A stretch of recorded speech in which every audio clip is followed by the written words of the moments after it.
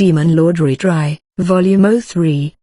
Before starting, please visit and bookmark our website dranimetv.com to enjoy more audiobook series like these, and visit our new website lightnovel.page to read light novels alongside listening to these awesome audiobooks, so please check it out and let's get started.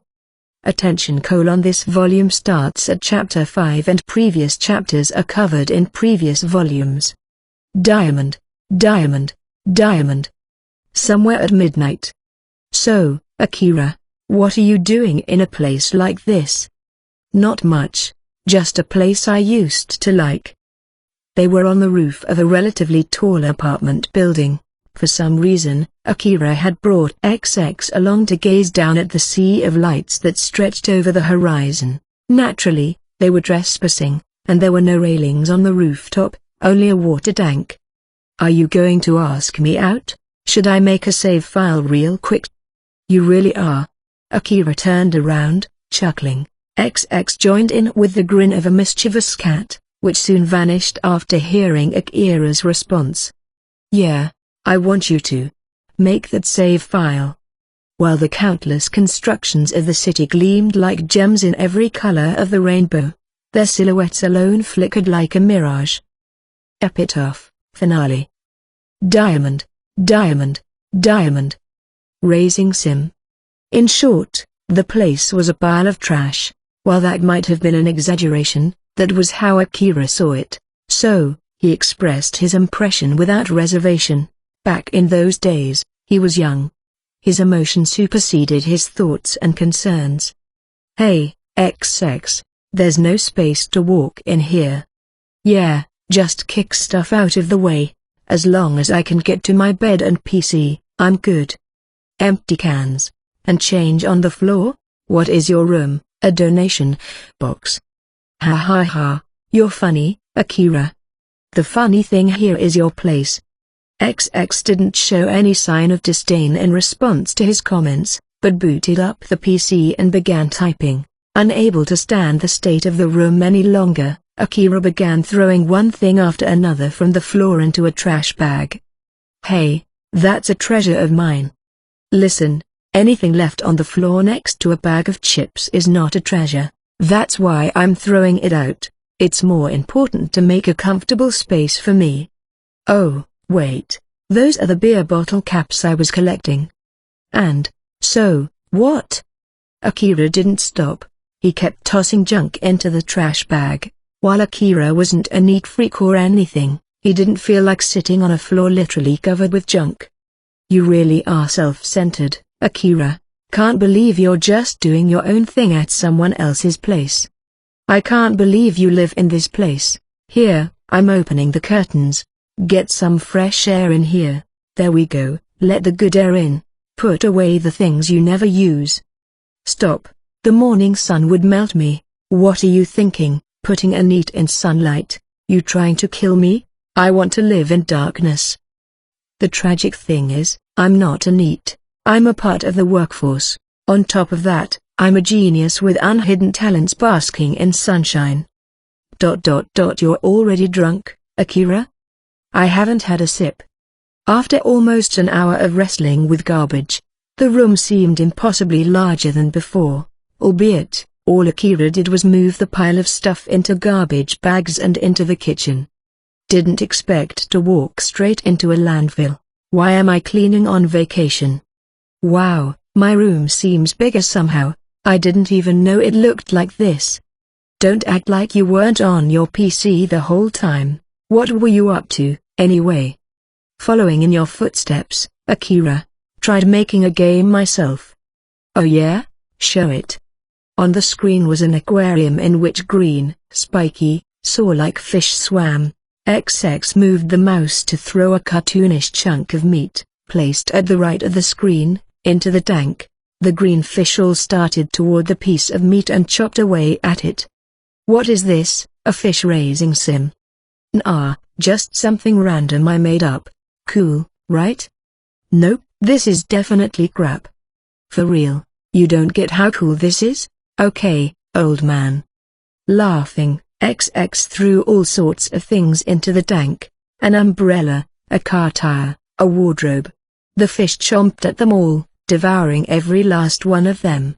A strangely surreal scene. Next, XX threw in a human being. Immediately, something about the fish changed. They had been only leisurely nibbling away at the objects, but as soon the human being entered the water, the fish approached with incredible speed, and gnawed away in a mad rush. Hey, XX, why is it weirdly graphic and stuff when it's a human? Hilarious, right? Look at the fishies go, meow. Geesh, all that blood, and they actually leave the bones? Why'd you put so much effort into this part? Oh, the bones sink to the bottom of the tank, too. Right? This part took a lot of work, let me tell you, but if you throw this guy in, it cleans up the bones. Well thought out stuff, here. Wow. A red fish started eating up the bones on the bottom. So, what's the point? Ow. Akira smacked the back of 20's head hard. At the time, there were a few games here and there that simulated raising fish or other pets, but this wasn't one of them. Who could tell what the point of the game was, at this point? How do you beat this game, anyway? What's the ending? There isn't one. You just keep feeding the fish. Stupid. You're stupid. Why'd you say it twice? So stupid. Triple attack? Distancing himself from the bizarre game, Akira turned to take a drink. Even as he complained, he had a smile on his face, and seemed to be having fun. After all, XX turned away from the PC, chugging a can of beer. But, man, is this life boring? Maybe Shibuya will just blow up, or something. Get a job. If I work, I lose. I don't want to be a loser. See, the definition of a loser is. La la la, I can't hear you, I can't hear you. XX shouted, hands over ears. In 2004, Akira Ono's game had steadily grown, acquiring a large number of players. A huge hit, to say the least. As he was basking in the golden era of his creation, he received a particular email. Dear Mr. Ono, would you be interested in running your game as a large-scale MMO at our company? The letter was signed Mikati, an OG player who had been playing the game from its inception back in 2001. The next day, the world Akira Ono had created would come to a major turning point. Diamond, Diamond, Diamond. Chapter 5, The Labyrinth of Love. The Empire in the Fantasy World. Dive into the Infinity Game. In the world of the Empire, a select number of humans have awakened with a special kind of power, skill, or ability. In the world of the Empire, everything is quantified. The world of the Empire is unlike our own. A future that was never supposed to come. The Empire invaded the nations of the world with great success, conquering 60% of the world thanks to their overwhelmingly advanced technologies, as well as the large number of wielders born with new powers within their borders. Their technology and their wielders became the legs of the Empire, guiding them in a direction of insanity. As a result, the cruelest, most despicable, and most extravagant nation in the history of its world, simply known as the Empire, was born. However, the expansion of the Empire halted once they had conquered about 60% of the world. They had simply grown too large. Naturally, not many of the colonized nations would allow a takeover without resistance. Terrorism and coups stormed the world. In addition, the civil conflicts over the various profits to be gained within the empire had rendered the dominating nation as motionless as a beached whale. Above the never-ending storm of revolt and tumult, high-ranking officials gathered day after day with no sign of progress. Then, one day, a man proposed something to the higher-ups of the empire. A very entertaining game that would bring happiness to the empire. It would put smiles on the faces of God's people, the residents of the empire, and even offer salvation to the citizens of conquered nations. The empire, with their preference for extravagance in everything, decided to use the game, rather than barbaric oppression or massacres, to strike down the insubordinate conquered nations and solidify internal structure. The contestants of the game would not only be selected from citizens of conquered nations, but also from central figures and high-ranking officials who had fallen from grace in some way. One wrong move, and yesterday's victor could be headed for the guillotine. There was no room for mercy anywhere on the ladder. A hellscape in camouflage. The man who drew up this proposal was Hokuto Kunai, later known as the Demon Lord of the Empire. Near a point along the border of Holy Light. I was sleeping. I haven't had a dream about those times in years. Hey, why is she sleeping on my lap? How should I know? Yukikaze was sound asleep on the Demon Lord's lap, and her quiet breathing could be heard in the carriage. Yukikaze's face was like fading snow, the portrait of a beautiful young girl. To the Demon Lord, she seemed more beautiful than an actress on TV. If he found out what was between Yukikaze's legs, even he would surely be astonished. Dang, my head's still all foggy. Still lacking sleep, the Demon Lord turned to the window of the carriage with a sleepy gaze. Outside, he could see the same old dried-up land and bone-dry air. He had often looked at numbers to wake up before, but he had unfortunately left his wristwatch at the village for fear of damaging it during his dungeon crawl. Mukon, was it? What's the current year and month? Huh? Just answer me.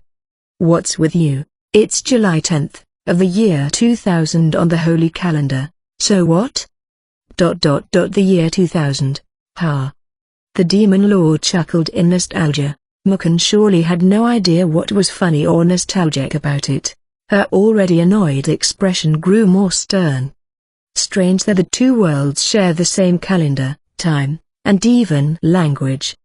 Even the odd mixture of hiragana, katakana, kanji, and Latin alphabet in this world seemed to be a carbon copy of modern-day Japan. For the Demon Lord, it was awfully convenient. On the other hand, a completely different impression came to his mind.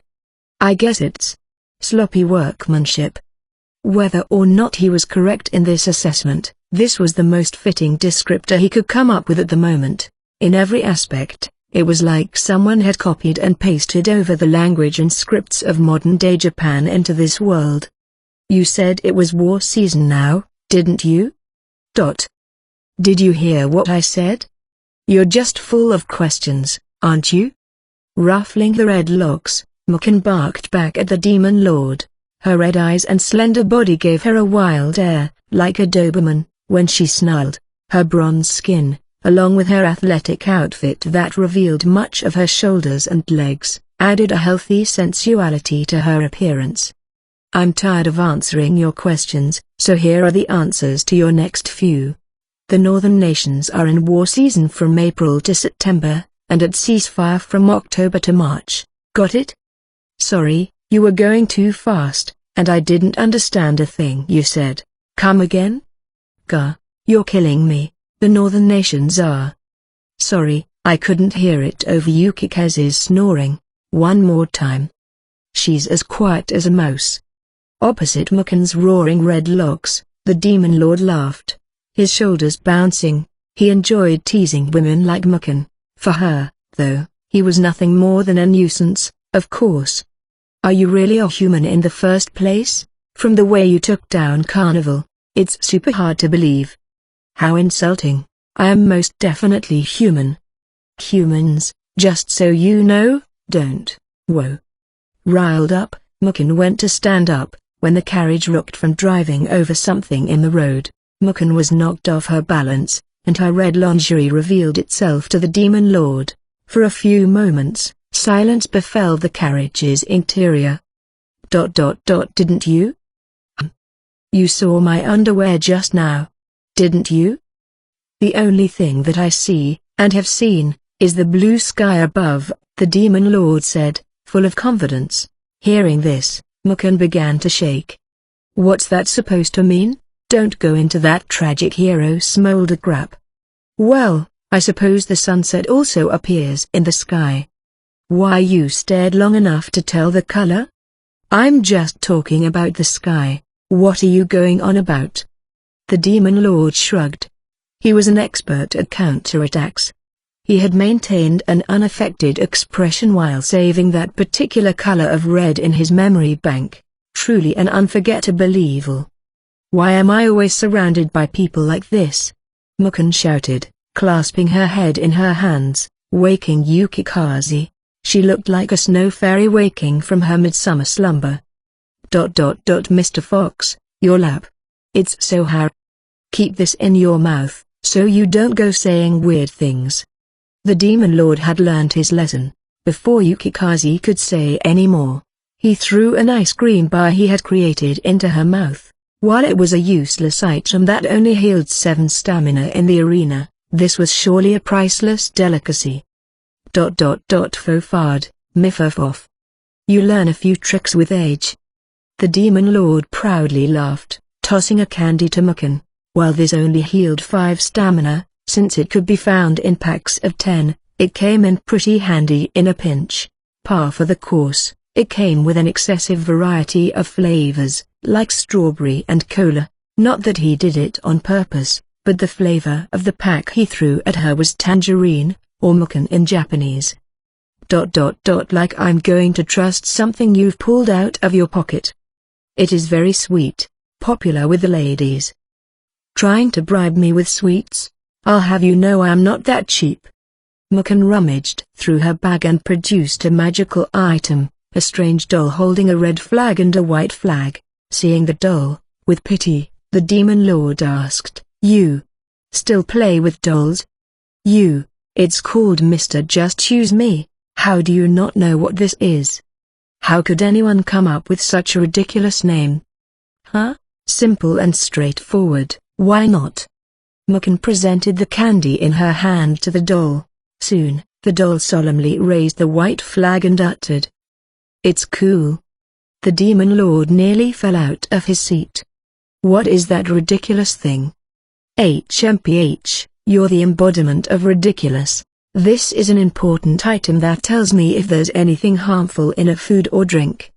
In fact, it was a very famous magical item. It had the same effect as an angel's spoon.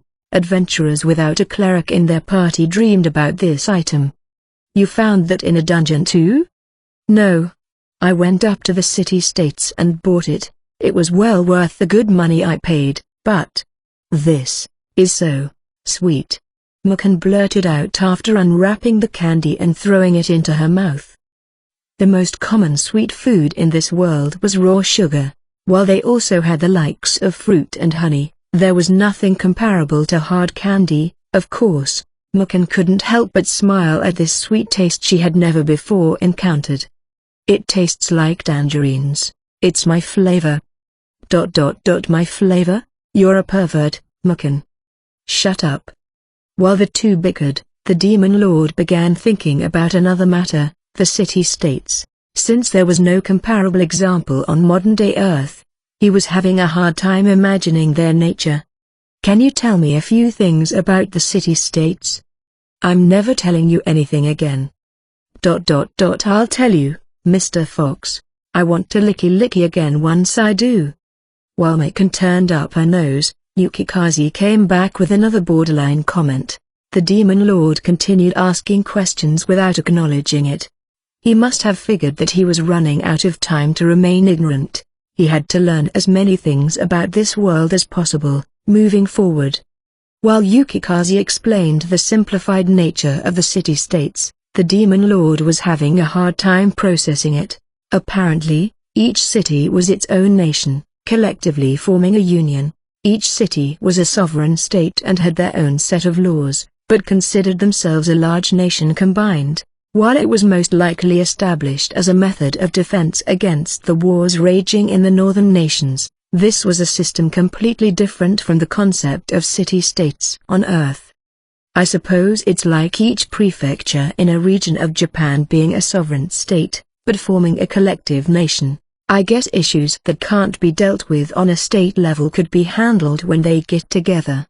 At this point, the Demon Lord was imagining the islands of Japan. He kept that in the back corner of his brain as a point of reference, but only as reference.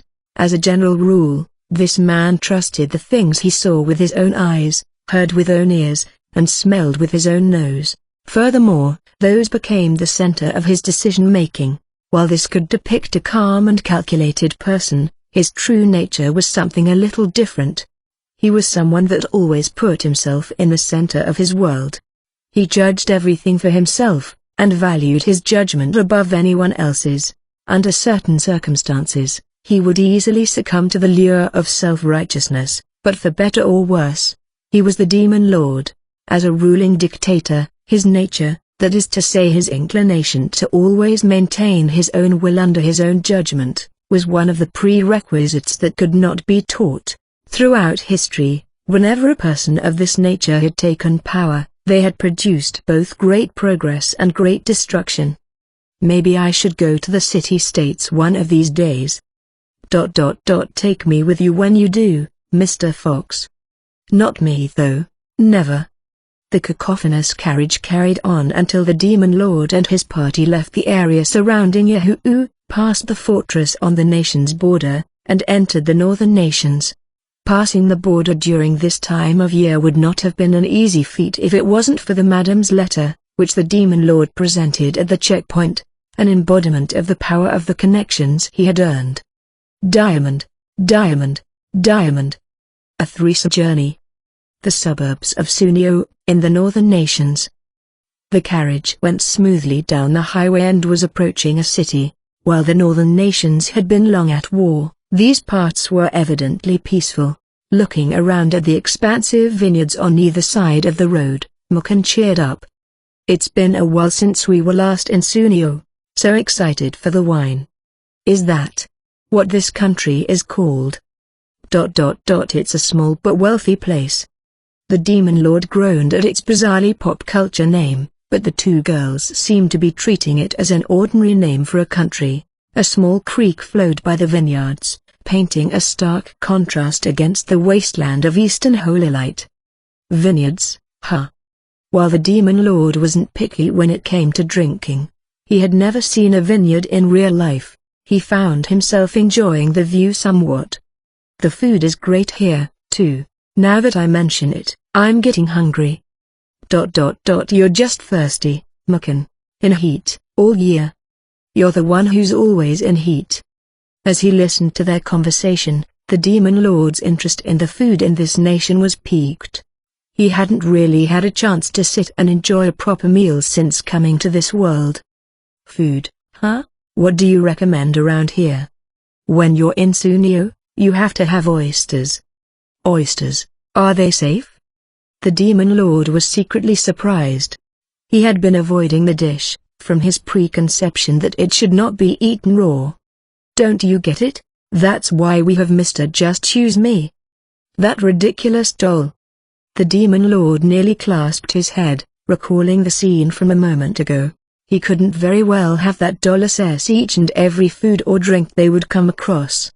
Well, I wouldn't mind letting you use it too, for 5 bronze coins a pop. Thanks for your generosity, but I don't need it. This man, and every player in the game, had a skill called Taste Test. This was a must-have tool for any player, since items in the arena could be poisoned. However, because it cost 20 stamina to use, it wasn't something that players could activate left and right.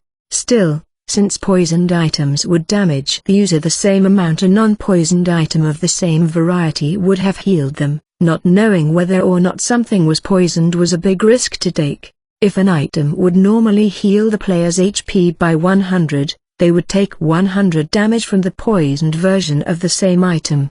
Many players have died from poison by skimping on stamina. Hey, a lot of things are coming back to me. The Demon Lord alone smiled, reminiscing on the world he had created. What a mean little game that was. Healing items are used when players have low HP to begin with. Imagine their despair when their last hope for survival spelled their very doom. For many of them, it meant instant death. Their screens blacked out, and notified them of their demise. Game over. The item you used was poisoned by, insert player name. Here's a message from your marvelous killer. LOL, poisoned to death? So freaking lame, Ulmao. Go back to kindergarten, noob, Umfao. Wasted. Say goodbye to the cruel world. The poison content in this thing is over 9,000. Surprise, motherfucker. Now you got ligma. That's finger licking good. The old you can't come to the phone right now. Why? 'Cause you dead. F. Recalling the various messages left behind by the players, the Demon Lord's shoulders quivered. Some taunted their victims while others tried to make them laugh. In some cases, the repeated poisoning had festered a grudge between sets of players. The arena had become a melting pot in that way. HMPH, don't come crying to me later, Mikan said, bringing the Demon Lord out of his memories. He decided to say something non-controversial. Well, I'll just cook it, then. You really don't have clue, do you? Oysters are best when they're raw. Mikan likes it raw, raw dog. Where'd the dog come from? As the Demon Lord brushed off their bickering, the carriage finally came to a halt. Outside the window, he could see a nice and cozy inn. They had arrived in a town. Now let's eat till we drop. Lunch with Mr. Fox. The oysters will keep his spirits up. You two better behave at the inn. I can't wait to taste Mr. Fox's prairie oysters. I can't stand it anymore. Why oh why do I have this pervert for a partner? The trio climbed out of the carriage onto the street. Yukikaze and Mikan had always attracted attention due to their contrast in color, and now they had the Demon Lord thrown into the mix. Everyone walking down the street stopped and stared, whispering their theories on who that party could possibly be. This is La France. We stay here often. La France in Sunio, huh? I think I'm getting a headache. Mikan threw open the door and marched right inside. Perhaps from hunger, she stomped in like a raging bull. Seeing Mikan and Yukikaze, the owner called out, cheerfully. Hey, if it isn't Mikan. Didn't expect to see you during war season. Spending the night? Sorry, Chief. Just for a break and meal this time. Our usual, please. Coming right up. Mikan greeted and joked around with the adventurer-looking patrons of the inn and seemed to be having a good time. Hey now, Mikan. What are you doing here this time of the year? Let me guess. Won too many games and now you're penniless. You make me sound like a bum. Don't forget about the 2 silver coins you owe me. Crap, you still remembered. Hey, Mikan, come drink over here. If you're buying, I'll think about it. No way, that'll blow my entire reward. Seeing their familiarity, the Demon Lord shrugged his shoulders. He guessed that a woman like Mikan was very popular among the brutes of the world. She talked like one of the guys, tossed back jokes, and even had a healthy sensuality about her. When Yukikaze entered after her, the adventurers all began to whistle. Hey, Yukikaze, I've been dying to see you. I'll buy, why don't you come sit with us? Why Yukikaze-chan, I love you. She seemed to be extremely popular in her own right, but her reaction was very cold, in contrast to Mikan's. It seemed that her cool attitude and expression gave her her popularity. An inn/restaurant, by the look of it. Seeing the Demon Lord enter after the pair, the crowded room instantly fell silent. They stared at his bizarre outfit, and jet black hair that was extremely rare on this continent. Many were overwhelmed just by his intimidating gaze as he inspected the place. Stonework walls and pillar, looks like they got a real kitchen, too. The Demon Lord was simply accessing the foreign construction, but the crowd was enveloped with so much tension that you could probably hear a pin drop in the room. What's with the scary face, Mr. Fox? Come sit. I wasn't making a face. He accepted Yukikaze's offer and sat at a table. The owner had been frozen by fear upon seeing the Demon Lord, but he seemed to regain some courage seeing how Yukikaze spoke to him. He approached the table timidly. Why Yukikaze, you're traveling with this gentleman this time? Yes, Mr. Fox is my partner, on the streets and in the sheets. I'm not your partner, anywhere. Bring a bucket of hot water to the room when we're done. Why you got it? And you, sir? Bucket, huh? How much is it? T3 bronze coins for cold water, and 5 for hot. I'll take a hot one. That was most likely used to clean up in the room. On this continent, baths were luxuries reserved for nobles and wealthy merchants. Most people cleaned with just a cloth and a little bit of water. While we're here, I wouldn't have minded a hot towel service. I can give you a hot service.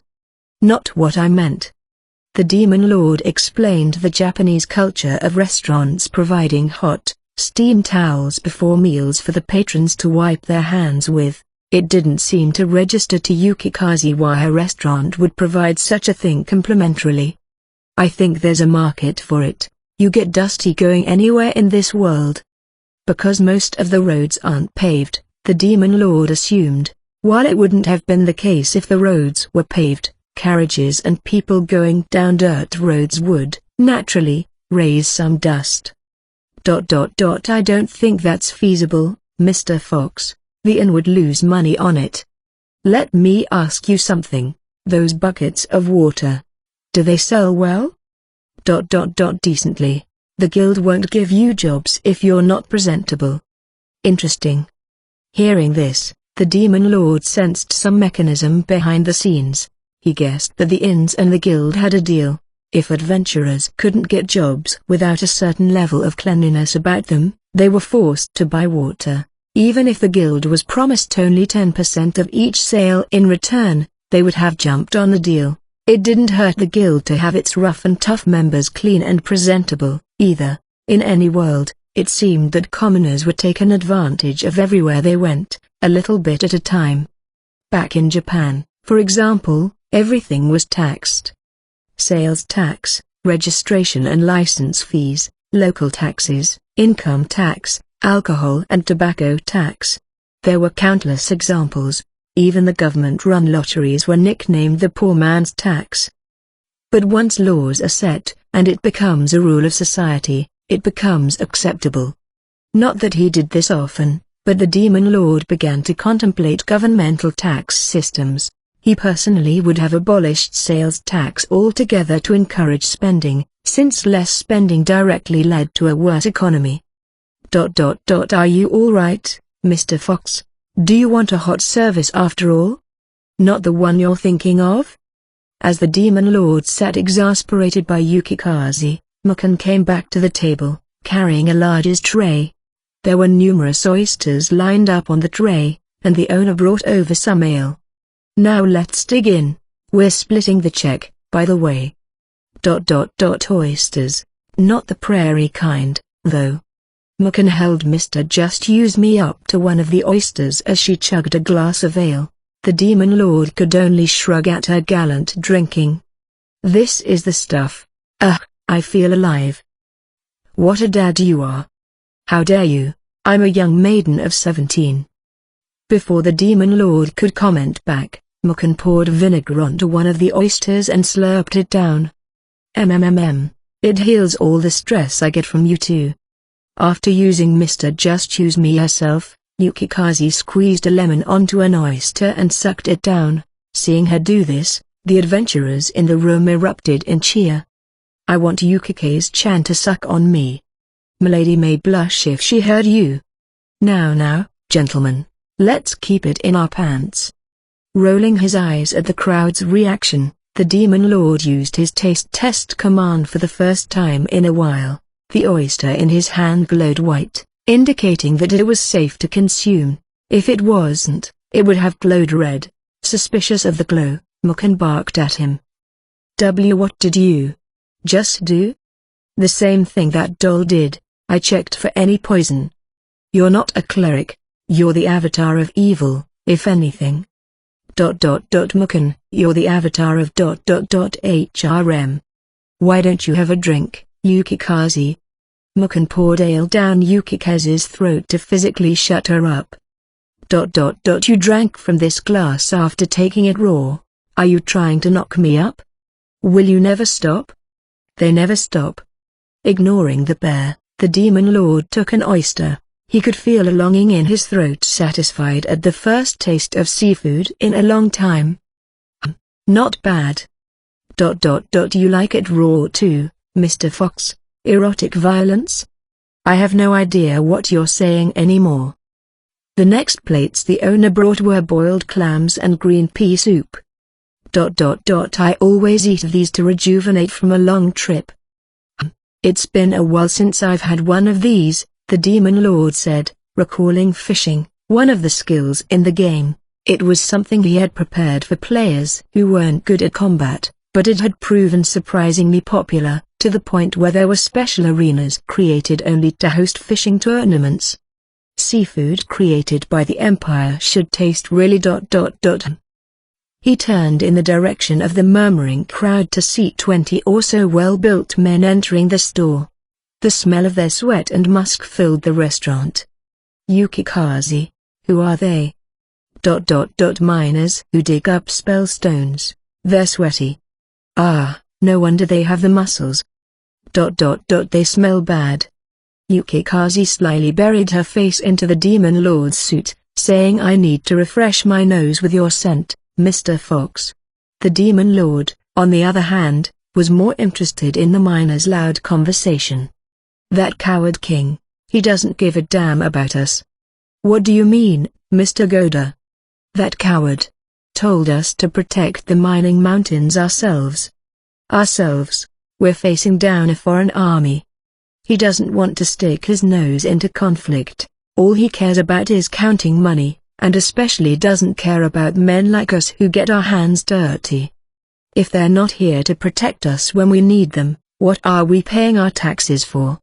The Demon Lord listened, interested, as he sipped on his ale. It seemed like the foreign military had begun to invade even the mines. All that coward talks about is condolences and discourse. He doesn't get the picture. Mr. Goda, keep your voice down a little. How do you expect me to do that, Honkawa? We're going to starve at this rate. Hearing the two distinctive names, the Demon Lord nearly spat out his ale. He didn't know if he should have been amused or scared. Why you two? I'm going up to the room. Let me know when we're leaving. As if to avoid the whole situation, the Demon Lord left his seat in a hurry. His journey up north seemed to be filled with turmoil already. Yukikaze. Race, human, age, 16. Weapon Snowy Valentine. A staff that boosts the effects of ice magic, embedded with a snow crystal, called the ice that never melts. While dwarves are known to only seldom craft items for humans, a particularly skilled dwarf crafted this weapon for Yukikaze after taking a liking to her, a top-tier weapon without question. Item Santa in Black, Black Wind. Crafted by a talented dwarf from an outfit called Santa in Black, worn by a medium-rank devil, it boosts the wearer's overall magic defense, another top-tier piece of equipment. Level 13, HP? Stamina? Attack? Defense? Dexterity? Magic, 23, plus 15, Magic Defense, 15, plus 15. AB rank adventurer with 4 stars, one of the best spellcasters in the world, whose talents bloomed early. She wields Class 4 spells, and is on her way to mastering Class 5. If she were born a girl, she might have been a candidate to become a holy maiden. She likes the Demon Lord. Diamond, Diamond, Diamond. Side story, An Outcast from the West, Part 2. With outcasts in tow, the parade from the Sodom of Light continued down the highway. Despite their incident in the new kingdom of Zenobia, they had some pep in their step. After leaving Zenobia, they went around the land of Mick, which was controlled by fearless nomads, and passed through another small nation before regaining their strength in the Republic of Edogawa. Their conduct was unbecoming of followers of the light, as they had caused a ruckus everywhere they went, from high-end bars to brothels, and ceremoniously whipped their prisoners to demonstrate the ruthlessness of the Sodom. We are almost at Eurythes, Bishop. Our pilgrimage nears its end. I am speechless. The light will be pleased. While all they had done was torture their prisoners, taste local wine and delicacies, and sleep with prostitutes along the way, They had somehow convinced themselves that their mission had a higher purpose. Bishop, are we safe in this country? You really don't know anything about the politics around here, do you? I'm ashamed to say it, Bishop. I apologize. No need. The bishop nodded with glee, betraying his disdainful choice of words. In his eyes, military leaders were a lowly species reliant on violence. This commander seemed somewhat redeemable, given his sense of shame of his own ignorance. Monarchy fell quickly here. Then, a Colosseum fighter rose up and eventually took control of the national army. Incredible. In the war-torn north, there were always nations springing to life, ceasing to exist, being swallowed up, or getting flipped upside down in coups. At times, a man would wake as a king one day only to end up nailed to a cross before sundown. This country, Eurystheus, seemed to have suffered that sort of turbulent fate as well. His name is Jack. Now he has started some business and does very well for himself. I see. Something the matter? No, Bishop, it's just... In contrast to his attitude in Zenobia, the bishop's tone was not critical. In fact, he seemed to find it amusing. This Jack, in fact, seemed like just the kind of man the bishop would have normally insulted as some lowly ape. Fret not. Unlike the girl of Zenobia, Jack understands how the world works. I see. The commander could only nod uncertainly at the bishop, but he soon understood what he meant. As the parade approached the capital, many citizens poured out onto the streets to welcome them. This was a huge difference from the nations they had passed through. The welcoming ceremony climaxed when they entered the castle in the capital. Soldiers in lavish armor lined up in formation, as a band dressed in flashy costumes cheerfully played their instruments. As the commander watched in shock, one stunning woman after another came up to the parade to greet each man. Bishop. What? As I've told you, Jack understands the way of the world. He recognized the reign of Arsadam. While the commander seemed nervous at this degree of welcome he had never experienced before, he couldn't help but grin at the wave of gorgeous women trotting towards them. Sir High Knight, won't you visit me at my inn, tonight? I would love to have you over. Let me touch your sword, sir. Wait a minute, I'm no knight. Many of the women went as far as to hand him a piece of paper with their address on it. Even as the commander struggled to react, his expression became more elated with every interaction. This is troublesome. The women here think I'm a high knight. Catching the bishop's glance, the commander hurriedly cleared his throat and straightened his back, but he received no scolding. No harm in it. Our journey is nearing an end. Once we return to our homeland, we will each be another step closer to the almighty light. Nothing to fear. Is that true, Bishop? The bishop's words implied an upcoming promotion. The bishop must have assessed this commander to be a pawn he could easily handle. What's up, Bishop? I've been itching for you to get here. Eventually, a fearsome man appeared with numerous advisors in tow. Seeing the bishop dismount his horse, everyone else hurriedly followed. It has been too long, Jack. You said it. You're looking a lot more criminal than you did last time. You'd fit right in with my chief officers, here. In your dreams, Jack. The two shared a familiar laugh and patted each other on the shoulders as they entered the castle gate. One could catch a glimpse in this interaction of how close Jack's ties to the Sodom of Light were. As the band carried on the fanfare, a man standing atop the castle gate muttered to himself. Hey, that's the party of the light. What is the world coming to? Wearing worn-out armor, he seemed to be an ordinary man in his 30s, save for his exceptionally sharp glare. Perhaps from lack of funds, he had a piece of leaf in his mouth instead of a cigar, moving it up and down. They're from the Sodom we've heard so much about, ears. They look like they're loaded. Hey, I bet they are. The light's a rather business-savvy god, it seems.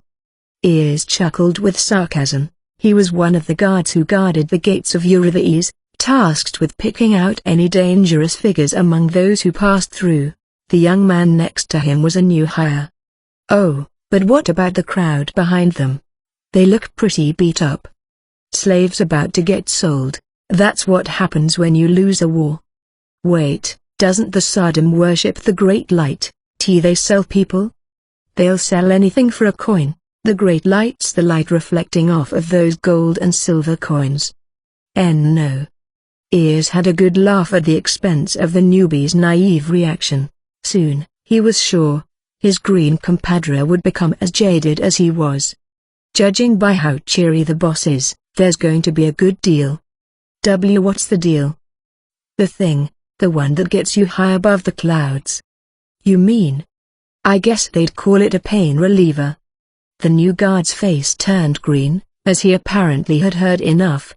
In the castle, the lavish party continued in welcoming the Sodom's troop, but Jack and the bishop had excused themselves at a certain point and began their secret meeting in a glitzy room. You've prepared the goods? No da, I'm not about to disappoint one of my best customers. We're taking the sea route this time. Smart move, less chance and risk of getting caught. There was a large chance of bandits striking at night when traveling along the main road. Often, entire militias would turn bandit. Depending on the goods, they could have very well been attacked by some mercenaries, too. On the other hand, the sea route was relatively safe, and allowed for transporting much more of the goods at once. Hellion territory, huh, that's devotion if I've ever seen it. With the light's guidance, it is our duty to face any tribulations that may come our way. As Jack spat out some sarcasm, the bishop took it as if it were breeze in the wind. I hear one of your prisoners is a demi-human. News travels fast. With a chuckle, the bishop recited the pre-meal prayer. While it was almost inaudible, Jack curiously watched the bishop's mouth. After his prayer, the bishop solemnly took a bite of the ground veal. It was an extravagant take on the dish, with breadcrumbs and egg yolk mixed in, seasoned with sugar and spice. Eating a piece of fruit from his plate, Jack muttered lowly, "What if I told you that I wanted it?" After chewing the bite of meat in his mouth thoroughly, the bishop grimaced. "You do like your elaborate meals, don't you? This is one I've never seen before," he remarked, ignoring the question. On their plates were many thin slices of apple peel, which were, peculiarly, all buttered, fried, and sugared. The sweetness of butter and apple melt together in your mouth. HMPH. No rush. Answer me when you're ready. While Jack raised a brow at the bishop's attitude, he didn't show any sign of anger. He was expecting a giant payload for this deal. After all, the bishop's thoughts seemed to be in a similar place, as he appeared to be nothing but pleasant. Unlike how he acted in Zenobia, the Sodom troop would purchase a large quantity of dangerous drugs here before heading to Hellion territory by ship. They would sell the flock of prisoners in Hellion territory before heading home. This was one sinister parade in the shadows of the Great Light's glorious title. You performed one interesting prayer just now. How do you mean? The bishop poured the alcohol from his glass down his throat in a dignified manner. It was an amaretto, made from apricot and an assortment of other fruits and herbs. The strong alcohol blushed the bishop's cheeks a little. If I heard you right, you were praying to the goddess, not the light. Now, Jack. Perhaps you've had too much to drink. Unfortunately, I'm sober. While Jack had been drinking the same strong spirit, he wasn't intoxicated in the slightest. This man could handle his drink as well as his notoriety suggested. I'm not one of your inquisitors.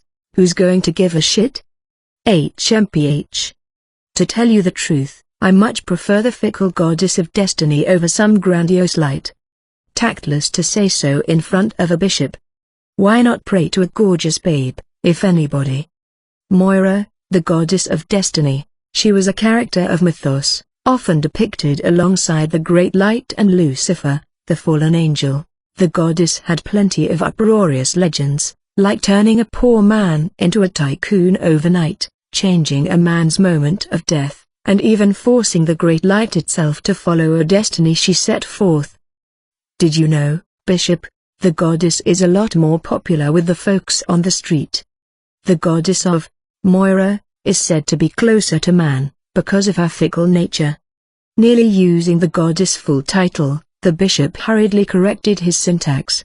In his country, any discussion of the goddess was practically outlawed. Ha ha, how inconvenient for you. All this power doesn't get you far, does it? Jack laughed in the bishop's face, as he looked like he just bit into a lemon. There was a reason for the goddess becoming taboo. According to mythology, the goddess of destiny suddenly disappeared one day, on the fateful day when Lucifer fell from heaven. The Great Light suffered a historical loss against the sudden uprising. It was said that this was the day that turned the course of the Great War. That was also the story of how the ruler of night was born. While the truth of it was up for debate, there had always been those that secretly believed that the goddess of destiny had rebelled against the light along with Lucifer. Nowadays, people pray to the goddess of destiny for health and longevity, success in battle, and even for good luck in gambling. She's staying pretty busy. Jack laughed, amused. The Saddam's gaggle held no ground in other nations. It seemed that the goddess and her various tales were much more approachable than the Great Light, which was nowhere to be found. Even the bishop had long lost his faith in the Great Light. He, too, was once a devoted young man, but as he grew older, he learned the nooks and crannies of life. After getting his hands as dirty as he needed to get ahead, he had earned the title of bishop. Each time he crossed a perilous bridge along the way, he had prayed to the goddess of destiny, and he had been rewarded for it. Who could have blamed him for substituting his faith in the light for faith in destiny? While their backgrounds were different, his experience was similar to how Luna came to believe in the wise angel. People devoted themselves to entities that granted their wishes. Jack, I didn't peg you for the religious type. Didn't say I was. People like you and I are too worldly. That light could be blinding. Jack lit his cigar and blew out a thick cloud of smoke. His life, too, had consisted of one perilous path after another. Surely, there were times when he prayed to the goddess of destiny without telling another soul. Picking up on this fact, the bishop uttered a sentence he never would have in his home country. The goddess of destiny favors the strong-willed. I agree. The weak will never be more than prey. As these two were sharing a drink, the captured prisoners were crammed together in a stable with no doors. With garbage and debris around them, it was like they were huddled on the streets of the slums. Eat it. Thank the light for your merciful treatment. There were some breadcrumbs in the box presented to them, but it was far from a meal, more like bird feed, if anything. Still, the starved prisoners swarmed to the box, shoveling crumbs into their mouths. Watching them, the Saddam soldiers burst out laughing. Look at that, and they think they're human. These must be a type of bird or swine. Don't spill it. You better lap up every single one of those crumbs on the ground. Hey, where'd the demi-human go? The soldiers looked around them. The demi-human seemed too weak to eat, laying on her back and looking up at the moon. She had torn up clothes, revealing fresh whip wounds all over her body, and she was dirty from head to toe, but her portrait was still undeniably beautiful. In the moonlight, she even had a sense of mystique. One of the soldiers gulped. Hey, why shouldn't we have a little fun, huh?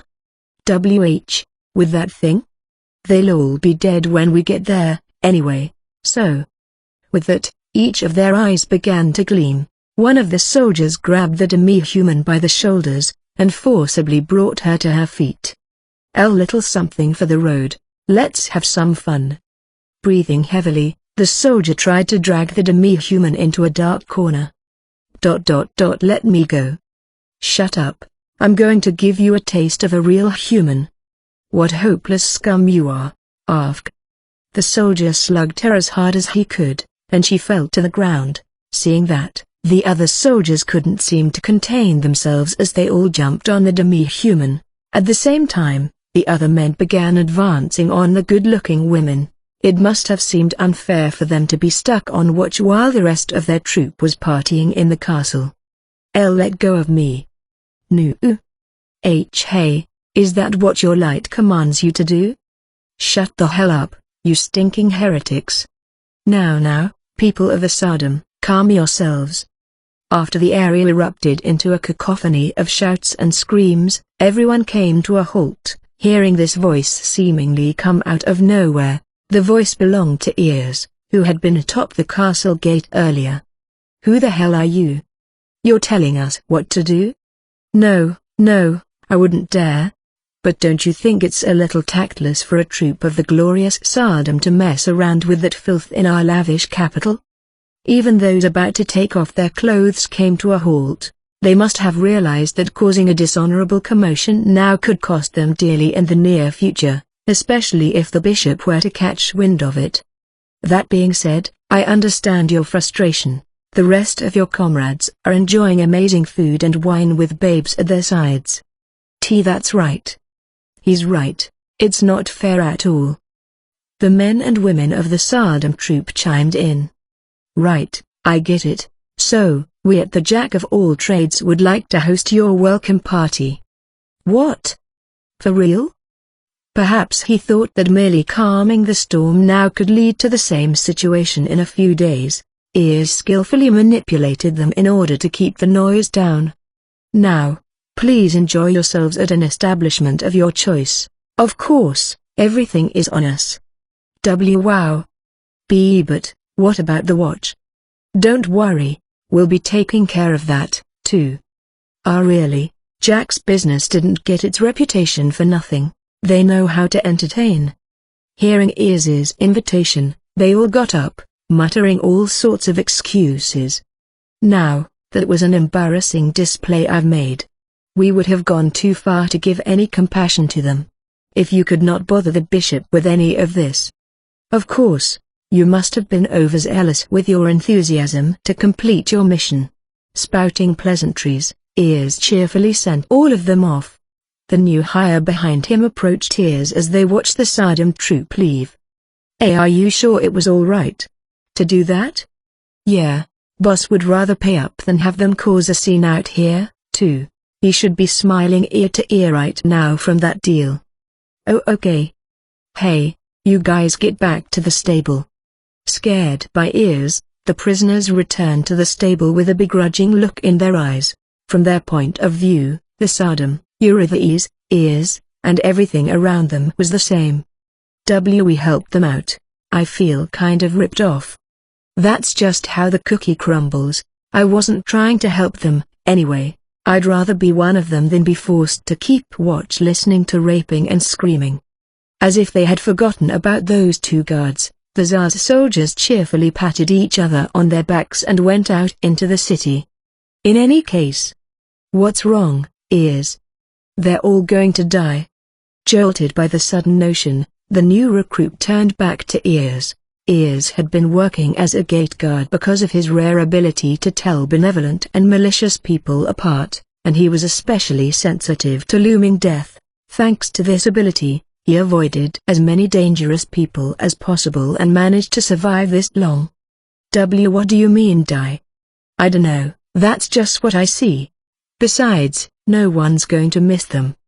With that, Ears yawned and looked up to the moon, bored. Outside the stable, the demi-human girl was on her back, covered in dust. You head back in too. If you can't stand, I'll give you a hand. Don't bother. All right. Ears said nothing more. At the same time, he tried his best to not look at her, in order to avoid seeing where the poor little girl would end up. Diamond. Those who swarm. An underground facility in an unknown location. That dragon, don't think you can get away with this. Utopia had been unable to conceal his frustration since the incident. His followers had expended 3 satanic crosses, each created through an excruciatingly long process, with nothing to show for it. Carnival, a powerful medium-rank devil had vanished, and even the high-ranking devil elite, the Duke of Darkness, had been defeated. A devil's nightmare. According to Utopia's estimation, they should have at least greatly damaged the barriers protecting the Holy Castle, even if they didn't have the firepower to take it down completely. All calculations were torn to shreds, however, by the unthinkable appearance of a demon lord and a dragonborn. This scenario would not have even held ground as a joke before. Of course, Utopia did not believe in the resurrection of the Demon Lord, but considered it to be like a fairy tale. If such an existence had been resurrected, Utopia was sure that it would have appeared in Hellion territory to rule over it and all its inhabitants. By this time, such an existence would have swept through the entire continent in a storm of bloodshed. For Utopia, there was a figure that he couldn't ignore, who piqued his interest much more than some con artist who called himself the Demon Lord. The other one. Once, he would have brushed it off as a rumor, but this was the dragon's second appearance. Utopia could kill the dragon 1,000 times, but his thirst for vengeance would still not be quenched. The dragon, while claiming neutrality, practically sat at the top of the demi-human pyramid, which included the anima. Time and time again, the dragon had interfered with the war between Hellions and the anima. In the end, the dragon had sided with the anima for the simple reason of having his home torn apart, before obliterating tens of thousands of Hellions with his unparalleled power. To top it off, he gave a portion of his blood and power to a dragon born to rule over the anima. His task, according to the dragon, was to keep the unruly anima under control, and keep them from engaging in stupid conflicts with the Hellions. The Hellions would have argued that appointing someone with his own power to rule one side of the conflict was far from neutral of the dragon. This was why Utopia could not ignore the new dragon born.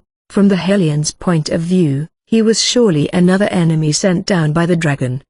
Lord Utopia, where did this horde come from? Walk-in addressed Utopia, who was lost in thought. Numerous people, men and women of varying age, had been gathered in this location. Every one of them was skin and bone, and seemed to lack any willpower to protest. They seemed too drained to even take a step, their eyes devoid of any spirit. Walk-in felt something ominous about those eyes. No need for concern. I am giving them salvation. Salvation. Walk-in turned to Utopia inquisitively.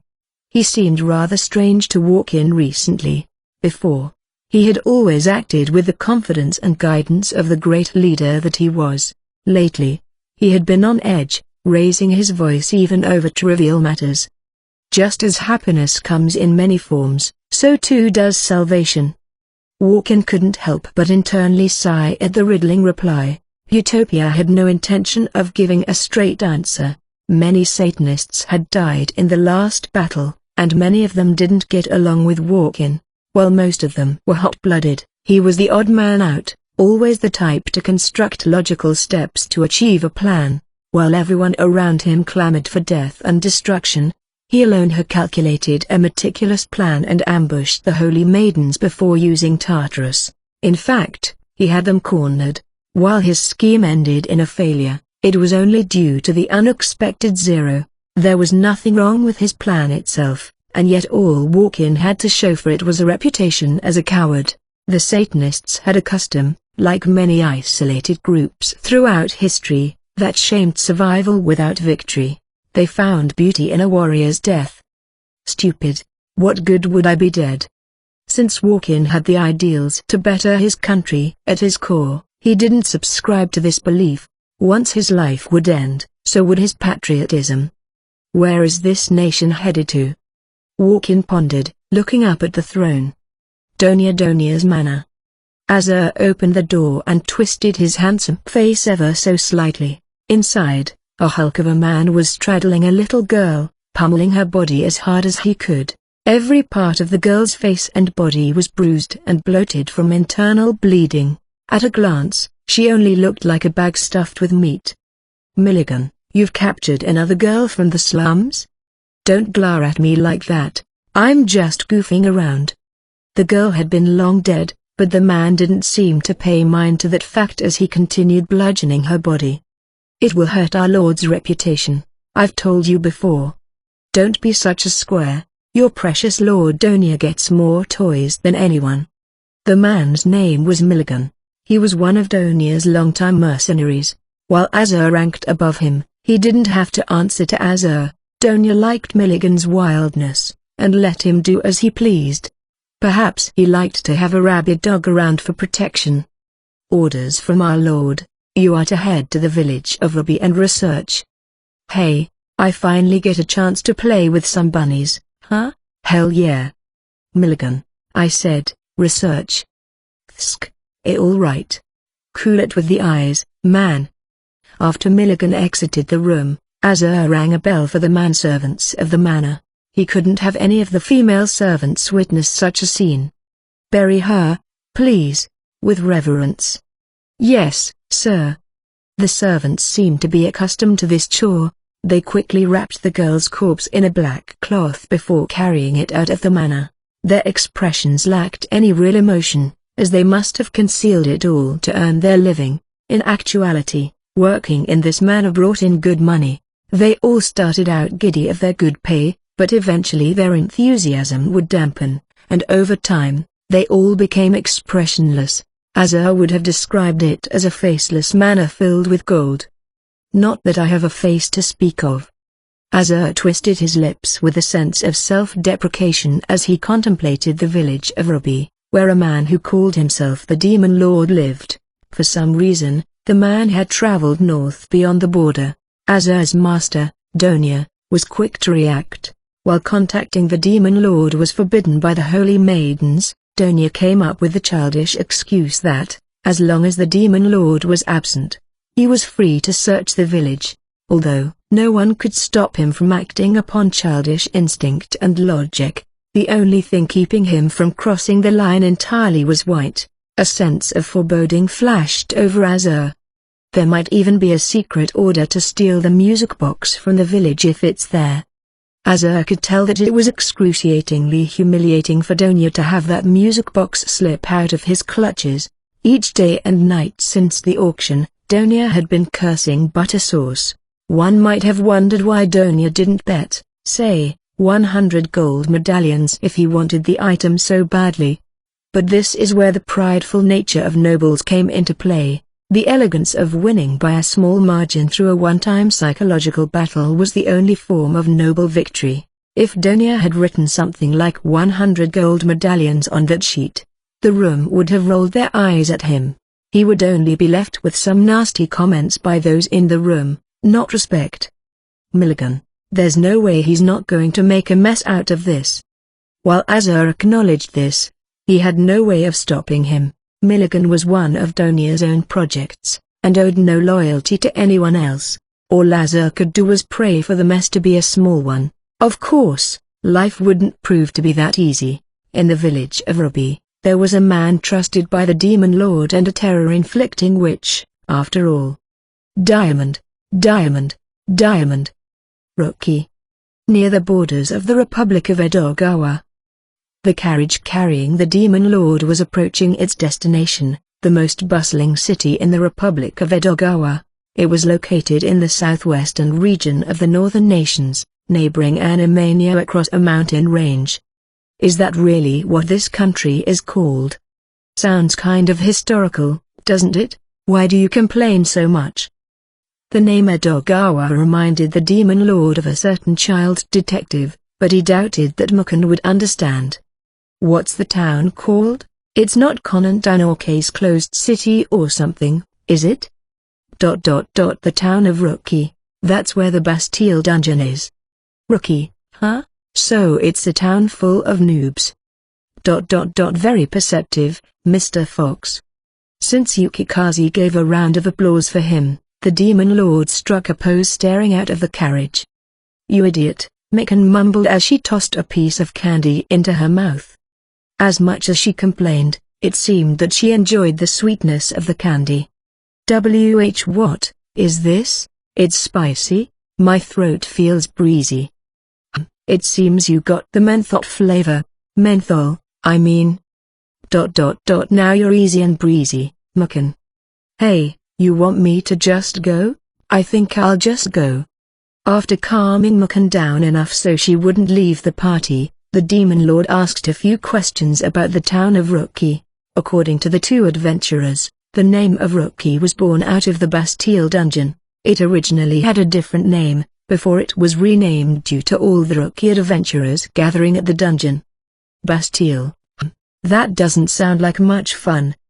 Deep down in the dungeon, there is a prison-like structure. Oh, so it used to be a facility to keep something contained? I don't know. A prison of love? There's something wrong with your verbal cortex. Then the demon lord continued his questions. He wasn't usually such a detail-oriented type, but he made sure to find out as much as he could about any information he deemed necessary. He was the type of person to never clean his room, but cleaned it meticulously during spring cleaning. How were so many things still found in the dungeon? Why didn't the dungeon run out of items? Where were the monsters in the dungeon coming from? Why haven't those monsters been hunted to extinction? Did monsters procreate? In a sense, all of the demon lord's questions were rudimentary, yet neither Yukikaze nor Mukan could answer them, as they hadn't even considered these questions before. For people born in this world, these things were only natural and nothing seemed strange about them, just like no one in modern times would question a power line along the streets. On the other hand, if someone from this world were to see such a thing, they would have a million questions to ask about the power lines, the poles that held them, and so much more. Do you prefer to be a warden? What are you talking about? Or a prisoner of the dungeon, Mr. Fox? Neither. I don't enjoy confinement, one way or the other. So cool, Mr. Fox. Yukikaze stared at the demon lord with rosy cheeks. Of course, the demon lord didn't say anything special, but his appearance, coupled with his attitude, somehow gave reverence to everything he said. Giving them a side eye, Mukan sipped on her water with a frown on her face. The menthol flavor didn't seem to have left her mouth yet. Don't enjoy confinement, my butt. You're already confining me. Mukan likes to be tied up, candle wax too. I'm not one to judge anyone's kinks, but be careful out there. I can't stand these people anymore. The town of Rookie. This town's pretty developed, the demon lord said cheerfully. The opposite reaction from the one he had upon seeing Aku's village or the village of Ruby for the first time. He didn't dislike bustling towns, but he didn't mind the solemn air found in places like temples, either. In short, he wanted it all. As expected, people walking the streets of the town looked to be adventurers. Some carried swords, others looked like stereotypical mages, and some were transporting large luggage on the backs of camel-like animals. A lot more civilians than I imagined, making money off the adventurers, I guess. In a town full of adventurers, specialized businesses emerged to serve them. In addition to food and drink, they needed tool shops and inns, as well as demanded bars and brothels. I've heard that, throughout history, towns naturally formed around military bases. The demon lord wasn't wrong. A military base signified thousands of potential customers, a business opportunity not to be missed. Adventurers, merchants, and a decent number of wealthy-looking people. All this country's got is the dungeon. No one's stupid enough to invade it when Animania's next door. A clever moat of sorts. Something like that. A lot of wealthy people evacuate here during war season. Just so you know, I'm not talking to you. I'm just talking to myself. Seeing Mukan talk while looking the other way, the demon lord couldn't help but chuckle. For all of her complaining, she had a kind nature. I do thank you. I like people who can compensate for my shortcomings or do things that I can't.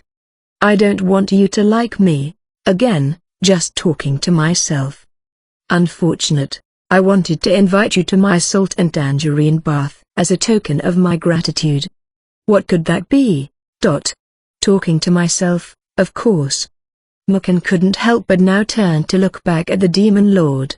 She loved the fruit that was her namesake. Yukikaze then uttered an icy comment. Mukan likes playing with herself. Shut up, Yukikaze. By playing with herself, I mean HRM. Mukan covered Yukikaze's mouth to force it shut. Her bronze skin contrasted against Yukikaze's alabaster skin, making the already bizarre scene into a spectacle. As he listened into them with one ear, the Demon Lord carefully surveyed the passing people and his surroundings. While part of this was so he could come back with quick travel, he just wanted to cherish the things he saw with his own eyes. He made sure to fully swallow everything he was told, too, before processing it through his own internal filter and storing it into his memory bank. While this might have seemed like an ordinary process, the Demon Lord did it for every single piece of information he received.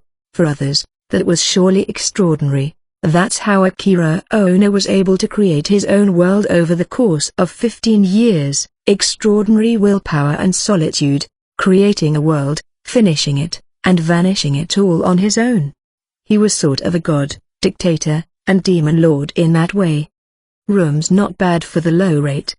Poking around the room, the demon lord ran his hand along the wall. It looked like the walls were made out of some sort of dirt, but they felt very hard to the touch, so they must have been cemented with earth magic. Depending on the power level of the spell's caster, it could temper dirt as hard as concrete. Since many of the rookies that gathered at this town would drink and brawl, even a cheap inn had to be of sound structure. Down to every door and chair, things were extremely well made. Why here, Mr. Fox? If you don't have money, I can be the breadwinner. I'm not ready to be a housewife. It's all part of the experience. It's something I can only do now. In fact, the Demon Lord was not short on funds at all. He had sold the holy coin of Ramd, that you acquired, for a whopping 120 gold medallions. While he left 110 of them with Tahara, he was still holding on to 10 of them. In this world, that was a small fortune. When he had Aku, Luna, or Tron in tow, he couldn't casually stay at a cheap inn out of safety concerns. When he had his advisors with him, he would have to rent a good room to keep up appearances. Things like this he could only do on a solo mission. I'll support you from now on, Mr. Fox. 3 square meals and a nap. I will serve you day and night. You're a freeloader creating machine, aren't you? You can sleep in all day, Mr. Fox. I'll take it all in at night. More like a waste of space creating machine. Frowning, the Demon Lord tied his hair up. Ever since his encounter with White, he often used some sort of hair tie to bunch up his hair while winding down. The pre-Demon Lord Akira Ono never had long hair, so this took some time to adjust to. Don't you ever want a haircut, Mr. Fox? It was a feature I really liked. A feature? Never mind. But I like your hair up, too. You're handsome, Mr. Fox. Standing on her tippy toes, Yukikaze touched his hair with both hands. In her eyes, the Demon Lord's black hair had a very exotic allure. In fact, no one in this world had pitch black hair. Everything about the Demon Lord, his outfit, onyx eyes, and jet black hair, exuded a foreign aura. To say nothing of his overwhelming power. In this world rich with non-human species, humans were not exactly at the top of the food chain. In many senses of the word, humans fell prey to other species, save for a few exceptional cases. In this world, strength was justice, suavity, and power. It was only natural that the Demon Lord was particularly popular among adventurers, who prioritized strength above all else. Let's rest for the night and head to the Bastille dungeon tomorrow. I would happily be imprisoned with you, Mr. Fox. I should have asked you this sooner. How old are you, exactly? Just turned 16. Muken's a year older than me. What a baby, the Demon Lord mumbled. From his perspective, at the high school graduating age of 18, he could see only a glimpse of maturity. He wouldn't consider anyone under 20 to be a fully fledged adult. Well, kid, play hard, eat a ton, and work on yourself while you're still young. Grabbing Yukikaze by her collar, he carried her out of the room like he would a cat. With a quick wave, he then relentlessly slammed the door in her face. In spite of this beautiful girl's advances, the Demon Lord didn't even go for a nibble of the bait. On the other hand, Mr. Fox does really care about me. Yukikaze's misunderstandings were compounding. In her mind, their feelings for each other were mutual. Time and time again the Demon Lord had suggested that through actions like this, at this point, she had begun imagining their wedding. If the Demon Lord were to find out, he would be astounded. Just as his willpower was strong, so was Yukikazu's, who knew where this tug-of-war was headed. The next morning, Mukan woke up on time, got ready, and left the room. She was emphatic about punctuality, and made sure to be 10 minutes early to everything. She was a rare specimen among the majority of tardy adventurers. Her discipline aided in her raising the difficult-to-wield longsword to the master level, as well as climb the ladder to become a B-rank adventurer. That Demon Lord better be up by now. Already irritated, Mukan headed towards the Demon Lord's room. While her stoic self and the mischievous Demon Lord were never destined to get along, he saw her as an easy target for mockery. If he's still snoring in there, I'll kick the pillow out from under his head. As she reached the door and held up her fist to knock, she could hear two voices from within. The frown on her forehead slightly lessened. At the very least, he seems punctual. However, there was something strange about the conversation she could overhear. I didn't expect so much to come out. It's been a while, hasn't it? So much white stuff, Mr. Fox, it's too much. Nonsense, I'm far from satisfied. Whap, whap, a forceful sound, that seemed to pound on Mukan's insides, could be heard. She rushed to open the door. What are you two doing? The Demon Lord was beating the dust out of the mattress by the window. An awkward silence filled the room. Just dusting the mattress. What did you think we were doing? Mr. Fox is a Demon Lord in the bedroom. You and your phrases. And so, the bizarre trio embarked on their way to the dungeon. The Demon Lord was about to pop his dungeon-crawling cherry. Mukan. Race, human, age, 17. Weapon ogre blade. A longsword previously held by an ogre variant, Mukan has attached numerous spell stones to increase its weight. Its destructive powers are top-notch, and no one could doubt Mukan's swordswomanship for being able to wield such a weapon. Item Scarlet Panther. A high-class armor made from the hide of a red panther. Very flexible and non-impeding, it absorbs a lot of damage from blunt and cutting attacks. Level, 12, HP. Stamina. Attack, 15, plus 15, Defense, 10, plus 10, Dexterity, 20, Magic, 3, Magic Defense, 5, plus 5. A 4-star, B-rank adventurer. In a world where most adventurers are rookies, she sticks out against the crowd. She has learned various longsword skills through her large amount of combat experience. One couldn't ask for much more from a frontline warrior. Her favorite food, tangerines, or mukan, in Japanese. Her least favorite person, the Demon Lord. Diamond, diamond, diamond. The line.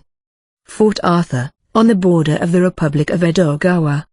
In addition to being the home of the Bastille Dungeon, the first destination of most adventurers, the Republic of Edogawa had another important characteristic, the fact that they were the neighbor of Animania, home to various demi-human species. Animania was formed not only by animas, but also from a melting pot of elves, dwarfs, giants, and many other species. While Edogawa's fort on the border was manned by numerous soldiers, there wasn't really a defense to speak of on the Animania's side of the border, only an expansive forest. They didn't consider any invasion by humans to be much of a threat. In fact, their physical and magical capacities, as well as their weapons and armor, were on another level from those of their human neighbors. It was another day of complaining for the soldiers guarding the border. Damn it, I can't wait to go back to Doyle. You said it, we could drop dead any day out here. While the town of Doyle behind them had all the entertainment facilities they could want, they were at a frontline base. Brothels and bars could only be found in their daydreams. Those kinds of things were taboo at this active stronghold. Now a pair of star players had paid them a visit, Mink, the S-rank adventurer, and Olgan, the Hellion. I thought we were going to relax at Sunio. Sorry, we need to deal with this, First, you know I broke all sorts of bones, right? Hurry up and heal them, then. While Mink complained, Olgun was having none of it. In the meantime, a group of demi-humans had appeared, parting the thick forest. If the star players weren't there, the fortress would have erupted in panic. Olgun jumped off the side of the fortress and approached the group. Mink silently followed. The group was comprised of a minotaur with large horns protruding from their head, and a dwarf.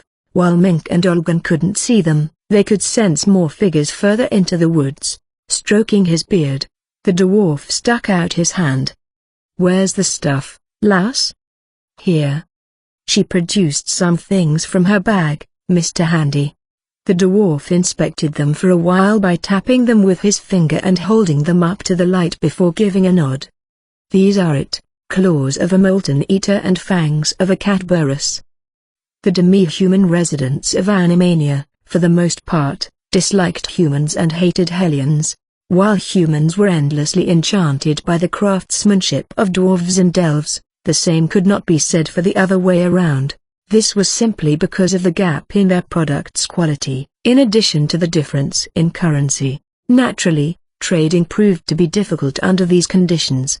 The only exception that held any sort of value for the residents of Animania were monster parts that could not be obtained in their own country. Of course, every part they wanted had to be harvested from extremely dangerous creatures which only a handful of humans in the entire world could hunt. These two star players were on that very short list. The dwarf turned his head toward the forest behind him. A cat folk, with cat ears and tail, and a giant emerged. The soldiers murmured at the sight of them, and Mink whispered into Olgun's ear. "Hey, why are they always together? Drinking buddies? Then, can't we just bring them alcohol? Apparently our spirits are undrinkable to them. Seriously, where do they get off?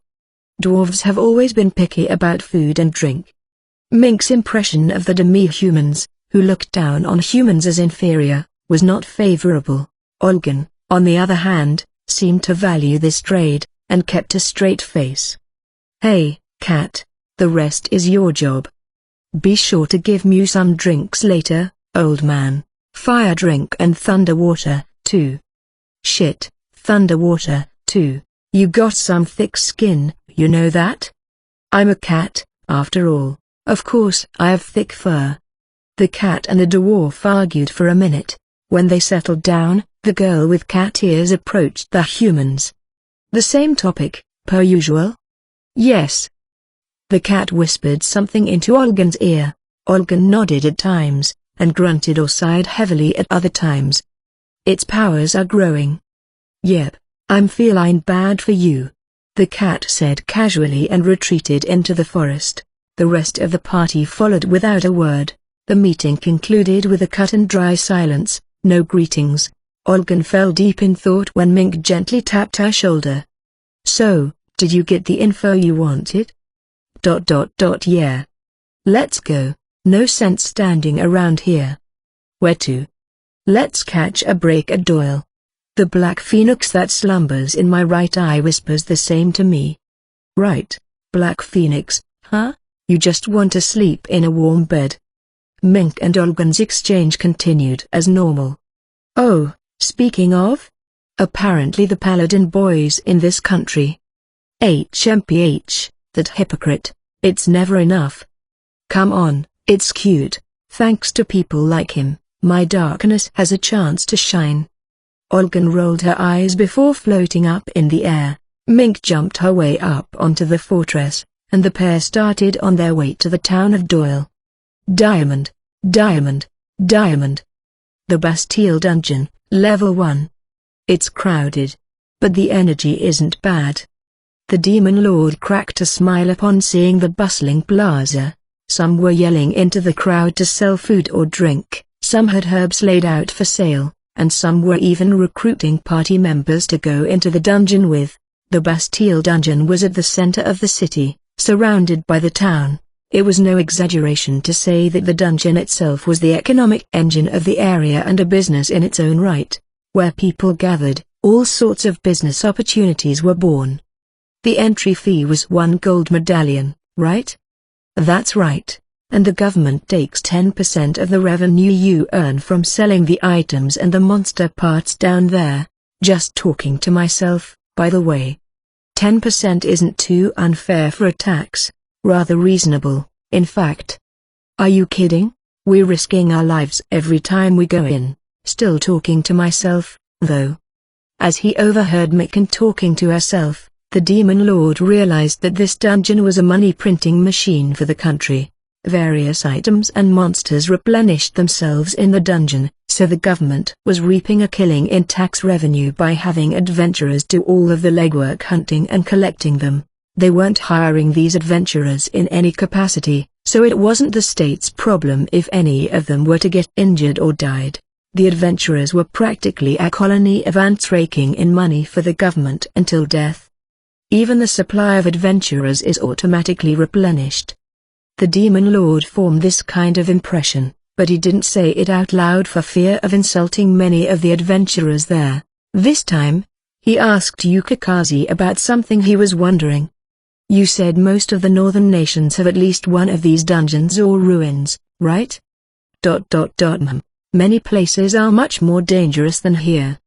I see. That's how they can be at war all year long. What do you mean? A source of income, I should say. Never mind. Since monster hides, horns, fangs, tails, and things of that nature were valuable, these dungeons were like an endless gold mine.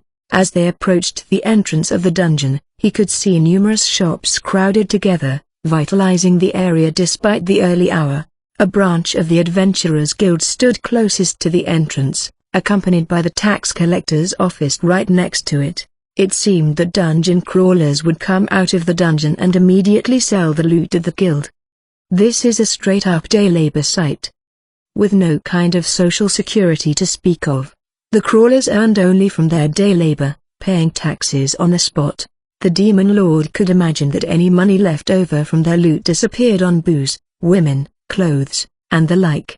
This might have been a fine lifestyle for the young and healthy, but when the adventurers grew older, injured, or ill, they would no longer have the ability to dungeon crawl. Of course, neither the Adventurers Guild nor the government would lend a helping hand at that point. No surprise that a bunch of them retire, never getting past the rookie stage. They're just laborers with no prospects for the future. You're right, Mr. Fox, but adventurers can win big, too. Like finding a rare item? I know some people who've won big and bought a house or a farm. Playing the lottery with your life until you're ground down to the bone. Not that I don't appreciate that kind of lifestyle. At the end of the day, the Demon Lord didn't dislike the go big or go home mentality. That's why he had poured so much detail into the casino, which was extraneous to the game, and repeatedly updated it. His excessive work and gambling spirit was epitomized in the most difficult game of chance in the casino. If a player had won at that game, that week's game would have ended then and there, providing the winner with a special ending and liberating all of the players. That being said, not a single person had managed to win at that game. A lot of them have large bags or boxes on them. They were shouting out prices like 6 bronze medallions. Some were approached by adventurers and negotiating. Who are they, Mikan? Don't say my name, those are porters. They carry your loot. So you can make them carry the load. The good ones can take apart monsters, too, so they can get pretty expensive. If you want one, you're paying for them. I don't need one. The Demon Lord could throw as many items as he wanted into the item folder. It was as if he had a pocket that connected to another dimension. Technically, each player in the game could only hold up to 10 items, excluding their equipment. They could carry 5 by default, and could add on up to another 5, one at a time, by purchasing backup backpacks at the shops. On the other hand, the advisors of the Sleepless Castle held 95 of the backup backpacks from the start of the game, allowing them to hold a total of 100 items. Even the backup backpacks act like their design. Just as it was for bases, the backup backpack ignored the size and mass of the item. One could easily throw a pickup truck into one of those. When that kind of effect came to life, what else could one describe it as other than magic? Now, let's farm SP off some monsters. I doubt I'll come across a magical item here. It was a rookie dungeon, after all. The Demon Lord's objective for this expedition was to become accustomed to the dungeon itself, as well as with the adventurers around him. He didn't know the next time when he would get to dungeon crawl with a party. Part of it was that he had to keep up appearances if one of his advisors or the kids happened to tag along. Oh, and you're acting as a porter. That's my role? Because you're not registered as an adventurer, Mr. Fox. Can't be helped. Let's go with it for the time being. Oh, and you're going to carry as much as we tell you to. Mucken triumphantly declared in an attempt to retaliate for all of the stress he had caused her. Porter, huh? You can leave it to me. I'll show you what it means to be an adventure. Her? The Demon Lord pulled Mucken close by her waist before picking her up under his arm and walking on. Considering that Mucken was carrying a long sword, this would not have been an easy feat for someone with ordinary strength. Let me go. I didn't tell you to carry me. You're dead, Mucken. B1 level of the Bastille dungeon. This is a dungeon, huh? Wonder who made this thing. The party was greeted with a passage after descending the long flight of stairs from the dungeon's entrance. It seemed like a mine shaft dug ages ago, like a stereotypical cave in fantasy pieces. Besides, the pathway was wide enough to fit 20 men shoulder to shoulder. Who could have made this place? That question kept coming back to the Demon Lord. Mucken, how long has this dungeon been around, anyway? Grr. Mucken growled towards the Demon Lord. She seemed to be on edge after he carried her under his arm a minute ago. Mucken prided herself in her physical strength, and she couldn't even put up a fight against him. Part of it, surely, was humiliation. There's not much to fear when there are so many people. Since a large number of adventurers had poured into the dungeon, it seemed more like a crowded tourist destination than the beginning of an adventure. While they were still on the first level, the atmosphere was far from that of a life-risking endeavor. Lots of people until we get past the third level, much less after that. As Yukikaze answered, a large snail-like creature emerged from the dark corner of the pathway. It was knee-height, and approached the party as it twisted its boneless body. A sand snail. Wow, does that take me back? Reminds me of my rookie days. It's just huge and gross. While Yukikaze and Mucken watched the creature with nostalgia, the thing was an unbelievably large snail for the Demon Lord. No amount of salt seemed enough to dissolve this one. Hey, let's hunt one for old time's sake. Swinging her long sword, Mucken diced the snail's soft body, then drew her dagger from her waist to swiftly remove the shell from its body. Mucken, that shell's the loot. That's right. If you shatter this and mix it in dirt, it hardens it. Building materials, then. It gets rock hard. Mucken tossed the shell to the Demon Lord as if it was a basketball. He caught it effortlessly, and inspected it with a serious expression for a while by stroking it, tapping it, and focusing on details. About how much do you get for one of these? Depends on the season. Usually, about 5 bronze coins for 3 of them. It goes for more before big battles. I see. In order to build fortresses and bases, I bet. Probably useful for rebuilding damaged areas, too. A similar phenomenon took place in the real world, where construction materials flew off shelves after natural disasters. Throughout history, while disasters and wars wrought casualties, they also stimulated all sorts of demands. Through constant war, the northern nations, strangely enough, were invigorating various markets. Carry it, Snow Dolly. With the wave of Yukikaze's wand, a large wagon emerged, made of snow and ice. This was a dolly that followed behind the caster, and could carry various goods. Since adjusting its temperature allowed one to freeze the goods on it, it came in handy when transporting meat without letting it boil. Stick it in, Mr. Fox, the rock hard. Suck on that for a while. The Demon Lord threw a piece of candy into Yukikazu's mouth as he tossed the shell onto the dolly. As an expert thrower, both motions were flawless. If he wanted to, he could throw anything with the precision of threading a needle. I've been wondering, what happens with the monster carcass? Huh? It disappears after a while. Even though this shell won't? I can't explain it. It's a different object once it's been cut off, right? It's just so sloppy and vague. When the Demon Lord mumbled his complaint, a loud voice and the sound of a whistle could be heard from further into the dungeon. Yukikazu and Muken's expressions shifted at hearing the whistle. After listening for a combination of three peculiar sounds, the pair became excited. That signal, it's a monster party, now we're talking. Let the party begin. Party? The Demon Lord noticed the adventurers around them starting to run. Most of their faces were red with excitement, as aggressive shouts and even laughter could be heard from them.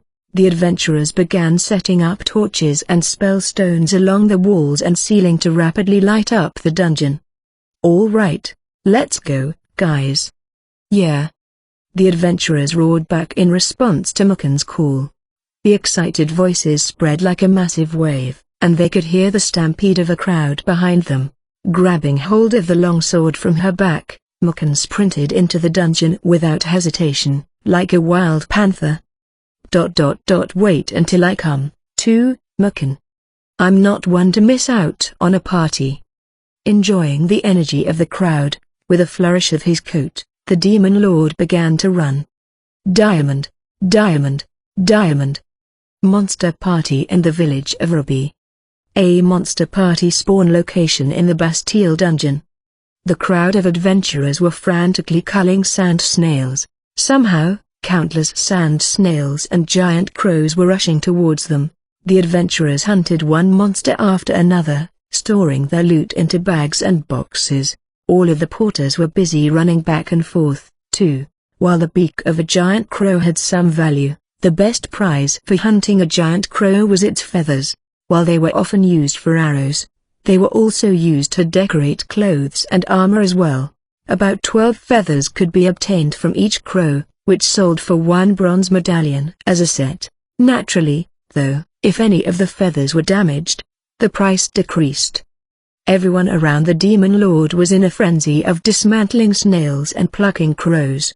With more and more people rushing over from behind them, the whole dungeon was filled with cacophonous energy. No wonder people called this a party. Muken had joined the fray, gleefully wielding her dagger.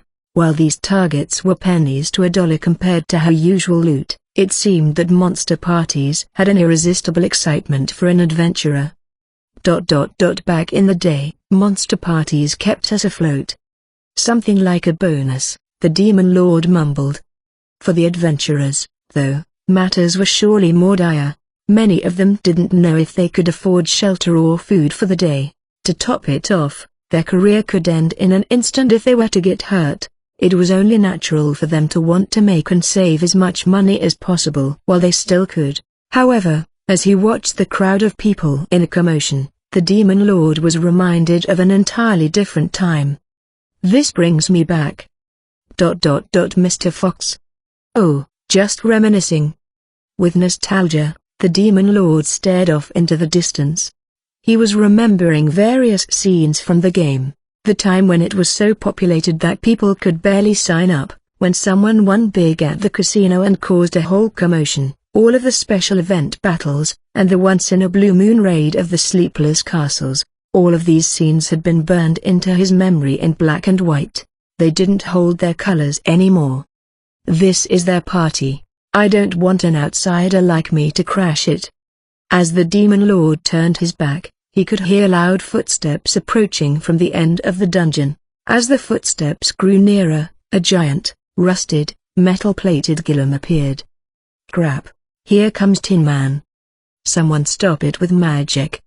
No one's got a trap on them? The Tin Man golem was slow. Still, it remained undaunted no matter how many rookies swung their weapons at it. In fact, swords broke and hammers bent. When the Tin Man forcefully swung its arm out, 3 adventurers went flying.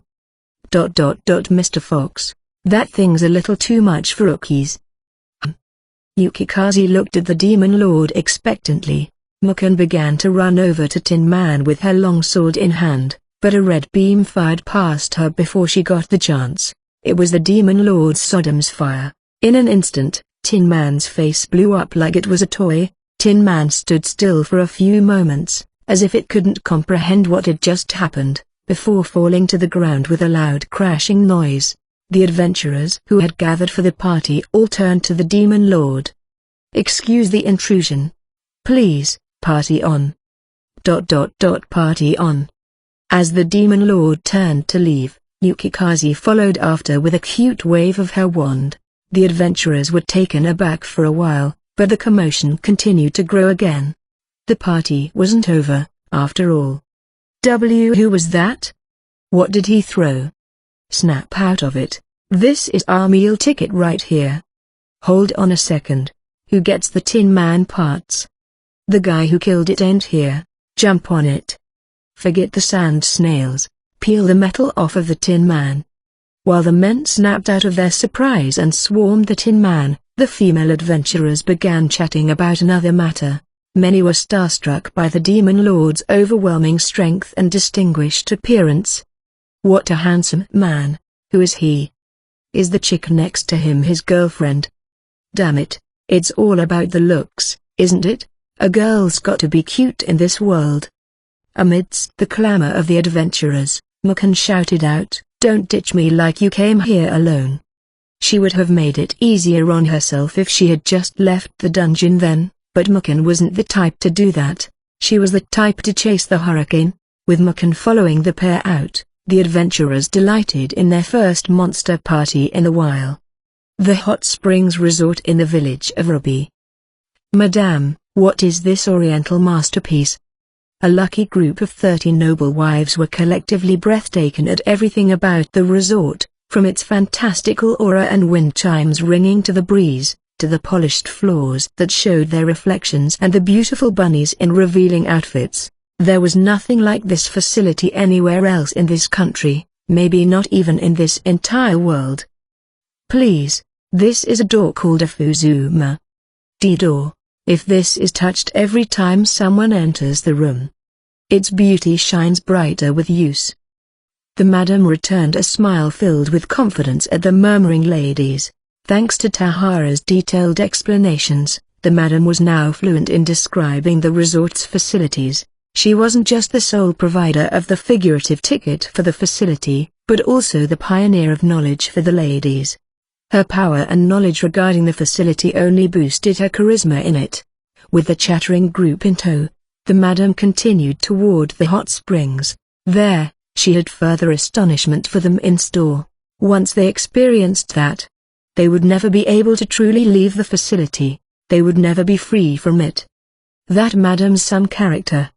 Tahara came out of stealth stance to reveal himself standing in a corner of the hallway. Each one of those 30 noble wives was the leader of their house, the ones who wore the pants in their marriage. To be revered as a leader among them was no easy feat. She was truly an empress. Pretty soon, we might have a big old treasure hoard on our hands. Scratching his head, Tahara lit a cigarette. The truth was that a night's stay at this resort was not all that expensive, since the Demon Lord declared that a gold coin would do. While the equivalent of $1,000 might seem expensive, it was an incredible bargain considering the amenities that came with it. The thing was, the price for the stay itself didn't really matter.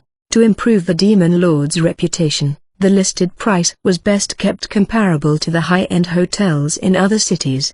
The real profit would come from the referrals taking place under the surface.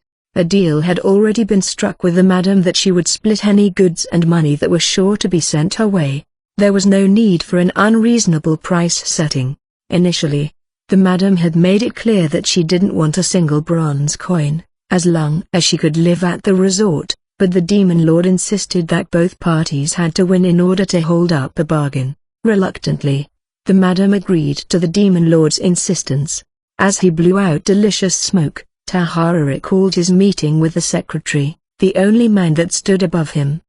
Listen, Tahara, any local goods you obtain, sell them to a merchant named MacDonald in the city of Yahoo, much lower than market price. Build a good relationship with him. It's more urgent to build one trustworthy partnership than casting a wide net. Make him think that a relationship will make him good money. So, the plan's to have him buy our stuff for a good price with that money we helped him make? Naturally, in business, trust is built from making your partner's money before, and at times more than, yourself. Makes sense. And what do we do with the money we make? Use it all to improve and expand the village of Ruby. It's obvious that the 110 gold medallions won't cut it after a while. And don't skimp on the bunny's food, housing, clothes and pay. We will make it rain gold on this village. Is that part of garnering a reputation, Mr. Secretary? That's a part of it, at least. That's where their conversation had ended before the Demon Lord headed north. While the Demon Lord's last line suggested some implication, he didn't really have any subtext in mind. He simply thought that their business wouldn't last if the houses or clothes of their bunny employees were tattered. However, Tahara inferred another meaning from it. Making gold rain on this run-down village? That's a presentation of our power and prowess to those around us. All the surrounding villages are going to be hella jealous. They'll eventually end up questioning the competency of their own lords. Heavy taxation without any benefits, a gloomy life to live. And on the other side, the grass is golden. Who could possibly stand for that? This is a non-violent invasion, with a nice and thick sugar coat on top of it. Tahara recalled a certain sentence. Even with his brains, he was struggling to discern exactly what it meant. I plan to go in the opposite direction of the Empire. All right. I mean, it's not a rotten deal. The way of the Empire, naturally, was violent occupation. The invasion the Demon Lord was working on now, however, was of a different color. In fact, this was the sort of invasion that would make the occupants beg for their villages to be taken under their rule. Grahaha, Mr. Secretary's as fearsome as ever. I hope I never cross his path. Putting his cigarette out in a portable ashtray, Tahara stepped out of the resort. He had much work left to do, after all. Diamond, diamond, diamond. Tahara's inspection. Ever since the group of noble wives were led to the hot springs by the madam, they had been in a tizzy. They were convinced, upon seeing the spotless tiles, numerous tubs, the steam that filled the area, the vibrant baths and the showers that emitted hot water at the push of a button, that they were in a bona fide fairy tale paradise. What is this soap? My dried up hair is all hydrated. Ooh, I just want to melt in this bubble bath. Rock. Bathing. I've never done anything like this before. The group seemed endlessly amazed, confused, and elated. How could they have helped it? They were in a paradise where all of their dreams came true, the promised land that all women dreamed about. As the madam explained the amenities to one wife at a time, the female bunnies entered every now and again with glasses of water and juice, each chilled with plenty of ice. At the stargazing bath, guests could request chilled wine and ale, too. This paradise melted them from the inside and out. There's no way out now, ladies. The madam smiled as she soaked in her favorite herbal bath, green forest. Her smile wasn't a malicious one, though, more like the grin of a child who had successfully pulled off a prank. Just the knowledge of this dreamlike facility was worth a fortune. To top it off, these women were the inaugural guests. They would pride themselves on that fact, and brag about their experience to everyone around them until their ears fell off. In noble society where novelty is treasured, the fact that they had experienced this first would profit these ladies down the road. Free advertisement. I'm never leaving this bath. And I'm not leaving this electric bath. This deep bath is so relaxing. Please, I want to try that bath, too. No, this tub is mine. Watching the group squabble like schoolgirls, the madam couldn't help but burst out laughing. She had enough self-awareness to know that, if she hadn't been in acquaintance with Luna, she likely would have ended up among these ladies. Splitting it down the middle. The madam guessed that the referral fees for this facility would become much more expensive than they imagined. Why split it down the middle? The madam recalled her asking Tahara that very question. At the same time, she remembered Tahara's sleepy eyes and seemingly inattentive demeanor. "I saw me Tahara. He's a scary man, and a good-looking one." The madam felt a sense of terror about him. The Demon Lord's right-hand man would surely kill anyone his order dictated him to without mercy, even if his target was a little angel. And the blue light gleaming deep within his eyes that appeared every now and again, that was something that never tired a woman. Although, it still couldn't hold a candle to the Demon Lord's allure. For a woman like the madam, who had seen many men in her time, both the Demon Lord and Tahara were exquisite specimens. Their allure, a combination of dripping masculinity and life-threatening danger, was practically magical. As the scent of the forest enveloped her, Tahara's voice replayed in her head. "Splitting it down the middle means we're eating out of the same bucket. At the very least, we don't have to worry as much about being stabbed in the back. I'm sure you're familiar with these kinds of things." He was right. No one was stupid enough to kick their partner off of a seesaw when they wanted it to keep going. They'd end up losing out themselves. Besides, moving dead money around isn't a bad deal. If people at the top do nothing but sit on their money, the economy comes to a halt and starts rotting, and the people down below end up suffering. That's how it works, no matter what world you're in. The madam saw the Demon Lord as someone who was going to force the economic wheel to turn, turning the dead money into means and vitality for the commoners. In a way, the madam wasn't misunderstanding. That Demon Lord will eventually take this country and the entire continent by storm. The madam had no objection to that. In fact, she fully supported his efforts. As far back as she could remember, the madam had always cursed the body she was born with, and prayed to the angel to change it. Her dire prayers were never once answered, until the Demon Lord, someone darker than the void, had vanquished her destiny. His deep voice replayed in her ears. "Welcome to my world." Every time it did, the madam was electrified from her head to toe, from fear of the unknown. Still, his voice carried a mystical reverberation that convinced the madam that she would be guided through to the end. "That Demon Lord is my angel." According to legend, the Demon Lord was an extremely fearsome existence. Oddly enough, the moniker of the fallen angel Lucifer, who was said to rebel against the great light in the days of old, was the Demon Lord. The madam couldn't help but imagine the fallen angel when she saw him undauntedly exclaim that he made everything he said a reality. She was confident that the Demon Lord she knew would have no problem defying the heavens. In fact, he would surely grab the heavens by its throat, pin it to the ground, and try to bend it into submission. An angel and Demon Lord, all at once. I could search the whole world and not find anyone else like him. The madam sank into her tub as she imagined such things. The fragrance of the forest quietly overtook her.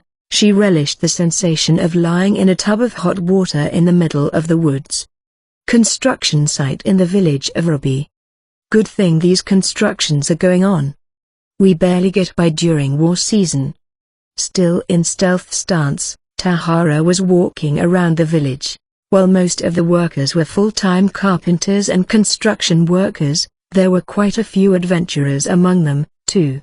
Their physical strength and vitality was well suited for manual labor, and their pay from the village was 5 bronze medallions.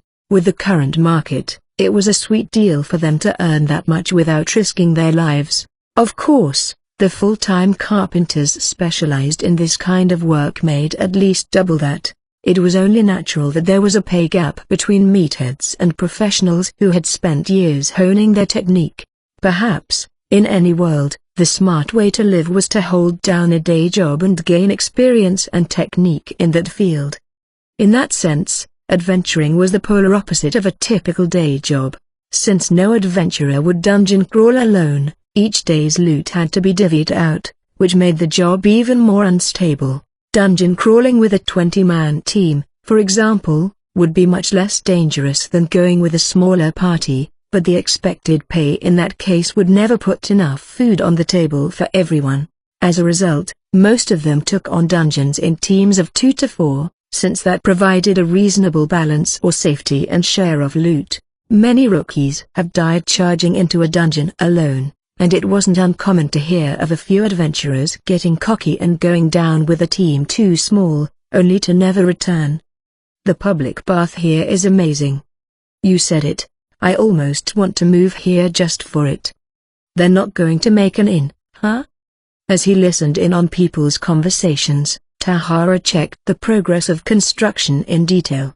He had paid particular attention to the road that was to be the backbone of the village. He had it paved with good quality stone and repeatedly coated with magic to make sure it would never crack. This was because he was sure that many carriages would be going back and forth on it. I better increase the number of shuttle carriages. As the adventurers pointed out, the village had no inns. Workers were shuttled in via carriages from the holy city and Yahoo. They were living ads, too. To spread word of mouth, Tahara had to have the workers return to their cities each day. They would return to their cities and tell stories of the public bath, say that there were jobs available in the village of Ruby, and talk about the mysterious large-scale construction taking place. Ordinarily, this would come across sketchy if it wasn't for Luna being in charge of the village and the construction. With her authority alone, the project suddenly became a public development. Just like the reliable image of Uncle Sam, this provided the workers with peace of mind. Speaking of the Holy Maiden, Tahara arrived at the bunny's residential area to find Luna standing atop a wooden box, looking self-important. They were in the process of moving the farms to this area, but a much better soil was being used. It wasn't any ordinary soil, but a very nutritious soil that was called something reddish-brown. They further mixed in plenty of the Empire's fertilizer. Any crop would spring up in this soil. I'd love to grow all sorts of vegetables, to be honest. Tahara would have preferred to go wide in the market by selling things like cabbages, cucumbers, eggplants, potatoes, radishes, and onions alongside the carrots, but the carrots were by far the most popular crop on the market. Since only bunnies could successfully grow them, they had a complete monopoly. As a result, Tahara was forced to reach the conclusion that growing carrots was the most profitable course of action. Make some elegant carrots worthy of my name. How's a crop supposed to be elegant? Ugh, don't pop out of nowhere like that, you stalker. Why would I ever stalk you, little girl? Lighting his cigarette, Tahara watched the bunnies happily at work. He had been alternating the farming team and facility worker team at the moment, but planned to eventually assign each bunny permanently according to aptitude and preference. We can probably make the farm even bigger. Impressive work, Tahara mumbled as he blew out smoke. The bunnies were much too productive for their numbers. Having a knack for farm work would have been an understatement. I bet the earth and the crops love the bunnies as much they love them back. That was a conclusion only Tahara could reach, as someone who was unconditionally loved by all firearms. During the game, pointing a gun at this man was a terrible idea. Guns would frequently jam, causing the attack to miss. Worst case, the gun would misfire and destroy itself. Considering that the mainstream weapon of the game could not be used against him, Tahara was the most troublesome enemy out there. While he was somehow popular among female players, he would always be jeered at by the male players with comments like, "Sister lover. Look at that annoying face." Or "Just die, already." So, when's he coming back? Why when is he? Oh, Mr. Secretary? Geesh, you and you. Tahara shook his head, exasperated. His boss was a chick magnet, as always. Even in Tahara's original world, the Demon Lord was one of, if not the, most famous person in the entire world. As the host and master of the game, he frequently appeared on TV, occupying every single screen in the world by himself. Movie stars had nothing on him, while the viewers mostly felt hatred for him instead of adoration. I mean, I guess people knew our names and faces, too. By the same accord, the advisors of the Sleepless Castle were also celebrities.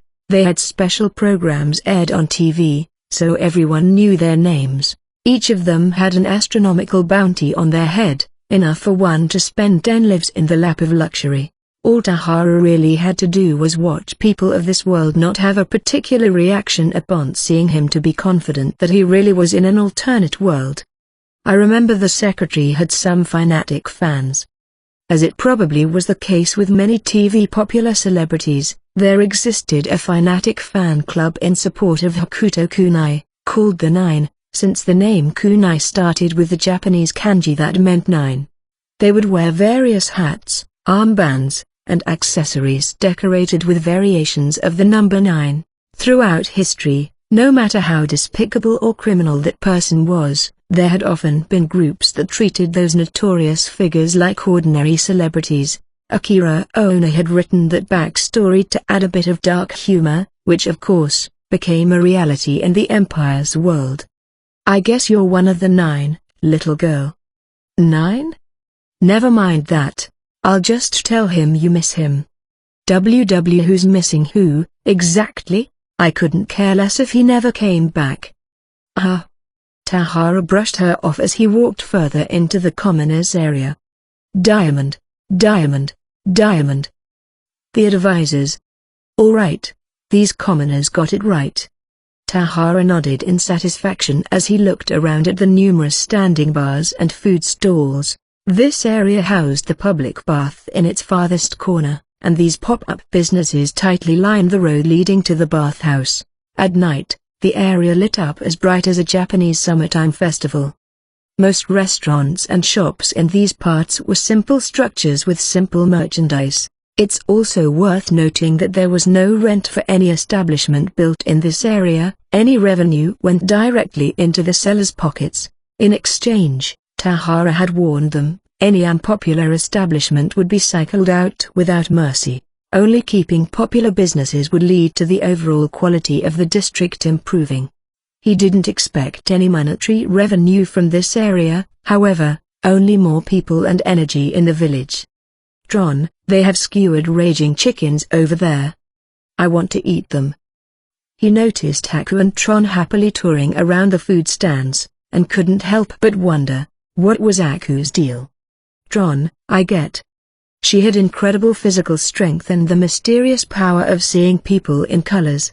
Tahara could see how those talents could be appealing to the secretary and worthy of an invitation. Tahara saw it as the secretary's nature and duty to hoard anyone with the right talent, no matter how hardened a criminal they may be. But, as far as Tahara could tell, Aku had no such talent. She's just some kid, or is there something about her that I'm not seeing? Tahara didn't understand. In fact, Hokuto Kunai would never have given Aku a second glance. That's why this was so confusing for Tahara, who had no idea that Akira Ono was inhabiting Kunai's body. Anyone less than omniscient would not have reached the conclusion that Hokuto Kunai kept Aku around because the Akira Ono inside of him had a fondness for her. Either way, she's our precious cargo. If Tahara had to choose one person to protect in this village, he would have chosen Aku without hesitation. Even at the cost of anyone else's life. She's not like Ren or Akane, either. Hokuto Kunai was fond of the gifted, even if they were still children. He invited anyone whose talents he admired to the Sleepless Castle and granted them appropriate status. Tahara couldn't help but think that there must be something extraordinary about Aku. I mean, she's not a bad kid. Guess I'll think of her as the secretary's fave for now.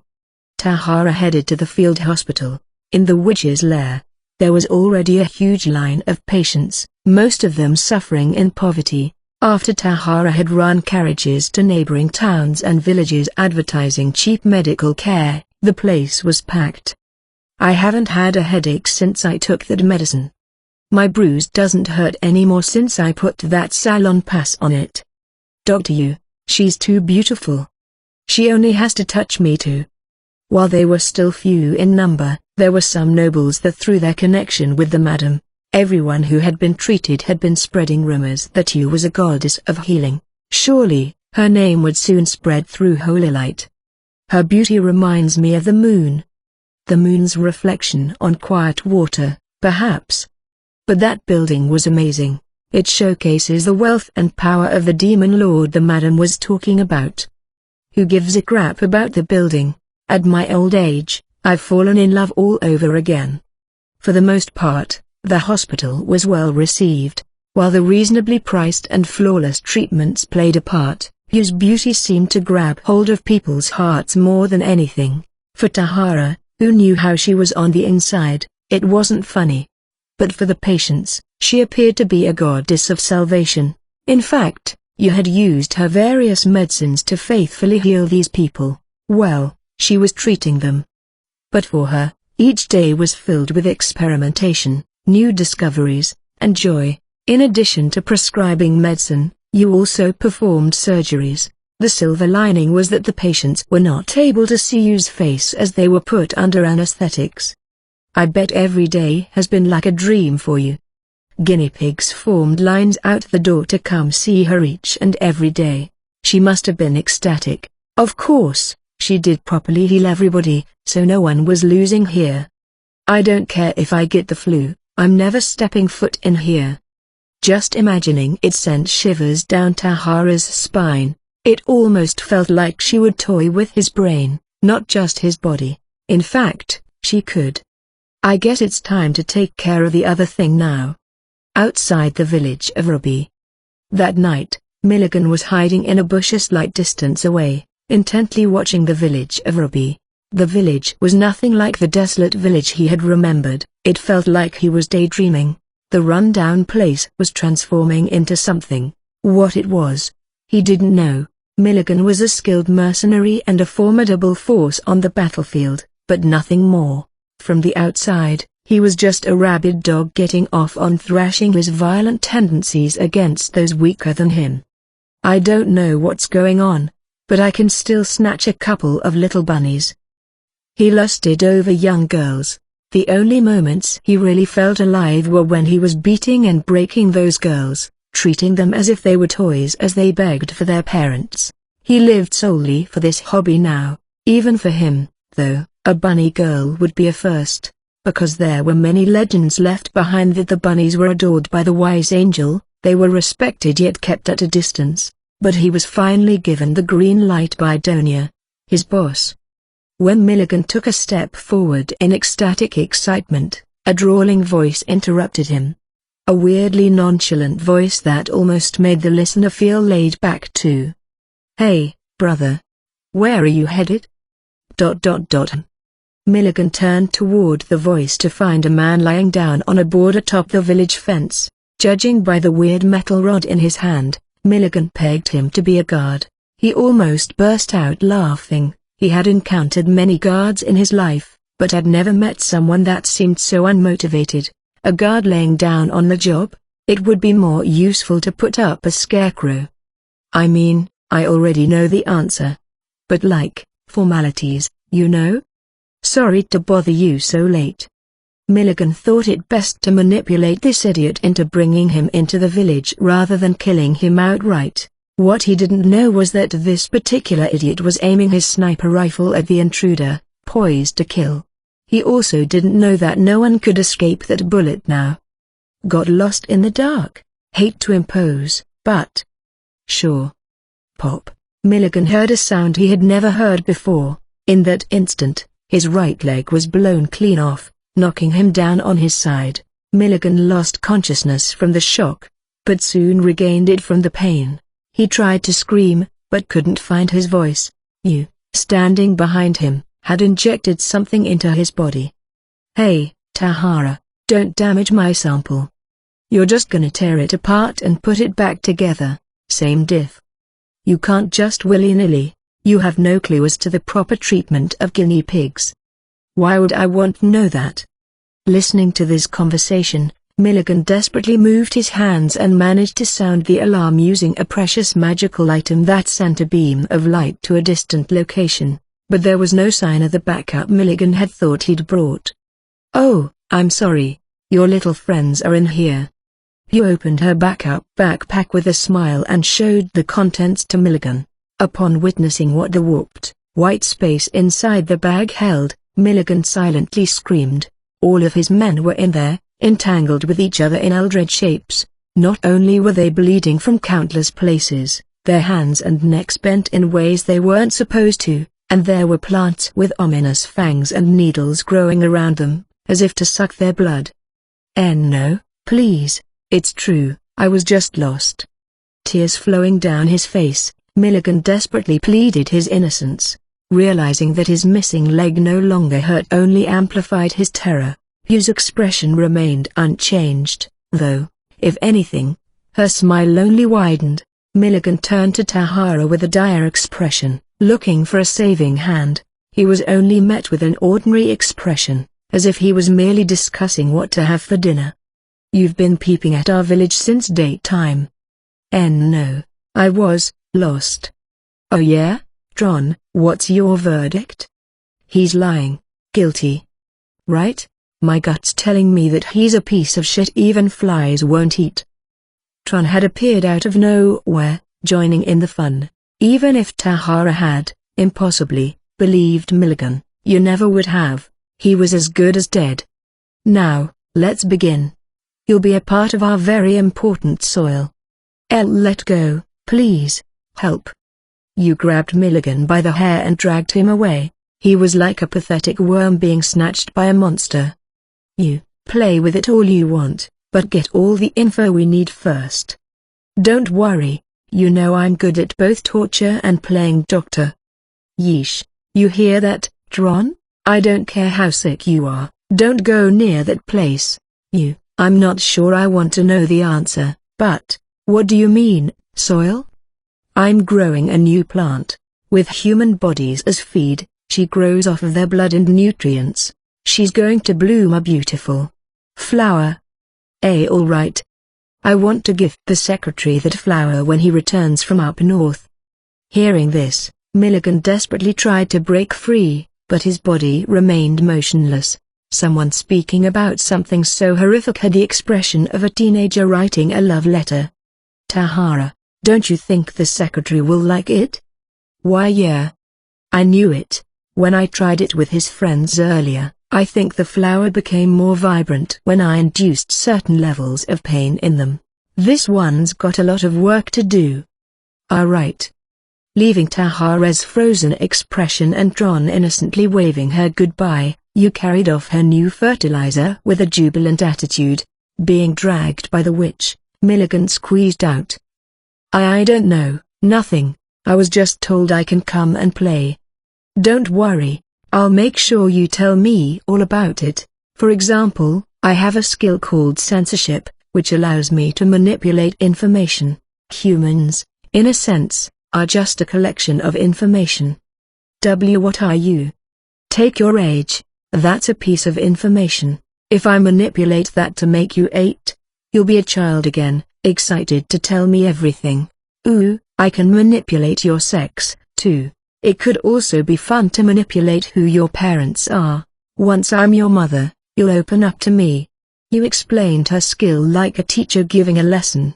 With each new example, more blood drained from Milligan's face until he appeared as white as a ghost. Originally, the censorship skill was created to reset one's kill count in order to defend against powerful attacks that dealt more damage the higher their enemy's kill count was, like Zero's righteous hero and Do or Die. But, since every little backstory came to life in this world, her skill had many more uses now. The ability to manipulate any piece of information could be used for incredible good or horrendous evil.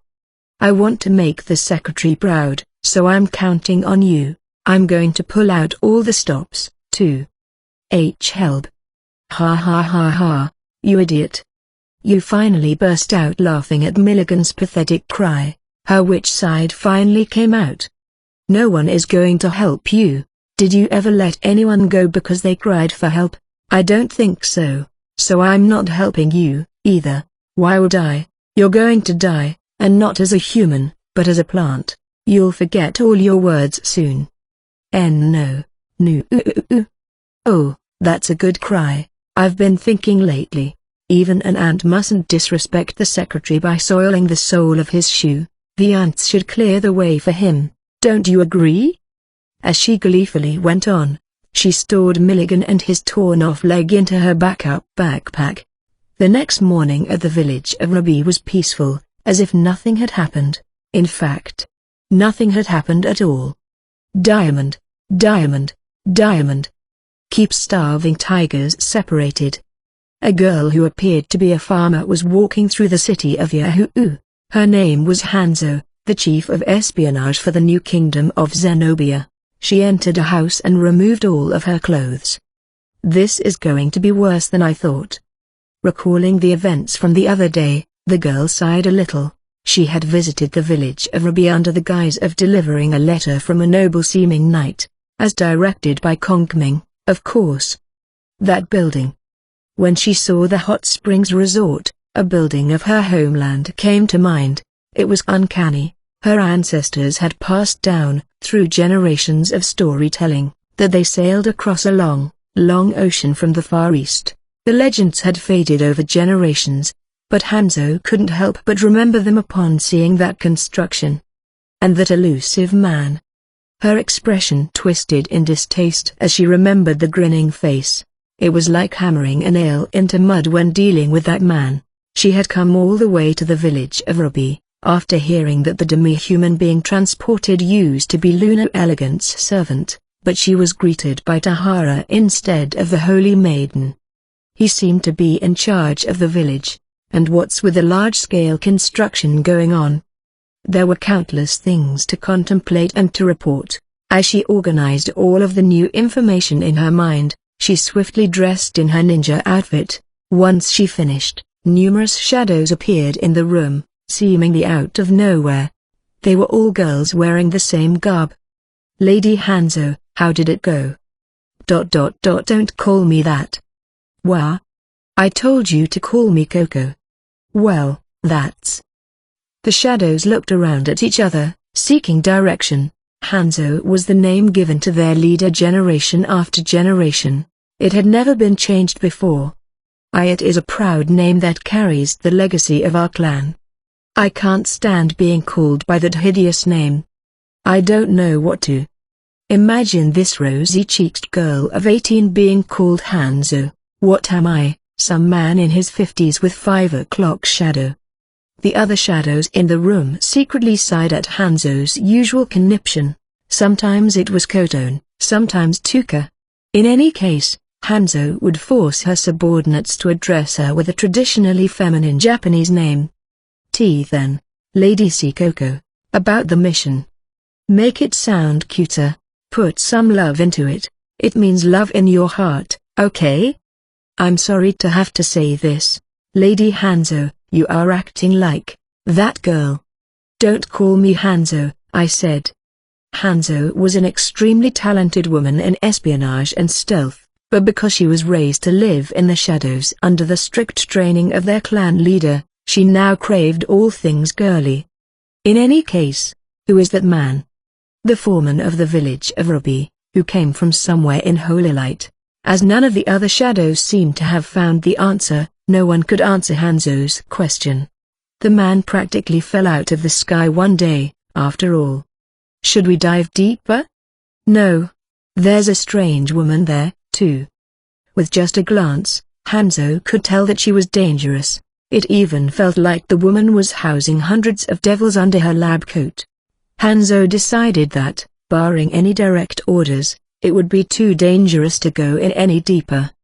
We'll keep our distance from the village for now, start gathering rumors in the capital. The shadows scattered at once, leaving Hanzo alone in the room. She closed her eyes for a while, contemplating Holy Light and the shift it was undergoing. The rumors of the Demon Lord's appearance, of a Dragonborn defeating a high-rank devil, and now the large-scale construction in a run-down village. Even Hanzo and her long experience in the shadows couldn't figure this one out. The only thing she knew for sure was that powerful devils had been defeated. There's no sense dwelling on this any longer. I'll wait for the Chancellor's orders from here. The moment she uttered that to herself, Hanzo vanished from the room as well. Meanwhile, the Chancellor was frantically scribbling something down in Beatrice's private quarters. She would go from crossing her legs, which peeked out of her Chinese dress, to cackling out of nowhere as if she had been possessed. Watching Kongming the ice-cold Chancellor act like this, Beatrice didn't hold back her glares of disgust. "Another one of your evil schemes, Senpai?" Beatrice asked. "Don't be ridiculous. I'm doing it all to serve our country." "No, you're not. You just like watching people writhe in agony in the palm of your hand." What kind of person do you think I am? You're not a person, you're a devil. You little. Well, all right, Beatrice, I'll explain it to you. After barely holding back a few choice words by digging her palm into her face, Kongming explained her current scheme. She called it starving tigers, a strategy of pitting two powerful forces against each other like starving tigers fighting over a piece of meat. The grand objective was to take both tigers out at once when they were worn out from fighting each other. If she succeeded, she could reap massive rewards for little cost. Even if she didn't get as far as taking them out, Kongming would consider her scheme a success if she could only create some kind of wedge between the currently allied Sardom of Light and Holy Light. Kongming was deploying other tactics as well, though. "While we're at it, we're going to drive a bigger wedge between the Sardom and the Paladin," Kongming declared, elegantly waving her fold-out fan. Destabilizing her enemies and recruiting forces that could knock them off balance was her forte and preferred strategy. Secretly, she had been gently whispering into the Paladin's ear the entirety of the Bishop's party's behavior. She had been hoping for the Paladin to become tired of it and join her side one day, but just sowing the seeds of distrust had been widely effective. The Paladin had stopped appearing on the battlefield. It was important to spill all of the Sardom's shameful behavior, after all.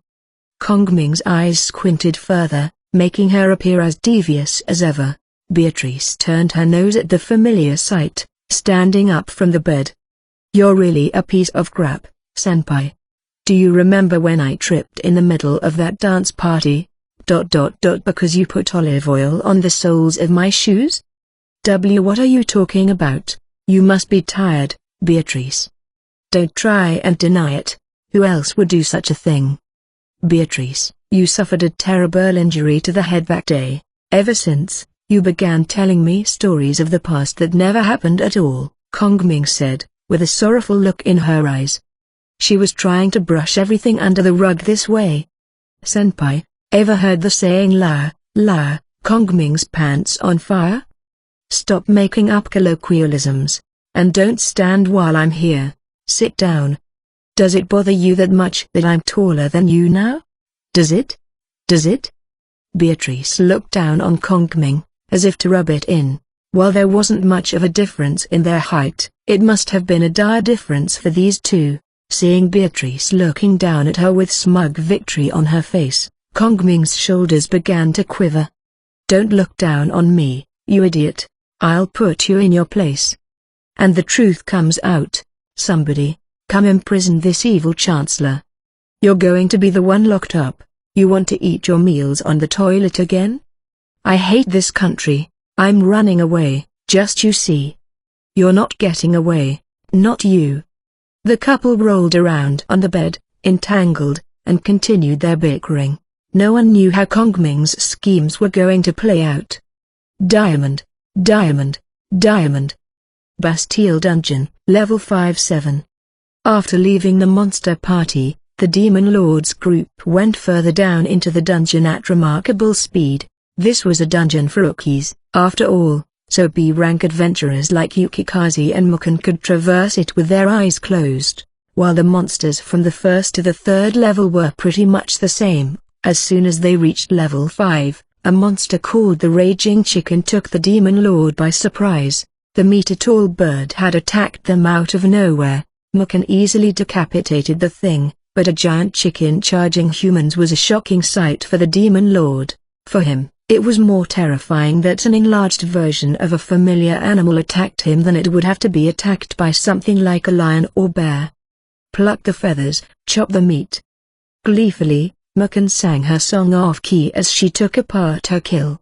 In the way she swiftly plucked the white feathers and sliced off the meat, the Demon Lord could see how experienced she was. "How much does that thing go for?" The meat is a commoner's delicacy. Feathers have a lot of uses, too. The whole thing will sell for 2 silver coins. A pretty good kill then. That meant a profit of 1 silver coin per member in a tandem party, or 5 bronze medallions in a 4-person party. While that didn't seem enough to risk one's life on, that could quickly change when more of the monsters showed up. Meanwhile, during their conversation, Mukan continued taking apart the monster with expertise. "I'm impressed, Mukan. That's good work. Hey, if His Majesty the Porter was taking it apart, we could hunt a lot more without wasting time. Just talking to myself, though." Mukan's glare and sarcasm didn't seem to affect the Demon Lord. He wasn't really carrying their spoils anyway. He had just been tossing them in Yukikaze's wagon. "Okay, all done. Thank you, Whitening." With Yukikaze's cleansing spell cast on her hands, Mukan looked refreshed. They seemed to make a good team after all. Watching them, the Demon Lord couldn't help but smile. Just as it was back in the game arenas, watching a well-coordinated team could be a lot of fun. Then, a gurgly voice seeped into the air, as if to spoil the moment. "What's up, Mukan?" the voice called. The Demon Lord turned around to find a chubby man with a pimple-scarred face. Immediately, he sent a communication to Yukikaze. "Yukikaze, who is that guy?"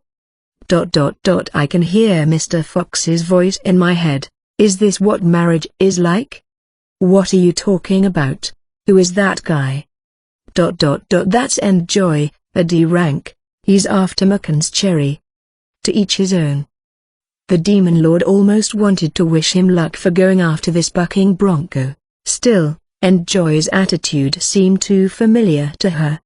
"What's with the cold shoulder? Why didn't you let me know you were down here?" "Huh? Why the hell would I do that? It's you and me, babe. Come on." "You." While Enjoy was acting ridiculous, Mukan's attitude was harsh enough to match it.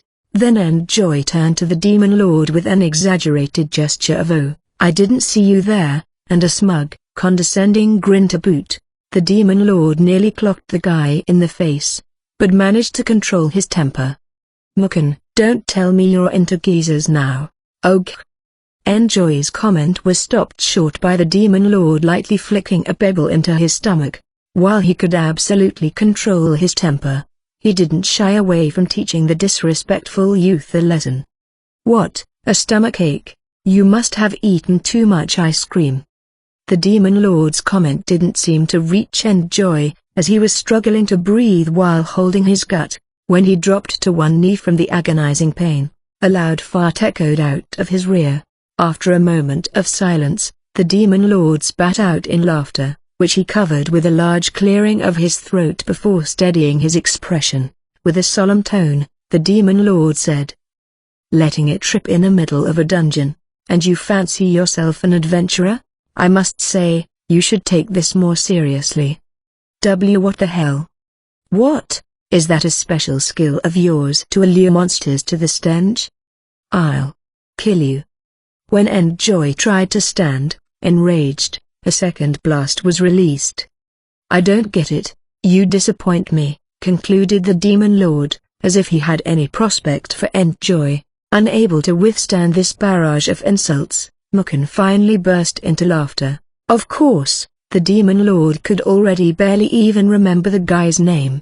If he were to ask again, he would only remember him as Fart Guy. "Draw your weapon, I'll kill you." "Really?" The Demon Lord threw another pebble, which scraped past Enjoy's rear, with friction igniting the gas. A handy flame erupted on Enjoy's pants, bright enough to illuminate the dungeon nicely. Hot, water. I need water. A fire act, now? Why don't you risk your life doing something more useful? Enjoy the show. Yukikaze's comment caused the Demon Lord to start laughing, too. Laughing along the way, The party headed down to level 6, leaving Enjoy behind to frantically run around trying to put out the fire. I'll kill you. I'll kill you. Ooh. Hot. When the party had reached level 7, the Demon Lord stopped in his tracks. He had received a communication from Tahara. I'm going to meditate for a moment. Have fun, you two. ... Okay. I'll protect you, Mr. Fox. Meditate? You think you're so cool, don't you? Even as she showed her disdain, Makan turned to a raging chicken with her long sword drawn. At the end of the day, she seemed to be enjoying this nostalgic dungeon after all. What is it, Tahara? An emergency? Nah, just an incident report. We took care of this idiot that came to the village yesterday. According to you, he was working for that noble, Donya, just like you planned, Mr. Secretary. It took long enough. The Demon Lord managed to play it cool. In fact, this was the first time he had even heard the name Donya. All he could think about was the unforgettable tune. Looks like he was after the music box, like you planned. You've always been good at dangling good bait. This is why you went and advertised your absence by crossing the border, right? Ha, that was never my intention. Hey, yeah right. Well, now we can openly call him out for it. What do you want, his mines? We'll add this to the docket of our meeting when I return. Alrighty, man, really, I don't want to find out what it's like to have you as an enemy. The Demon Lord faltered and stumbled against a wall, leaning on it with his arms. It felt like all the energy was sucked out of him. What the hell is he talking about? What about the music box? Of course, the Demon Lord had only sold the music box for money, but it seemed that Tahara and had mistaken that for some kind of scheme. An intricate, ensnaring one at that. It feels like I'm the one in the trap. The Demon Lord, of course, couldn't say that out loud, but decided to ask something he had been wondering about. Anything unusual about Luna? After the debacle with White, he wanted to make sure that no part of that event had gotten out. He couldn't even imagine how much of a mess Luna would cause if she found out that, albeit by accident, he had shared a bath with her sister. And she seemed to be troubled. He recalled the night of a particular conversation they had. Luna had always had a fighting spirit and a reckless side, but it seemed like that temperament was getting more extreme. The Demon Lord could have been blamed for part of that, egging her on in competing against her sisters. Dang. Tahara remained silent for a while, speechless, for some reason, while the Demon Lord was terrified that the incident in the hot springs had gotten out. He hadn't expected this response. There's just been a report from Zenobia, or something. You didn't plant this too, did you? I don't know what you're insinuating. Fine, I'll give you the report anyway. Upon hearing the content of the report, the Demon Lord let out a sigh of relief. While he didn't really understand what was going on, he considered it 100 times better than him bathing with the most prominent holy maiden coming to light. Apparently, Luna's servant's being transported up there, but it's just out of the blue. Don't know how true it is. I see.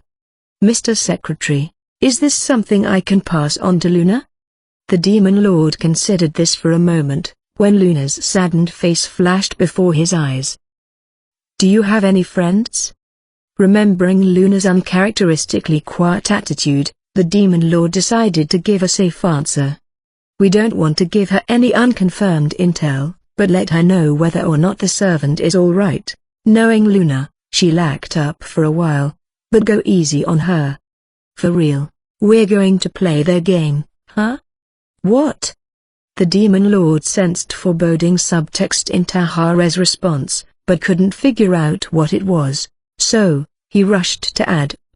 Of course, investigate the intel first. The Demon Lord just thought that, if this servant was Luna's friend, she'd want to know. Tahara, on the other hand, already knew that the new kingdom of Zenobia was starting some sort of mind game. While Tahara hadn't spent as much time in this world, He expected to be able to pin down what Zenobia was after once he learned the relationships and histories of the neighboring countries. It'll cost us a bit, but it's not a bad deal long term. Tahara was confident that the secretary would not be satisfied by controlling a mere nation. It was only a matter of time. He expected, until the Demon Lord would make some big, flashy moves in order to swallow up Holy Light and its surrounding countries. Planting seeds again, just like with the music box. More excuses to start war would only serve them better. Throughout history, it was common practice for any group to use a moral grandstand as justification for conflict. Oblivious to Tahara's intentions, the Demon Lord was wondering about something else. The friend's being transported as a slave, right? I guess that'll cost a pretty penny. The Demon Lord was actually relieved that Tahara didn't suggest taking the friend back by force. The cost won't be an issue. The benefits we'll reap down the line will be well worth it. He couldn't stop thinking that, once her friend returned safely, that pesky old Luna would settle down a bit, considering that no amount of money was too much of an investment. The Demon Lord had built up enough of a foundation to afford that luxury, even if they were to rip him off. Right, then I'll start looking into that on my end. Might take a little bit, is that cool with you? That's fine. While they appeared to be having a coherent conversation, the price and goal that each of them had in mind could not have been more different. After concluding his communication with Tahara, the Demon Lord sighed in relief. Just as you sent him a communication. Did you get the report, Mr. Secretary? I did. Good work. I'll contact you with further instructions. Yes, sir. And there is something I want to give you, sir. When you return, I've been growing some beautiful flowers. Really? He couldn't help but overreact, surprised by his mad scientist advisor taking part in such a homely hobby. Of course, Akira Ono didn't recall writing any kind of backstory for that. He couldn't help but smile at learning of Yu's feminine pastime. I didn't know you had an interest in such things. How wonderful. Thank you, sir. I will grow them as best as I can to your liking. I'll look forward to seeing them. Thank you, sir. I'll be awaiting your return. After his conversation with you, the Demon Lord lit his cigarette, relieved. You, who loved dissections and taking things apart above all else, was undergoing a positive change. He couldn't help but feel excited about that. You herself was ecstatic after this communication. Probably that she was going to make numerous inhumane bastards wish they were never born. The Demon Lord would never find out about that, though. Tahara's trying to peacefully solve things financially, and now use growing flowers. His smile grew wider, considering his advisor's changes in a peaceful direction. At this rate, it looked like he would have the quiet days he longed for before too long. All right, why don't we stop here for the day and head to dinner? Dinner with Mr. Fox, how wonderful. Who made you the boss? You're just the porter who doesn't carry anything, Mikan complained as she tossed her kill into the wagon. In fact, Mikan and Yukikaze had been the only ones hunting today. The only thing the Demon Lord had done was roast and joy, both literally and figuratively. Come, now, I'm buying. For real? I'll get the most expensive stuff on the menu and make you regret it. Watch yourself, or your butt might catch on fire too. Mikan would like it. Hot melted candle wax. I'll set you two on fire, turn you to ash. And so, the party survived their first day in the dungeon. Diamond, diamond, diamond. The white light. After leaving the dungeon, the party went directly to the guild, where they received payment and paid taxes on it. Just like a day labor site, they weren't going to let anyone evade these taxes. In fact, the party was taken to the guild under heavy supervision by the guards. The full reward. The Demon Lord had kept an eye on payout in comparison to the prices Yukikaze had told him, and everything was bought out full price. They backed up their decision by pointing out the minimal damaging and precise processing of the carcasses. Naturally, most rookies would have a much different outcome, By the time they caught the raging chickens, each of them was tattered and heavily damaged. Combined with their inexperience in taking the monsters apart, it wasn't uncommon to see rookie game bought out for 30% less than this. Your processing skill, along with the condition of the game, directly affects your reward. Yes, Mukan is great at taking things apart. Come on, it's time to pay out. We didn't really talk about it, so an even split. Mukan handed Yukikaze and the Demon Lord a third of the reward each. The Demon Lord shook the small leather bag, enjoying the clinking sound of bronze and silver coins within it. That being said, he didn't go dungeon crawling for money. I don't really need my cut. Take it. Mukan insisted. Her raising her voice caused the people around them to turn and look before walking again, losing interest. Sure, you're a failure of a porter, but your work down that doesn't affect your cut up here. Remember that every single time you go into a dungeon. I see. The Demon Lord picked up a lot from that comment. He did have an incredible imagination, enough to create a whole new world on his own. After all, the Demon Lord theorized that there must have been an incident like that before, and was confident that a porter shortage followed because of it. As long as they were entering the dungeon, portering too was a dangerous occupation. Who would volunteer to risk their life working on commission, especially when a party member could lower their pay for claiming that they underworked? The adventurers were the ones to suffer without porters, which would eventually lead to the collapse of this nation's taxation system. I'm sure the government began cracking down on that kind of thing. Huh? Well, yeah, they did. Mukan raised a brow at the Demon Lord's comment that skipped over a few steps in logic. This was how he always was. At times, he could go off on a chain of imagination from a single word. Until proven otherwise, the conclusion he reached was solidified as fact. This was the thought process of a dictator. Unchanged by others, he never doubted his choices. This man, albeit vaguely, understood this could be a shortcoming. As a result, he began gathering people around him and listened to various voices. The fact that Hokuto Kunai, the final boss of Akira Ono's creation, kept a group of advisors he had scouted around him was an indication of his ideals in real life. Hey, the heroes are back. Someone called out, causing a commotion. The kids led the charge outside and the adults followed. Hero? There's really a hero here? Huh? Noda, you really don't know anything, do you? The Sardom of Light has two paladins. As he secretly contemplated how cool a ring paladin had, he ran towards the center of the commotion. My hero. Over here. He's so white, he glows in the light. A large crowd had gathered at the entrance of the city, resembling a celebrity appearance on Earth. All of them were waving and smiling, trying to garner this figure's attention. The white horse really does suit him. White. HMPH, a hero atop a white steed, a stereotypical. Huh? Seeing the figure, the Demon Lord's eyes widened. It was a man atop the beautiful steed, but a rather fat one with a protruding gut.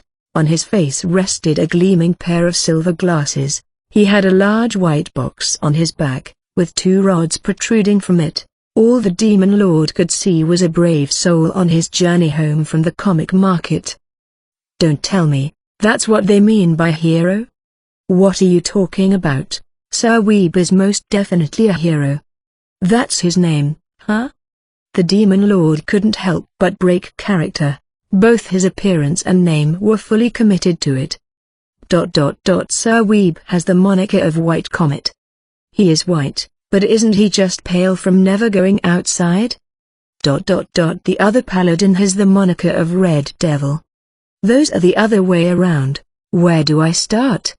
Two new types came to the Demon Lord's mind, but he tried to ignore that image. His ridiculous name aside, Weeb gave a quick wave to the crowd and dismounted his white horse, stopping the string of carriages he was pulling behind him.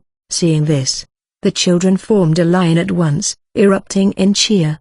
Before they knew it, numerous guards had gathered and started to organize the crowd. To the Demon Lord's surprise, What happened next was a food distribution. Weeb gave out bread and cheese to the children and a bowl of wheat porridge to the adults, using a large pot. Now it was understandable why everyone welcomed him with smiles. Does he always do stuff like this? He goes from one northern nation to another for at least half of the year. Amazing, isn't it? Mukan answered the Demon Lord with an impressive attitude. In contrast, the Demon Lord was skeptical. He wasn't really into donating and volunteering. In fact, if a person asking for donations were to live in a nice home, he would call them out to sell the house and donate the money. Is this stunt for popularity? Or are heroes forced to do these things? Or else, does that Sardam order them too? How cynical are you? The Sardam keeps telling him to stop, but Sir Weeb keeps buying kids' bread out of his own pocket. That's quite interesting. In his own country, he is criticized for sticking his nose into foreign affairs and courting favors. Really? The Demon Lord's expression changed. His skeptical gaze changed into that of a bird of prey, a piercing glare that wouldn't have missed the slightest change in the man's expression. Dinner's cancelled, you two go enjoy yourselves. Did you forget that you were going to buy? Get something to eat with this. He tossed them a coin. Hey, this is a gold medallion, what are you thinking? The Demon Lord tried to leave it at that, but Yukikaze grabbed his sleeve. Her expression was filled with sorrow. Even the Demon Lord couldn't help but feel guilty for clouding that flawless face. He added, gently, well, HRM, get anything you want, split it if there's too much food. Dining with you is more important, Mr. Fox. I don't need money. Then let's go tomorrow. There's no rush, really. Promise, if you don't, you have to sleep next to me. Yukikaze held out her pinky, and the Demon Lord frowned. Just imagining doing a pinky promise in the middle of the street gave him a headache. Without mercy, Yukikaze wrapped her pinky around his and one-sidedly solidified the promise. The Demon Lord watched this happen to him with an apathetic gaze, then disappeared into the crowd. Dinner or sharing a bed? It's a win-win situation for me. You're pretty sneaky, aren't you? Mukan mumbled before becoming enchanted with the glittering gold medallion in her hand, jumping into the air with a triumphant fist to the sky. We're going to feast tonight. It's his money, I'm going to eat it all. In the same bed, together till morning, stuck together, melded together. The pair left with smiles on their faces, each with a different reason to be happy. The slums of the town of Retry. Weeb was walking down a quiet alley at night, with a tattered cloak covering everything but his ordinary face. He almost looked like a beggar on the streets. He was in a part of town that every city here had, the slums, where there was light, there was darkness, and the brighter the light, the darker the shadow. Even the financially bustling town of Retry was no exception. Lower-class residents and adventurers gathered at the dimly lit food stands here and there, shoveling cheap, disgustant food down their throats. Weeb approached a stall and spoke to the owner. What do you have today? Wheat porridge for 3 bronze coins, 4 if you don't have your own bowl. All right, 1 please, with the bowl. Got some dried radish, too. That's 2 extra bronze coins. With the wave of a hand, Weeb refused the add-on and took the bowl of wheat porridge. He sat on a rock in the alley and sipped on it. Price went up from last year.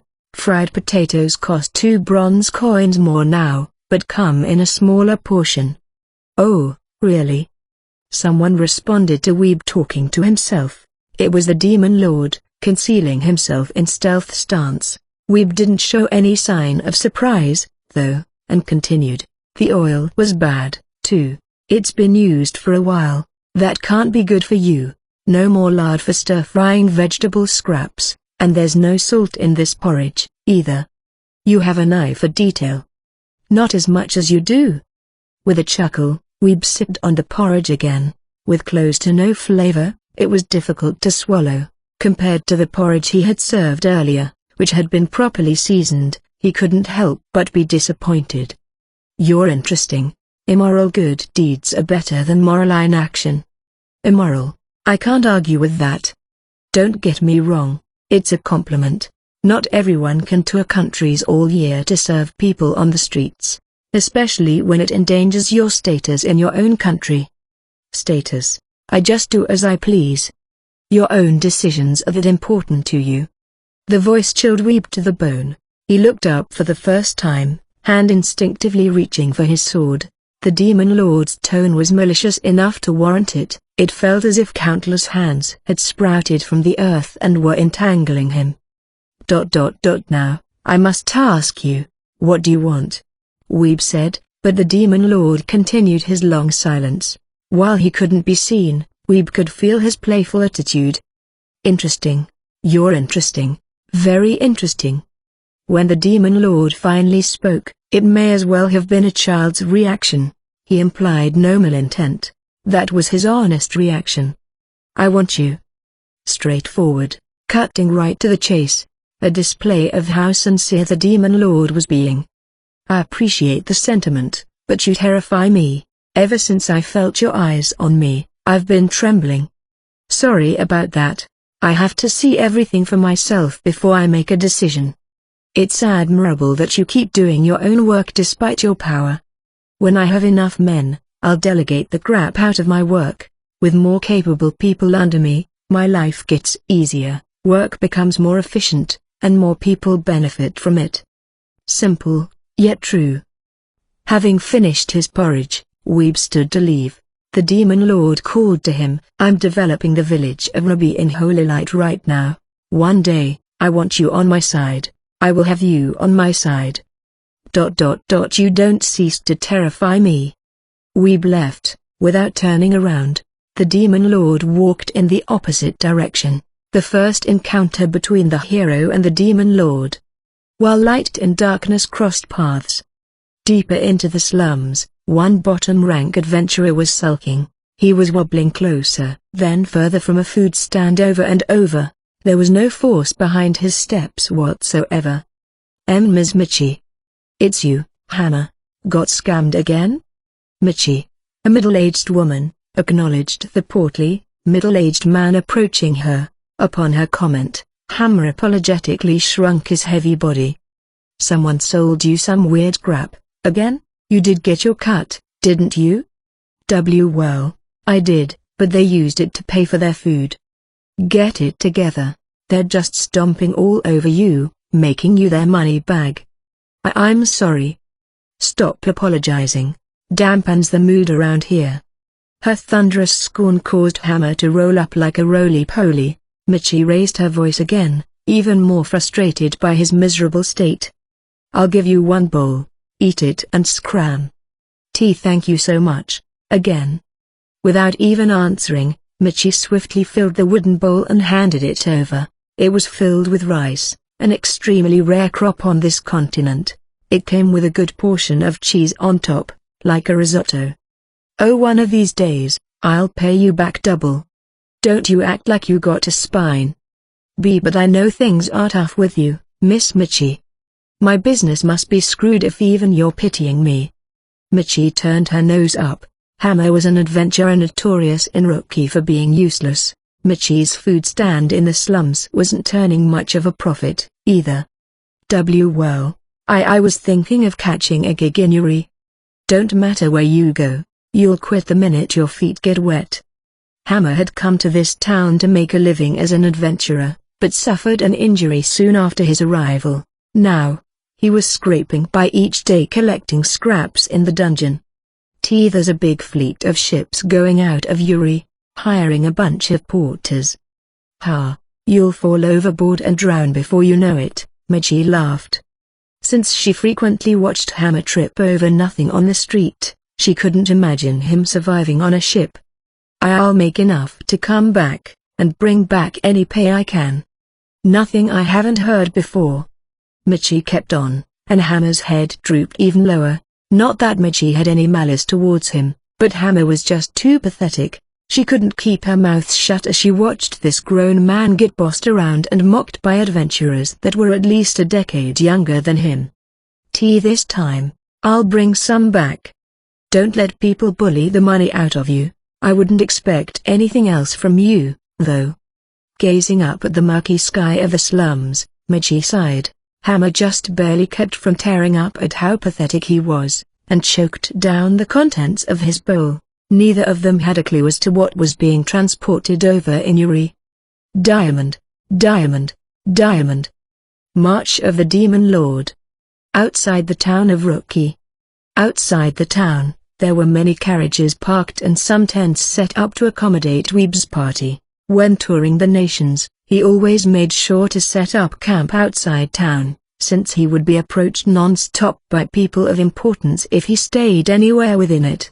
Some only wanted to thank him, while others tried to piggyback off of his success, use him for their own benefit, or even headhunt him for their own country. Those offers contributed to his worsening reputation in his home country. So, now, even in scorching heat or frigid blizzard, Weeb had taken it upon himself to stay outside of any town he visited. There were few knights that accompanied him. Any knight found to be traveling with Weeb would catch heat with the higher-ups of the Tsardom and be knocked off their career ladder.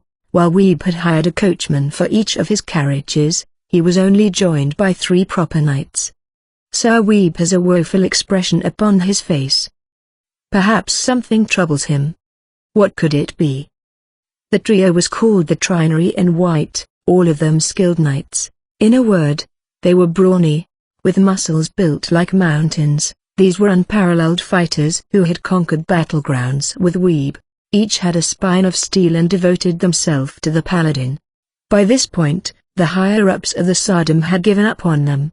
While the Tsardom only saw them as a band of troublemakers, they had to keep some sort of tether on them to keep them from serving another country and causing even more damage to the Tsardom.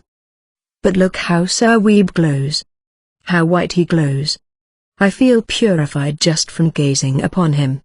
Just as the knights described, Weeb was enveloped in a white light. It was no hallucination, but caused by the box on his back. It contained a weapon more powerful than any legendary, causing the box to constantly emit the whitening spell. No matter how rough or dirty the battle, Weeb's body would always remain spotless. The untainted paladin, Weeb had been sitting on a rock by the bonfire, but finally spoke up. Do any of you know of the village of Ruby? Of course we do, Kaur, leader of the trio, answered. The other 2 were Ultima and Mushroom, by the way.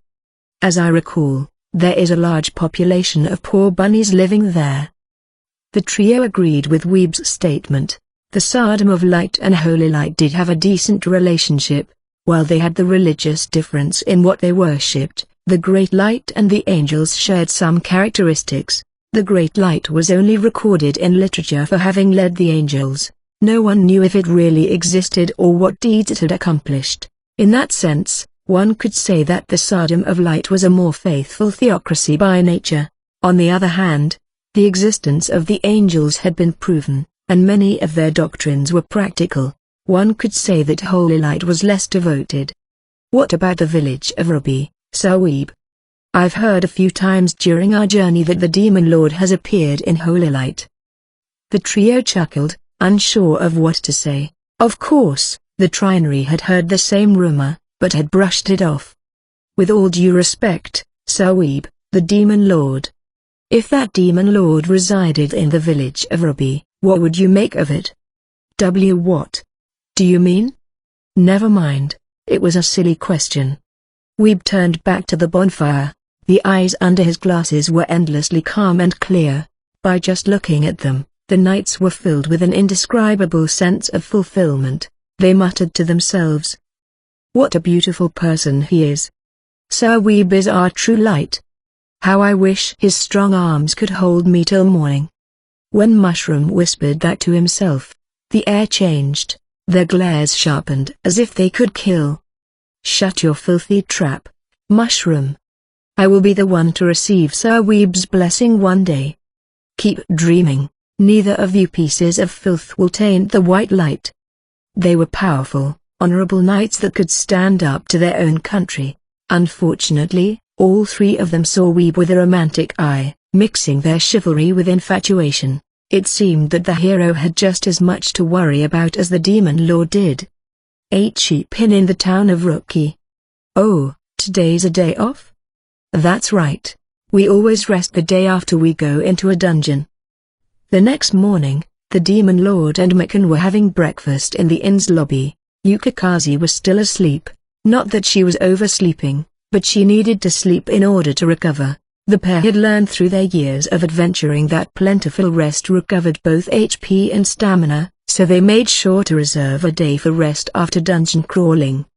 Good call, the demon lord nodded, sipping on his cup of bitter coffee. In baseball, for example, the starting pitcher would never pitch the very next day. He wouldn't perform as well, and that could lead to injury.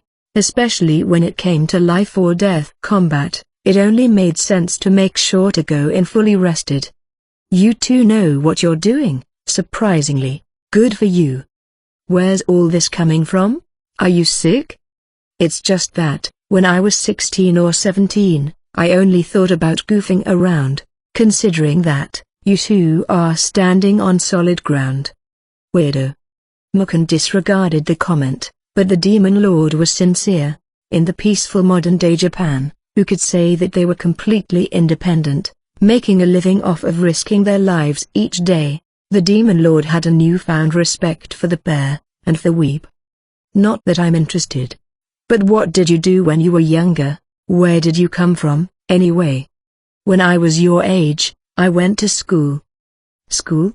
Like where you trained to be an adventurer? I guess it's a place for learning basic academics. Actually, by interacting with a variety of people, perhaps it was a place to learn human relationships, or human society as a whole on some small scale. The demon lord's explanation surely wasn't very clear for Mikan. It would be difficult to accurately describe a school to someone who'd never seen one, but Mikan did listen with decent curiosity, her ruby red eyes staring at the demon lord. You're technically a human, then? Jury's still out, though. We'll see. I may not be the one to decide that. Huh? I'm headed out for a bit. Since it's your day off, why don't you play with this? The demon lord produced a pop-up pirate from the pitch-black void and handed it to Mikan. What's with the tiny barrel? Wait, how were you carrying this? Take turns stabbing the barrel with the little swords. First one to make the pirate pop out loses. When Yukikaze gets up, you should give it a try with some sort of wager. With that, the demon lord left the inn. Left behind, Mikan inspected each part of the barrel, confused. Now let's farm some SP with those monsters. Using quick travel, the demon lord jumped to the 7th level of the Bastille dungeon they had explored the day before. He didn't need to pay admission to get in this way. Bastille dungeon, level 7. Just like the day before, it was a dark cave. With light-imbued spell stones implemented on the walls here and there, it was decently illuminated. Noticing the demon lord, the monsters began to swarm. I wonder what their levels are. He launched a big kick against a charging raging chicken. The chunky bird was blown away, crashing into the wall. The demon lord checked the admin screen to see that his SP had increased from 29 to 33. That one was level 4. In the game, a successful first attack added a bonus of 1 SP. Beyond that, players would earn the SP equivalent to the level difference between them and their enemy. The SP system was a little more complicated when it came to retaliating attacks, but the demon lord didn't expect to not make the first move against any monster here. I'm glad my level's low, the demon lord mumbled to himself. All of the advisors in the Sleepless Castle were at level 1, 2. Because of their powerful stats and skill set, the EXP requirement to level them up was set astronomically high. There were a few more reasons why this was the case, but in the game, a higher level didn't necessarily guarantee an advantage. Akira Ono had disliked drudging through games by power leveling. In his world, players had to fight smart or die. Let the farming begin. The demon lord carried on through the dark cave. The monsters here were all unintelligent, guaranteed to attack the demon lord without sensing his overwhelming upper hand. They were merely sacrificial lambs for his growth. Diamond, diamond, diamond. The ruthless march. Like strolling through an empty field. The demon lord muttered to himself. He wasn't particularly cheerful about it. In fact, he seemed rather disappointed. This dungeon was for beginners to take on, after all. There were no signs of dangerous monsters until deep down, with his demon lordly powers and all, he couldn't expect any worthy opponents here. You again? Can't get enough, huh? A tin man stood before the demon lord. Peeling off its metal coating could earn any adventurer a pretty penny, but this was an enemy most rookies would struggle to take down. However, before the demon lord, this monster was no more than a tin can.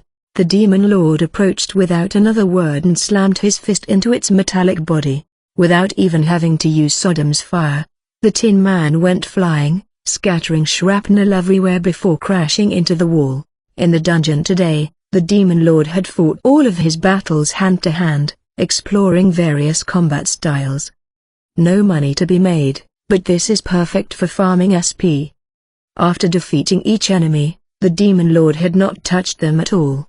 He had no technique nor inkling for taking apart or processing these monsters. The evil demon lord had a fountain of gold, after all. No need to scrape for pennies by dismantling these dungeon creatures. Defeating one monster after another, the demon lord kept going down. When he finally reached level 10, something changed. One more idiot crawling on his own. Today's a lucky day. A pair of rough-looking adventurers appeared, flashing their knives. Their looks alone gave off a dangerous vibe.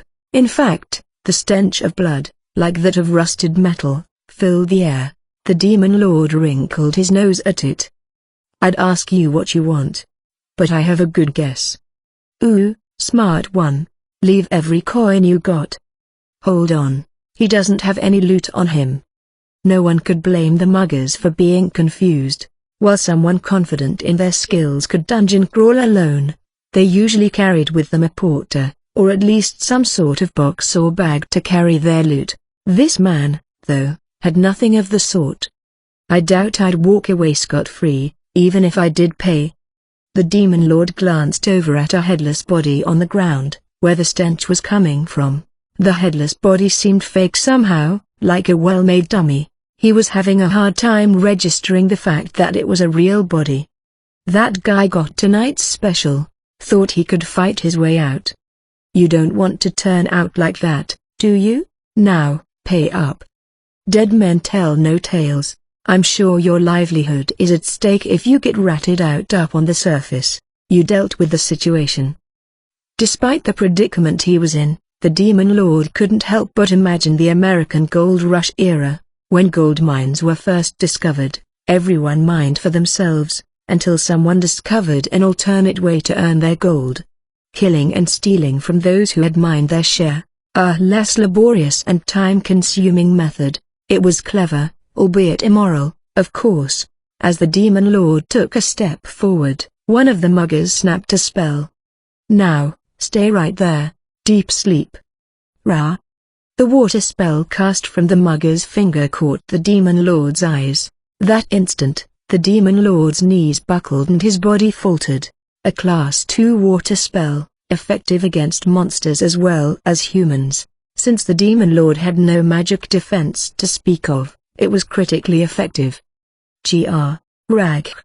Then, a dark and sinister fog rose out of the finger on his right hand, enveloping his entire body in darkness in the blink of an eye. Like the flick of a switch, something changed, completely. Who appeared there was Hakuto Kunai himself, the rightful owner of the demon lord's body. Kunai took hold of Sodom's fire and stabbed it into his own thigh, with the intention of overriding the drowsiness with intense pain. While it made sense in theory, acting upon it was another matter entirely. It wasn't in the realm of an ordinary human's thought process to make the snap decision to stab himself. As he rose to his feet, hatred overflowed from him, enough to vibrate the air. In his eyes, a crimson light gleamed, reminiscent of a roaring flame, leaving a trail of crimson light. Kunai closed the distance in an instant, grabbing hold of the mugger who cast the spell by the face. Lifting the man with his right hand alone, Kunai began crushing the man's head. "Peasant, what did you do? My face? Have you not enough intelligence to understand my question?" Kunai increased the pressure. With a sound that seemed too bizarre to come from a human body, the mugger's face became disfigured down to the bone, as if his head was a ball of putty. Kunai's almost elegant fingers tore through the mugger's skin, muscle, and skull. Magic. Water. Speg. Without a word, Kunai swung his arm, smashing the mugger against the wall. He splattered with a strange crunch and painted his surroundings with his blood. The mugger, now lifelessly strewn about on the floor, seemed more like a dummy than anything. Magic. This is an annoying world. Help. The other mugger was flat on his ass, trying to crawl away backwards. Soon, his back hit a wall, leaving him with nowhere to run. Kunai turned to the surviving mugger and approached him step by step. Kunai's expression was that of someone observing a strange creature, or studying the behavior of an insect. "I will. Never. I'll give you my money. All of it." Peasants always repeat the same mistakes. "What?" A small ray of hope illuminated the mugger's expression. Kunai's tone was terribly calm, without a hint of an intention to kill him. The mugger thought that perhaps the man wanted something else from it, whether it be information or something monetary. The correct answer, however, was neither. When you beg for your life, make sure your opponent has any capacity for mercy.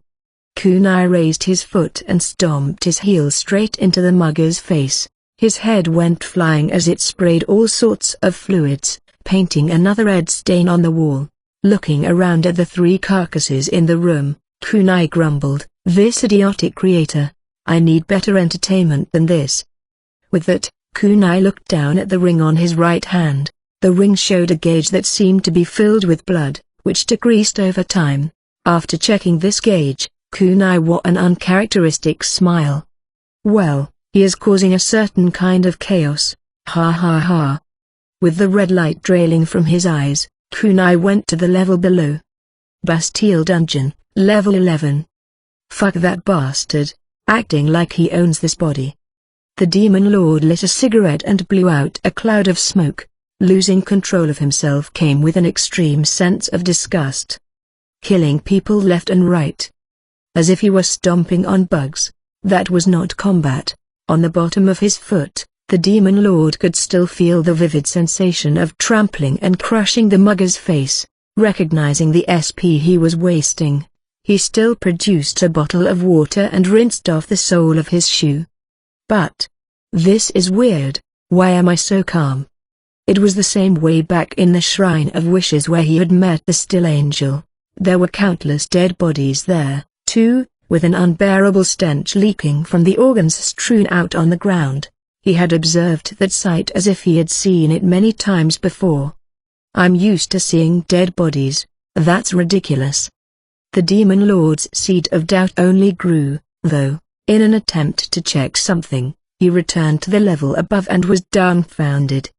The bodies are gone.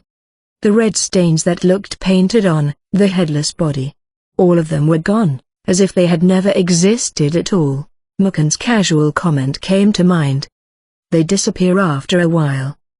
He remembered that dead monsters disappeared after a period of time. However, he didn't pick up on any implication that this would be the same with humans. At the same time, his clothes with infinite durability began repairing themselves, reversing the hole in his thigh like nothing ever happened, like it was all just a dream. Freaking creepy? A vision came to him in a powerful flash. In an instant, he was standing in the middle of Shibuya, as he remembered it to be, with bustling crosswalks, and skyscrapers that epitomized the pinnacle of human evolution. Then, his vision gradually lost color as the skyscrapers came crumbling down. Before he knew it, countless cracks ran through the asphalt, as thousands of people fell to the ground. Rotten corpses walked around him and pitch-black crow-like birds flew above him. What the hell? The demon lord shook his head as if to shake off the terrible sight and lit a cigarette, shaking. As he inhaled the stamina-healing smoke, his head gradually cleared up. This thing. The demon lord looked down at the accursed ring. When his body was taken control of by kunai, he felt a powerful source of willpower from the ring, as well as the effects of it. The ring wants me to bring chaos and destruction to this world. Do that, and my wish comes true.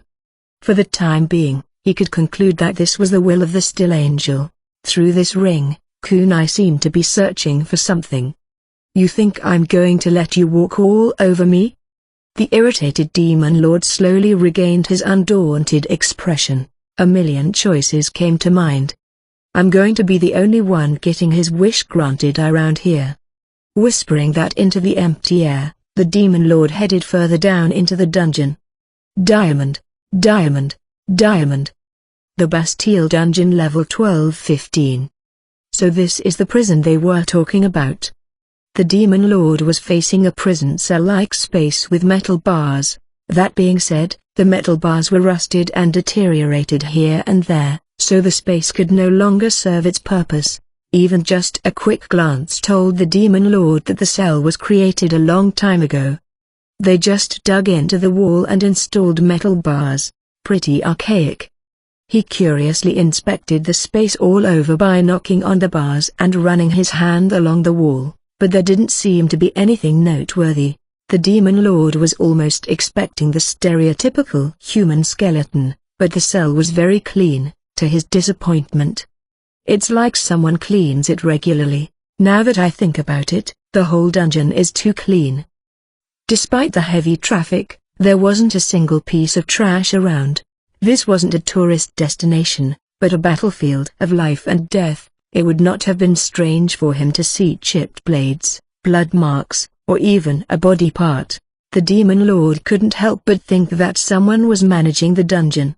Like a high-end apartment complex, someone had to do upkeep to keep it this neat. If so, who's doing the job?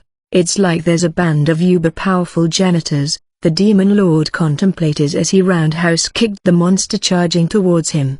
The monster crashed through the metal bars behind him to neatly end up in the cell. As far as he could tell, the bars were ordinary metal, nothing special about them. This was a prison back in the day, no doubt about that, and there's someone still keeping up the place. At this point, the demon lord cracked a joyful grin. His curiosity was definitely piqued. Yukikaze had told him that the dungeon went down 20 levels, but that there was nothing special down there, just a dead end, and no one of this world questioned it. This was just another office for the adventurers, after all, not somewhere they would be seeking to fulfill their curiosity. It was a more grounded place that decided whether or not they could put food on the table. No one else here had the luxury of dungeon crawling for a hobby. Now I have to know more about the groundskeeper. The demon lord took the stairs further down. There were almost no adventurers who came down this far, preserving the silence around him. As the demon lord advanced to level 15, demolishing monsters all the while, his sharp glance spotted something dimly illuminated, a small wooden box. Inside was something the demon lord had seen before, but it was too bizarre to be in this world. You're kidding me, is this a gun? The demon lord stared as if to burn a hole into the gun-like object in the box. Then he poked it with his finger. He was acting like a teenage girl scared of something she had never seen before. He would have blushed in embarrassment if anyone had seen him. I better have Tahara take a look at this. When it came to guns, Tahara could do no wrong. With that in mind, the demon lord stowed the gun, still in the box, away in his item folder. Tahara was already handling everything back in the village. But he was just the best man for the job. The demon lord, on the other hand, was at his best in ruling, combat, and scheming. I guess I'll head back to the inn for now.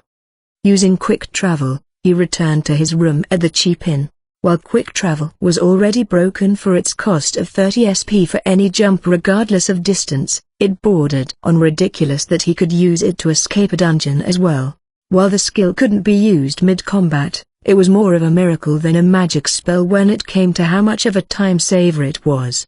When the Demon Lord returned to his room, and hung up his pitch-black trench coat, he noticed a strange lump in his bed. He peeled back the comforter to find Yukikaze fast asleep in her cute pajamas. For a few moments, the Demon Lord's thoughts and body froze. "Why are you in my room?"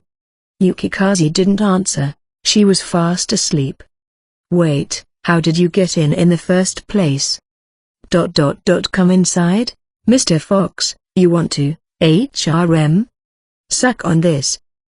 He threw a piece of candy into Yukikaze's mouth as she woke, reacting to a particular keyword. It was an art form at this point. Rolling the candy in her mouth, Yukikaze gently sighed. I bribed the innkeeper to open the door with the master key. Her confession, though, was less gentle than the Demon Lord had expected. He covered his head with his hands, trying to push back down the encroaching migraine.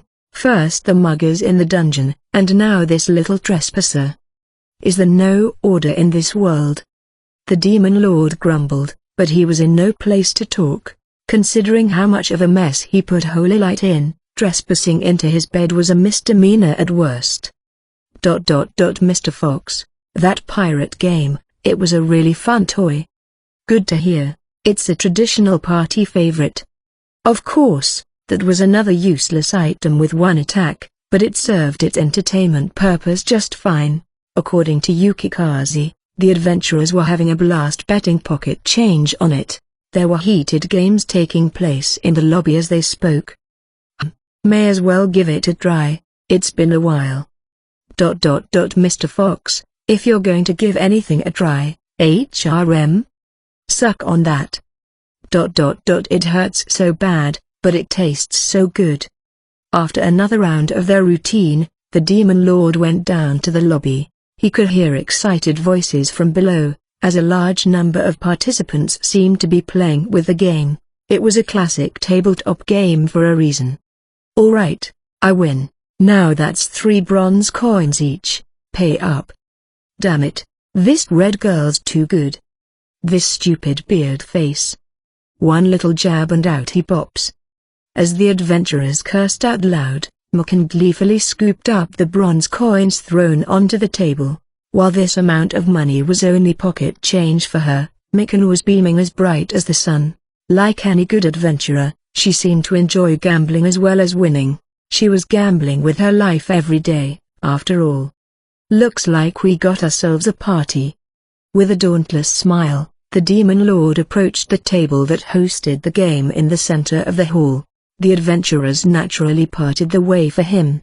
Mukan alone awaited the Demon Lord with her arms crossed.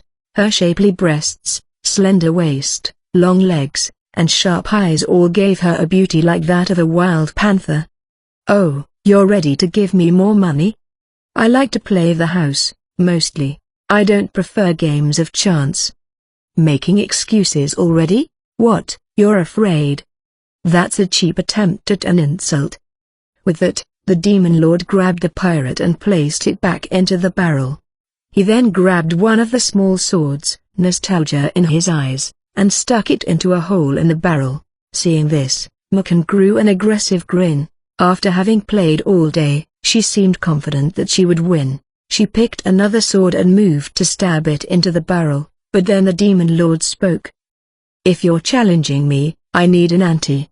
"How much?" "Oh, here's the change from yesterday first." Mukan tossed a leather bag. She didn't end up using up the gold medallion. She had only used 2 silver coins, leaving about $20,000 worth of coins in the bag. The Demon Lord took it and let the contents rain down onto the table. Those are gold coins. Look at all that silver, they're so bright." The adventurers in the lobby were all rookies staying at this cheap inn. The silver and gold on the table shone much too bright for them. Even Mukan, a B-rank adventurer with a record of making 880 gold coins in a month, couldn't help but swallow her breath at this small fortune. What do you think you're doing? If you best me, all of this is yours. If you lose, though. If I lose. Everyone's eyes turned to the Demon Lord. None of them were going to miss a single word he said or a single move he made. After a generous pause, he declared ceremoniously, "Let's see, you can be my obedient pet for a day." "What? Would you prefer cat or dog? A rabbit would be fine, too. Of course, you'll have to end each sentence with meow, ruff, or hippity hoppity." "I'd rather die." Mukun screamed with a betrayed face and stuck a sword in the barrel. Without hesitation, the Demon Lord followed suit. After a few back and forths, Mukun began to spend more time thinking before each move. On the other hand, the Demon Lord still did not hesitate, as if his glare pierced through everything. "What's the matter? Frozen with fear, little tangerine? Shut up." As Mukun grew more irritated, the adventurers around them either gasped or fell silent each time a sword was stuck into the barrel. On the table before them was a pile of coins that amounted to more money than any of them had ever dreamed of earning at one time. Here. As Mukun struck the barrel with razor-shaped determination, the pirate went soaring up in the air.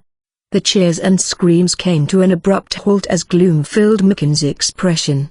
As more voices and cheers refilled the lobby, the Demon Lord smiled elegantly. In war, more often than not, the victor is already decided before the first battle begins. With this grandiose line, Mukun couldn't help but collapse onto the table. In fact, the fate of this battle was already set before it began. The hole that popped the pirate was determined by how the pirate was twisted into the barrel. Mukun and the other adventurers had never noticed this mechanism, as they weren't paying attention while they reset the game. "Tonight's a party. I'll take one for the team to keep it going." The Demon Lord shoved the coins from the table into the leather bag and tossed it to the innkeeper. "Go buy some booze, food, fruits, whatever you can think of. Make sure you use it all up." "Use, all of this, sir?" "Every last coin. Also, don't let anyone into my room again." "Yes, sir." Jittering like a grasshopper, the innkeeper bounced out into the street, and cheers erupted in the lobby of this cheap inn once again. For the rookies, who always made do with the gnarly products of the food stands on the street, this was quite the VIP treatment. Perhaps the Demon Lord tried to copy the Paladin in an attempt to garner a positive reputation. Or perhaps he had just enjoyed a round of the nostalgic party game. As he watched the adventurers in Jubilee, he recalled a line he had spat out before which didn't mean anything to him then. "Going in a separate path, as the Empire, huh?" He had only said it as a desperate justification to his advisors.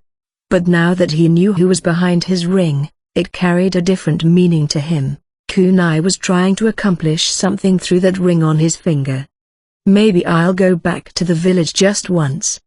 There was still a mountain of things to do and think about, like the gun-like object he obtained, what to do with Donia or Zenobia, or even just the progress of construction in the village. The Demon Lord nearly began a communication with Tahara, but reconsidered who to dial. A particular girl's face came to his mind. "Aku, where are you now?" "Master Demon Lord, I was just helping with fieldwork." "All right. I'll be back at the village shortly." "Really? I'll be right there to welcome you back." After closing the communication, the Demon Lord turned to Mukun, still sulking into the table. "Mukun, I'm headed out for a bit. I'll be back by morning. You should start practicing your tail wagging now. Then stay out."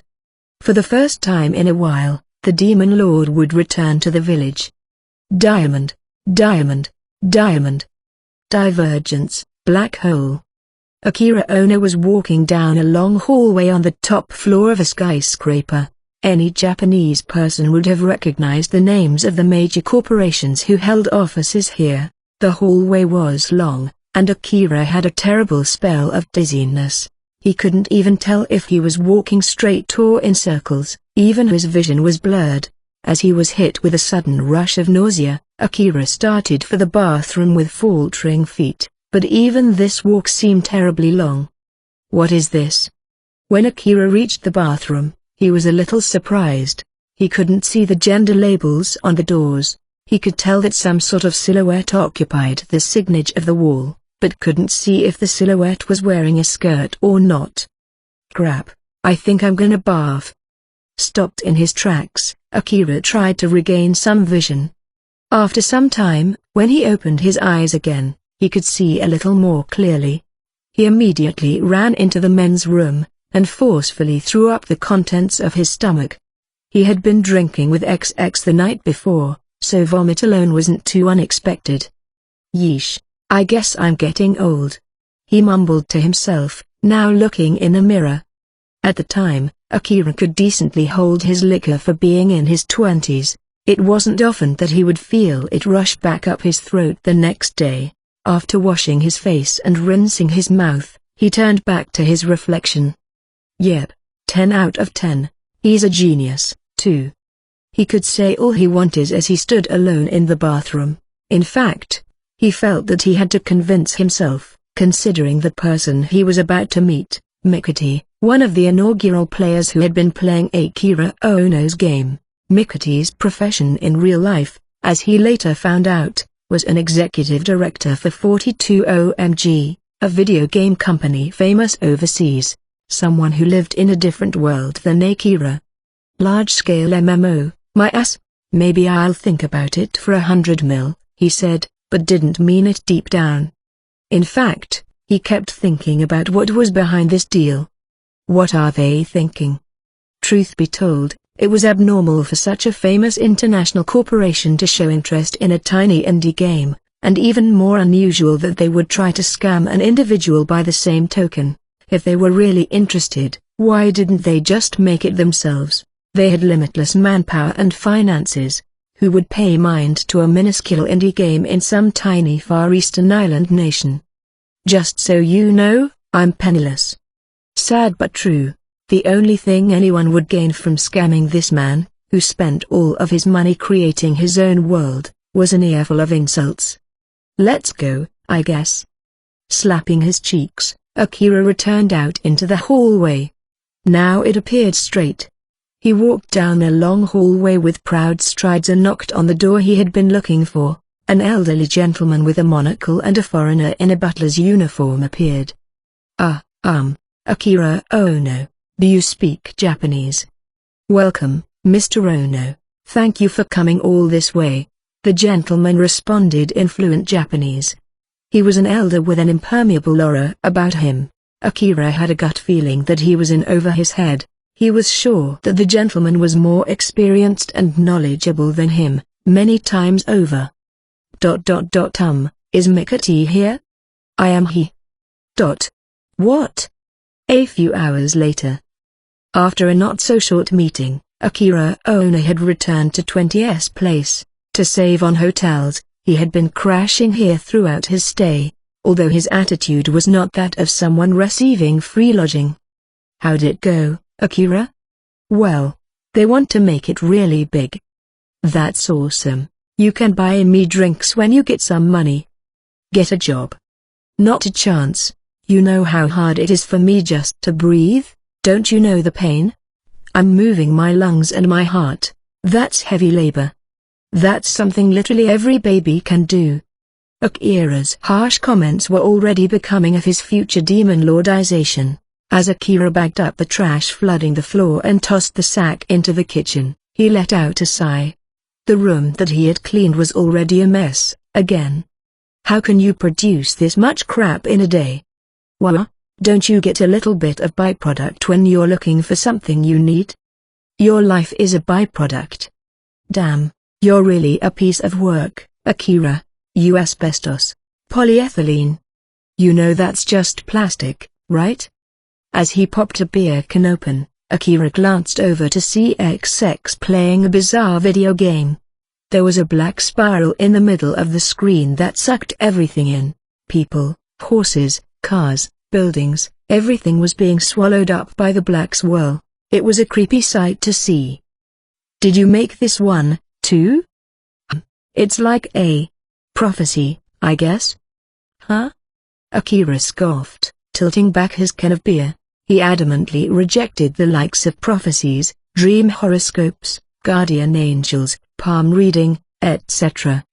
He believed that his life was his to pioneer, and didn't need to believe in any of that. That's dumb. You make decisions to create your own future. If some wrinkles in one's hand determined that person's life, there would be no point in talent, hard work, or even luck. That seemed ridiculous to him. Surely, there must have been a few people out there like Akira, who had never experienced failure. They were confident that anything could be conquered with their own hard work and talent. You aren't a part of the herd, Akira, but I don't think you could take on the big spiral. What big spiral? It's right around the corner, the black hole. What are you going on about? The usual dabbling in the occult, Akira thought. XX loved the thoughts of spirits and supernatural events, claiming that there was the ghost of a suicide victim haunting this very room. Where is that suicidal ghost, anyway? Never seen it. I think he's out. He's scared of you, I think. What did I ever do to him? He's a middle-aged gay guy, but you're not his type, I don't think. A middle-aged gay guy? Despite Akira's overblown reaction, XX only laughed. Even as they talked, the screen displayed rapid movement as trees, children, cars, and even test tubes were swallowed up by the black swirl. The swirl grew bigger by the second. What does this swirl want? I don't really know. And no ending for this one, either. Nah. It's been sucking up a lot, so I think it'll blow up in the end. So you're just going to blow it up to wrap it up. The pair burst out laughing, and toasted with their cans of beer. In the future, 20's prophecy came to life with eerie poignancy. The year was 2004, when a monster was born, ready to swallow up the entirety of Japan's internet culture.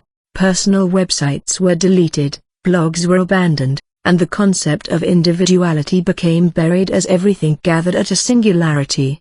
Perhaps that was the black hole XX was talking about. Ugh, I wish a warhead would drop on Harajuku, or something. Get a job so you can buy a warhead. Or that Tokyo Tower would come falling down. Get a job so you can buy a saw. You wanna cut it down? Make it come crashing down? 1.1.0.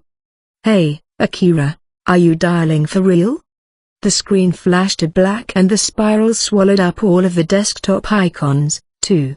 Once there was nothing more to swallow, or when it was bored, a forced reset, everything would line up at the same line.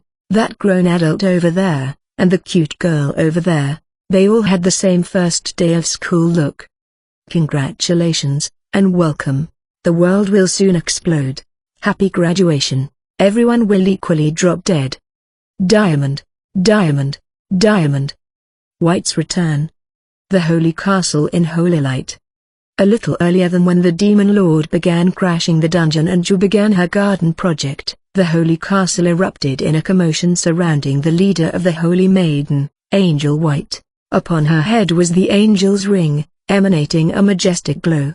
She had no way of keeping this quiet. For the people of Holy Light, that's how much an angel meant to them. When White appeared before the Holy Castle's front gate, the guard's jaw dropped to the ground before he dove down onto his knees. He couldn't even keep his eyes up before the divine glow of the ring. The commotion spread fast, as people came pouring out of the castle and crowded around White. Each of them exclaimed something or another, and some fell to their knees and put their hands together to worship White. With the glow of the halo illuminating White's features, she looked like an angel who had come down to earth. Lady White. She's an angel. Lady White became an angel. Look at that divine glow. My eyes. My eyes. Lady White, it's me, marry me. With a gentle smile, White walked through the roaring cheers into the Holy Castle, waving to the people. Everyone, man or woman, lost themselves before her divine beauty. Her external allure was undoubtedly enhanced by her exuding confidence. The halo atop her head was directly given to her by an elevated existence. With that in mind, White was as confident as could be. Moreover, she had received reassurance, too. He said that it suits me well. White closed her eyes and recalled the event. In her eyes, the Demon Lord was a legendary rebel, fighting against the Great Light with black wings on his back.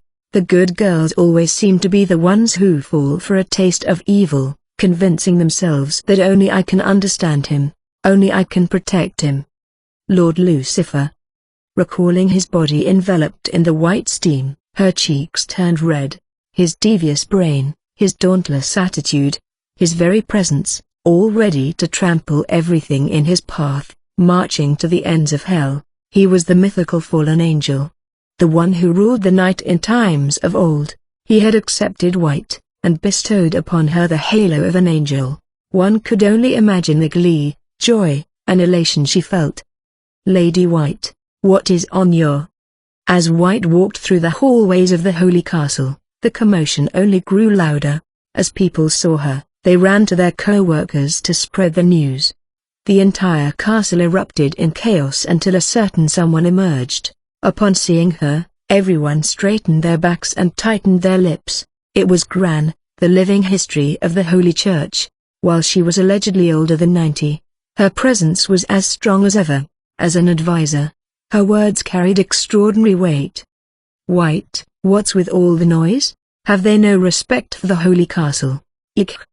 Upon seeing the angel's ring glow above White's head, even Gran faltered at its sacred glow, falling to the ground. White rushed to help her up, but Gran's words failed her.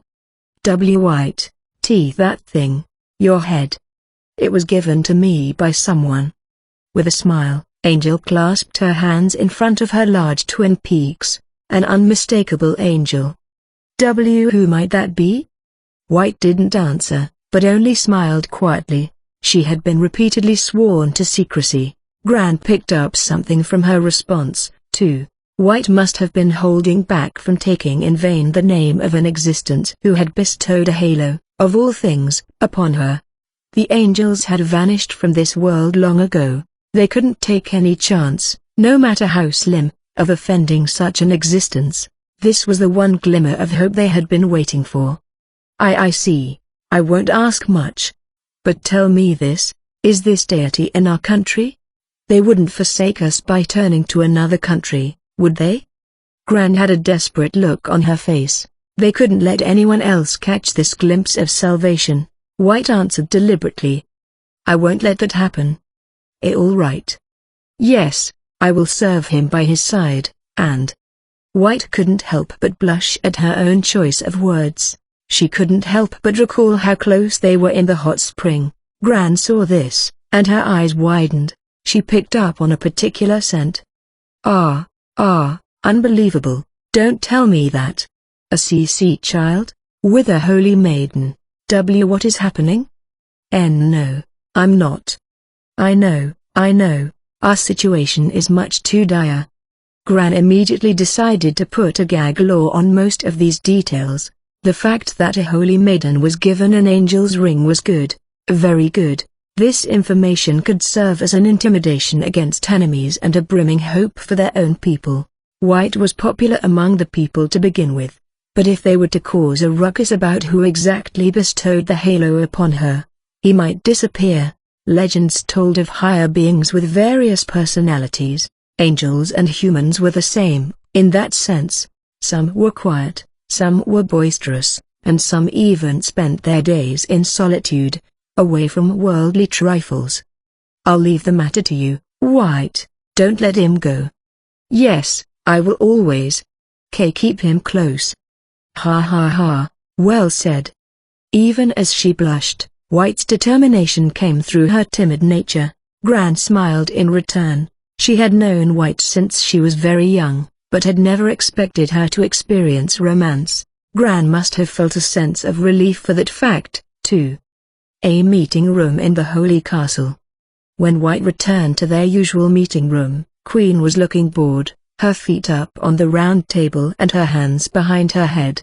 When she saw the glowing ring above White's head, she and her chair tumbled to the floor with a loud crash. Sis, what the fuck is that? Above your head?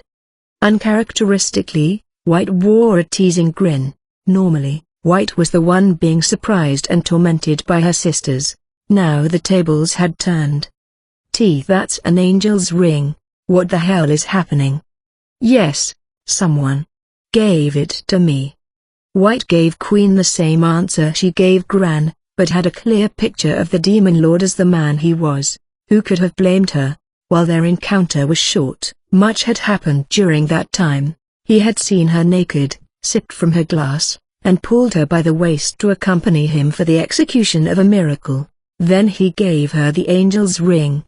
He smiled, and said, "It suits you well." Finally, he promised they would meet again. Every time White recalled the encounter in her mind, she felt a warmth kindle in her chest. While it was short, every event was a shock, full of mysterious danger. Her heart pounded faster with every reminiscence. Queen picked up on something. "What's going on? Why do you look like such a woman, sis?" Like a woman? I don't give a shit about the angel's ring anymore. Who is it? I can smell the guy on you from a mile away, now. Why should I tell you? White misspoke in her sister's presence. Now she had admitted that there was a man behind it. Whoa, you, of all people, does he have a holy sword, or something? Or is he like a dragon? That's who you're into. I feel grateful for him, but Huh? You got a problem with Sir Zero? I won't take that shit, even from you, sis. I don't have a problem with him, I just prefer, a distinguished, mature. You fucking moron, don't get it? Sir Zero's innocent smile, his power, his gestures, his clothes, don't you get how cool he is? He's undefeated. Undefeated. You undefeated? So what? He performed a mere, and never mind. White nearly spoke of the miracle in the heat of the moment, and caught herself. Even to Queen, she wouldn't dare speak of it lightly. In any case, I have to meet him. If he can take my punches, he'll have my approval. And why exactly would I need that? Huh? I just don't like this guy. Let me beat him up. Beat? You know you're a holy maiden, don't you? Who gives a shit? I do. As the pair of sisters continued their screaming match, the sun set on the holy castle. However, White had no time to rest. In order to find a deeper meaning behind it all, she had requested the presence of someone. Considering the busy schedules on both sides, it did take a while to make the meeting happen, but it was finally scheduled. She had contacted Madame Butterfly, the woman who continued to affect Holy Light in a major way without the aid of any organization. Diamond, Diamond, Diamond. The meeting of the White Butterfly. A carriage arrived in front of the holy castle, commencing a tense day for all. The carriage was adorned with crests and banners, unmistakable by anyone in Holy Light. It was an elegant crest of a butterfly spreading its wings. Any noble would have watched themselves in the presence of this crest. The madam exited the carriage, wearing a deep blue dress with a beautiful butterfly pattern. The guard straightened his back with a nervous expression and greeted her as loud as he could. "Oh, you have a lot of energy, don't you?" The madam brushed the guard's cheek and slyly put a silver coin into his pocket. The guard was startled by it, but couldn't disrespect the high noblewoman by refusing. Instead, he straightened his back even more to show his gratitude. While nobles were usually disliked by the commoners, the butterflies were less so. It wasn't that the madam in particular had influence over everyone in the country, but more because of monetary reasons. From the mines that the butterflies owned, they produced good quality spell stones well suited for earth spells. For the mostly dry Holy Light, those were an important resource. For generations now, the butterflies had never overpriced these spell stones, but rather flooded the market with them. The people recognized this, and held the madam in a slightly better light than most nobles. The butterflies knew that if they were to overprice the spell stones, the land would worsen, and end up biting them later. Their policy wasn't for compassion or mercy, but self-preservation. "I can't remember the last time I was here."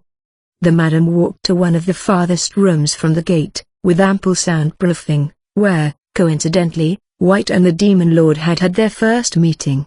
As the madam sat down, she was immediately served tea and cookies, baked mixture of flour and water. Without hesitating, she took them with an elegant gesture. It was a tense moment for those in the room. While the madam wasn't a food critic per se, she had a perceptive tongue. Coupled with her blunt remarks, a negative reaction from her could spell doom for any restaurant or chef. Ordinarily in noble society, one would compliment any food prepared by a notable restaurant or chef, regardless of its quality. If one were to criticize them, they would simply be laughed at for being a brute, ignorant of those things. However, the madam did not follow this unwritten rule. As long as the food was good, she would eat it, even if it was prepared by a nameless sous chef. When someone of her status judged things by their content and not their reputation, those around her were thrown for a loop. She was unyielding in her thoughts and her desires. By living that way, she had many enemies and allies along the way. Ordinary. The madam did not make a single remark for the tea, the most important part of the snack, nor the unusual cookie, filling the room with both relief and disappointment. She wouldn't sacrifice etiquette to comment on something that wasn't noteworthy, for better or worse.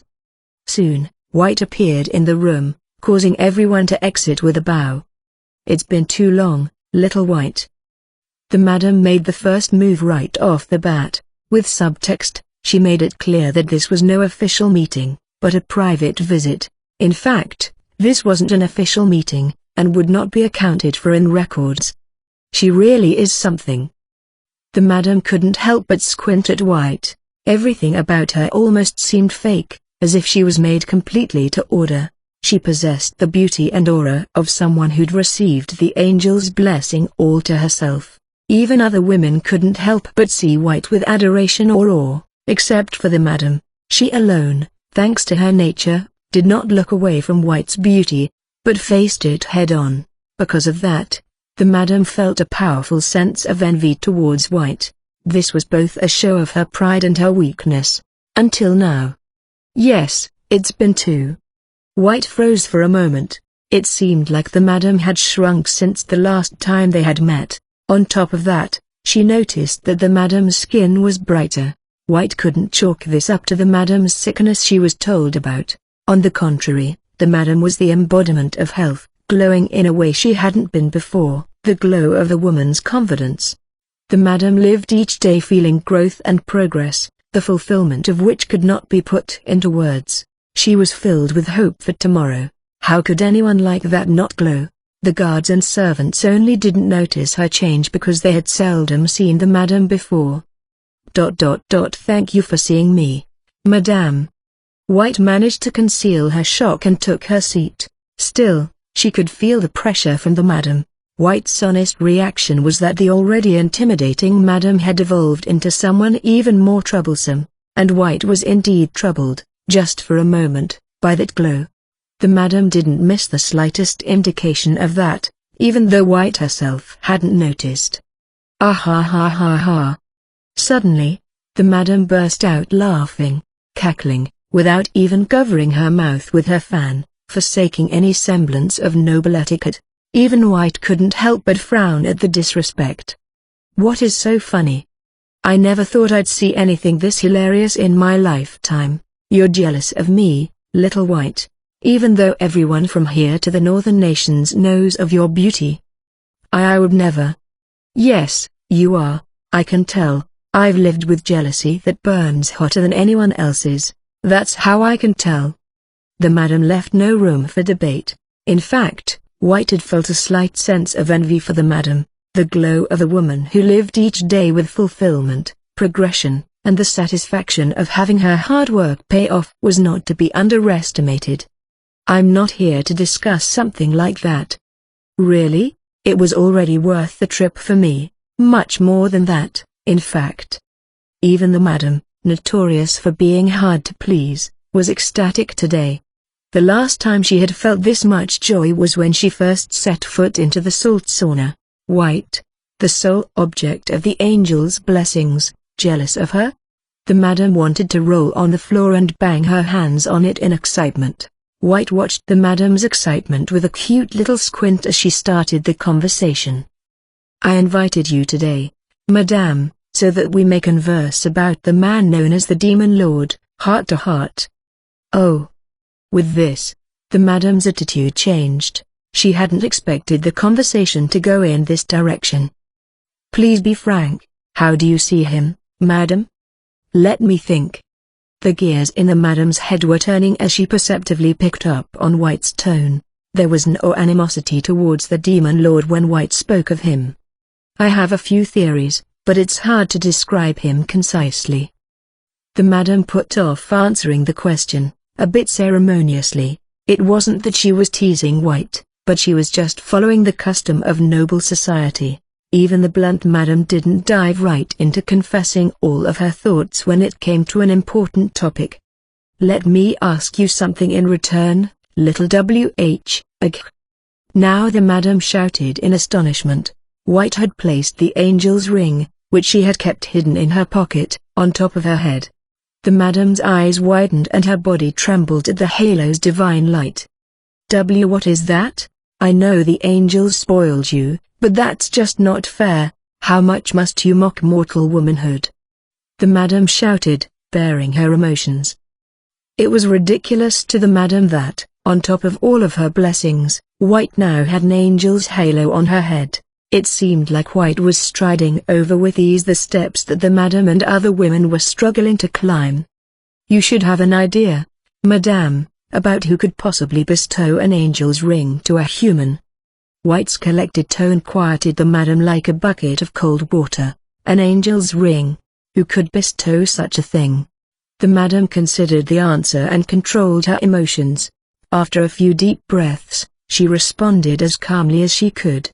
Yes, I have an idea. I'm sure of it now, in fact. I see. Perhaps you and I have drawn similar conclusions, madame. With that, a prolonged silence filled the room. If that conclusion was to be made the official opinion of Holy Light, that would cause quite the commotion. It was chilling to imagine how, not only the people of Holy Light, but the Sodom of Light would react. That was a nation that worshipped the Great Light. Naturally, it would become a national mission for them to hunt down a rebel against their deity. War, the madam uttered, matter-of-factly. That must be avoided. We have a long-lasting relationship with the Sodom of Light. Sooner or later, it's going to happen. It might become a huge war that involves the northern nations, too. Whose side will you take when that happens, little White? That's not a fair question, madame. That's why we have diplomacy, to prevent such things. That's the sane reaction. But there is no way that the Sodom will let their most wanted enemy slide with diplomacy. Worse yet, I can't imagine him backing down from a fight. I think the entire Sodom would turn to dust. While the madam dropped a scary image here, the Demon Lord himself would have been dumbfounded if he had heard. What do you think I am, some space Caillou? He might have asked. I agree, that's why we must avoid that scenario. Even White seemed worried about the fate of the Sodom. The Demon Lord, of course, would have completely disagreed. I see, little White. You don't want his existence coming to light. Not at this time, at least. I'm not going to disagree with that, but it's up to him at the end of the day. There's a very scary man working for him, you know. I don't know anything about war, but I have a feeling that all he'll have to do to finish an international conflict is send his henchmen out with a nod. This was accurate, at least. Tahara could easily gun down every last important figure in the Sodom with his sniper rifle, rendering the country powerless. What you could do in his stead was more terrifying. She could turn the country into a lifeless wasteland, or maybe a field of flowers. In either case, the Sodom would become a hellscape of human experimentation. While White and the madam didn't know exactly what the advisors were capable of, the madam had perceptively picked up on a glimpse of it, and White considered anything to be possible by the hands of the Demon Lord who had performed the same miracle as the Ember Angel. You want to keep it quiet for their sake, then? I don't think the Sodom will reciprocate your kindness. Still, I want to do everything I can. I suppose you're right. Unless he tells me to, I'm not about to blab about him. I will always respect and obey his wishes, the madam declared with no ambiguity. Against White, the leader of the Holy Maidens, this was filled with intent to rebel. She had just brazenly promised to follow the will of an individual over that of Holy Light's national policy. I can't blame you. White didn't show any anger towards the declaration, but quietly closed her eyes. What law could stand a chance against that man? White herself no longer considered the demon lord evil, anyway. The Holy Church has already reached the consensus to keep it quiet and not ask too many questions. I just wanted you to know our intentions, Madame. In fact, the Holy Church didn't even imagine that the demon lord was the one who bestowed the angel's ring to White. They were sure to only tell anyone, in and out of the church, of the fact that a holy maiden was given an angel's halo as it suited their agenda. And I have certainly heard them. The madam stood without responding in one direction or another. She was demonstrating that the will of the demon lord dictated her choices, one way or the other. There was no point in further debate. By the way, they spoke in unison. It was an uncomfortable overlap. Please, Madame. No, you first, little White. They silently stared at each other. White wanted to ask how the madam lost so much weight in such a short time, and how her skin was brighter and healthier than before. On the other hand, the madam wanted to ask how one could be given an angel's ring from the demon lord. If she could have a beautiful ring like that, she would have given up all of her mines. Still, neither of them could ask it out loud. They both felt like they would lose if they spoke first. Never mind, Madame. Please be careful on your way home. I will. I think I lost my train of thought, too. With them sharing a stiff laugh, the meeting concluded. While the meeting didn't generate any results that brought about national change, it was a significant step in the right direction that these two were able to discuss their positions and opinions. At the very least, they were able to take away that they wouldn't become enemies to one another anytime soon. Diamond. Diamond. The Demon Lord's return. Upon his return, the Demon Lord was amazed at how energized Ruby had become. There were many people running back and forth in the streets carrying soil or lumber. Some could be seen smashing the sand snail shells he had obtained in the dungeon, mixing the shards into the soils. It's really coming together. While the speed of construction in modern-day Japan was impressive of its own right, magic allowed construction even in this less developed world to happen at least as fast. An experienced spellcaster would accomplish as much as a piece of heavy machinery. Welcome back, Master Demon Lord. Aku, how have you been? Aku ran to him, and the Demon Lord picked her up and pulled her close to him. Aku then happily rubbed her cheeks against his, like a cat marking her territory. A lot has changed around here. Yes, it has. You really are amazing, Master Demon Lord. I didn't do anything, the Demon Lord chuckled. He had only given an outline to Tahara, to whom he left the entirety of the project. You was the one running the hospital with her talent, and the Demon Lord had this feeling that his advisors should have been the ones praised, not him. Of course, he was undervaluing himself. Without him, his two advisors would have never even appeared in this world, never leading to the development of the village. The Demon Lord was the one who came up with the money to hire all of the extra people, too. I was in a hurry, so I didn't bring you anything. I'll get you something good next time. All I want is for you to come home safe. Aku's red eye stared directly into the Demon Lord's face. Her green eye, shaded by her long bangs, shimmered in the light. The Demon Lord saw something mystical in Aku's mismatched eyes and enjoyed looking at them. With his hand, he brushed Aku's bangs aside. Master Demon Lord. Yep, your eyes are still beautiful. I don't really like my eyes.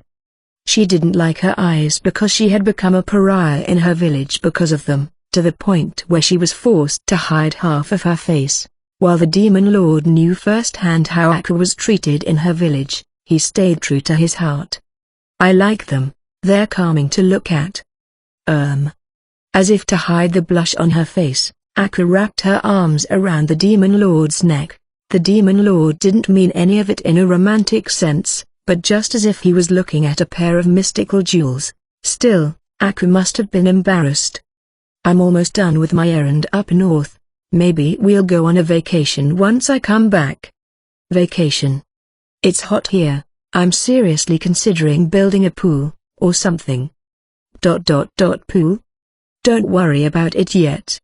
Akka could not even imagine such a thing, where a cold bath was the height of luxury, overflowing a place with precious water just to swim in it, not to drink, grow crops, or even clean yourself with, was the height of wastefulness, and totally unproductive.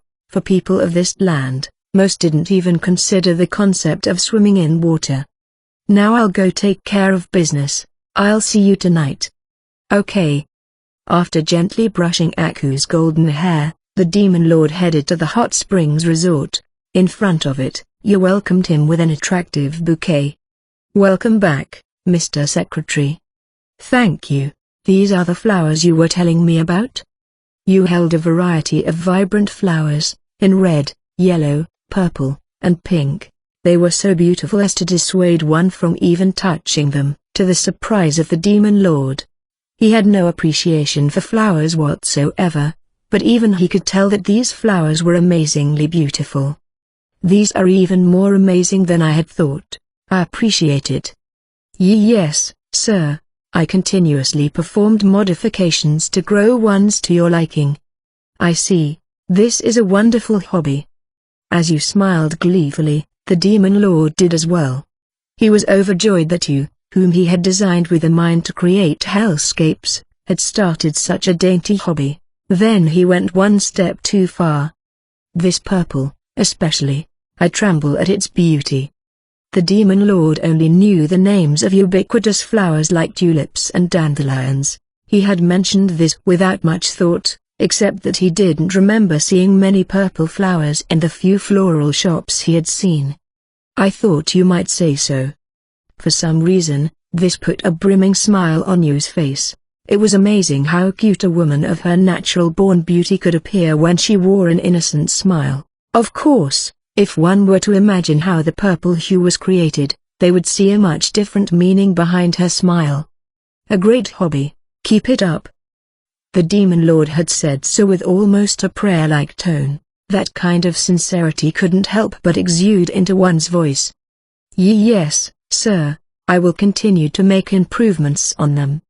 Yu clasped her hands and looked up at the Demon Lord's face. It almost looked like a schoolgirl giving a bouquet of flowers to an older student she admired. Yu was on the taller side for a woman, but was still considerably shorter than the Demon Lord, making them a picturesque pair when standing together.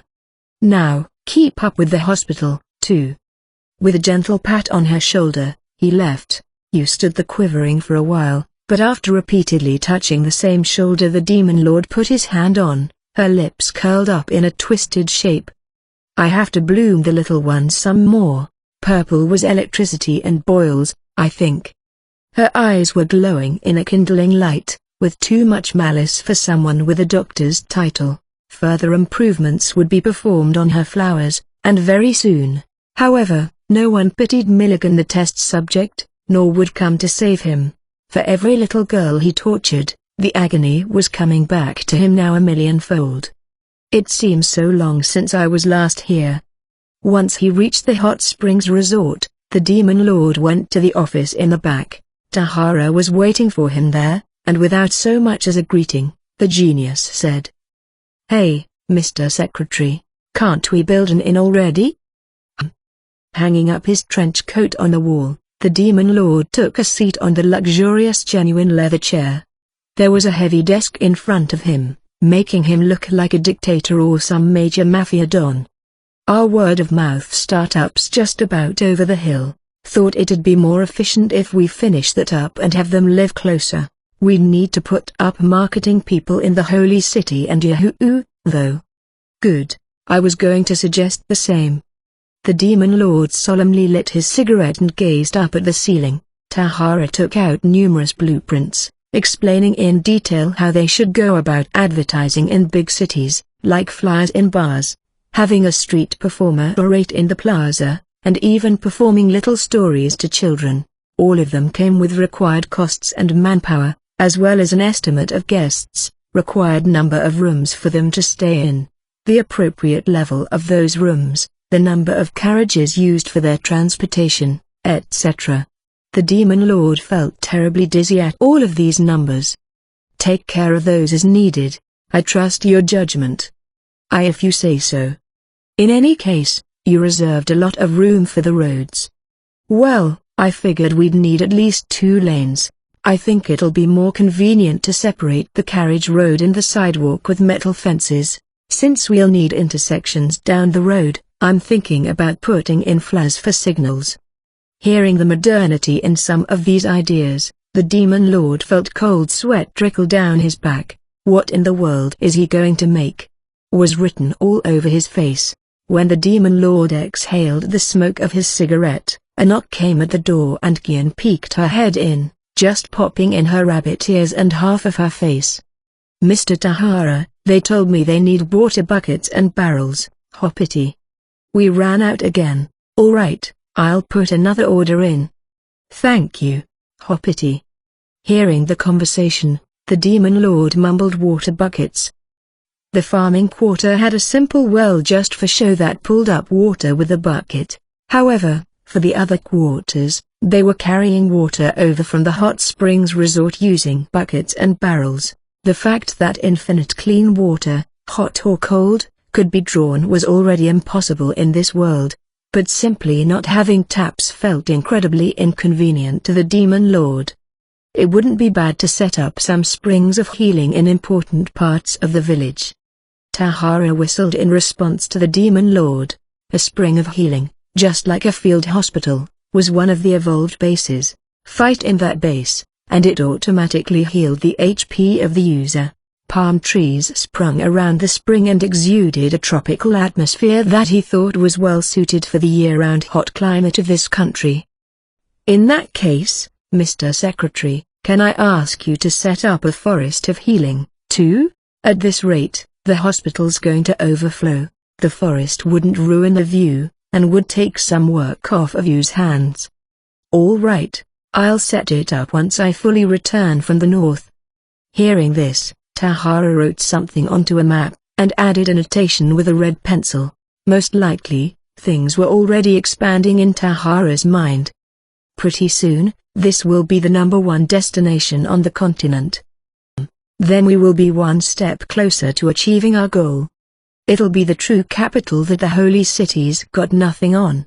Just like you thought, the neighboring villages are making some noise. Sooner or later, they'll beg for us to invade their villages. I have no such ill intentions. I only want their money, and perhaps a good reputation. To conceal his nerves, the Demon Lord lightly brushed the bouquet you had given him. His hand seemed to quiver, ever so slightly. What he had only started to make some money and garner a reputation had transformed into talk of an invasion before he knew it, and now there were ideas about building a new capital. If he had been drinking anything, he would have done a spectacular spit take.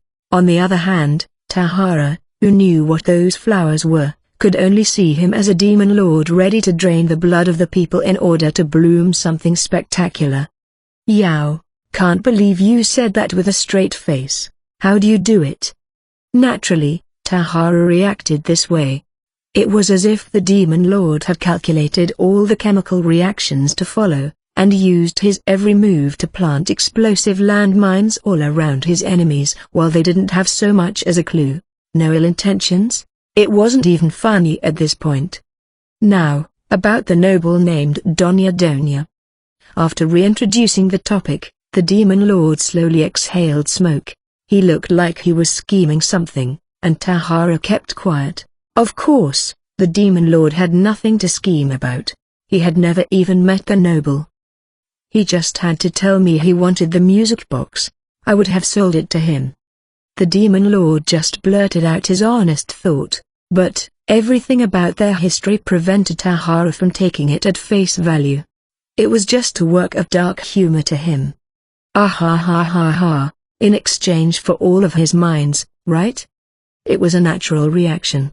It was as if he were speaking to a fish that took the bait on his fishing rod, telling it that he would have just given the fish the bait, if only it had asked. As he was positioning a knife to gut it, anyone hearing him would have taken it as nasty sarcasm. In any case, we'll deal with the noble later. I have an idea. Alrighty. It may be unnecessary, but use making a file about this Donya. She's digging deep with her questions. I'm looking forward to the results of that, too. The Demon Lord had chosen to postpone the matter. With his head spinning, it was excruciating to keep thinking.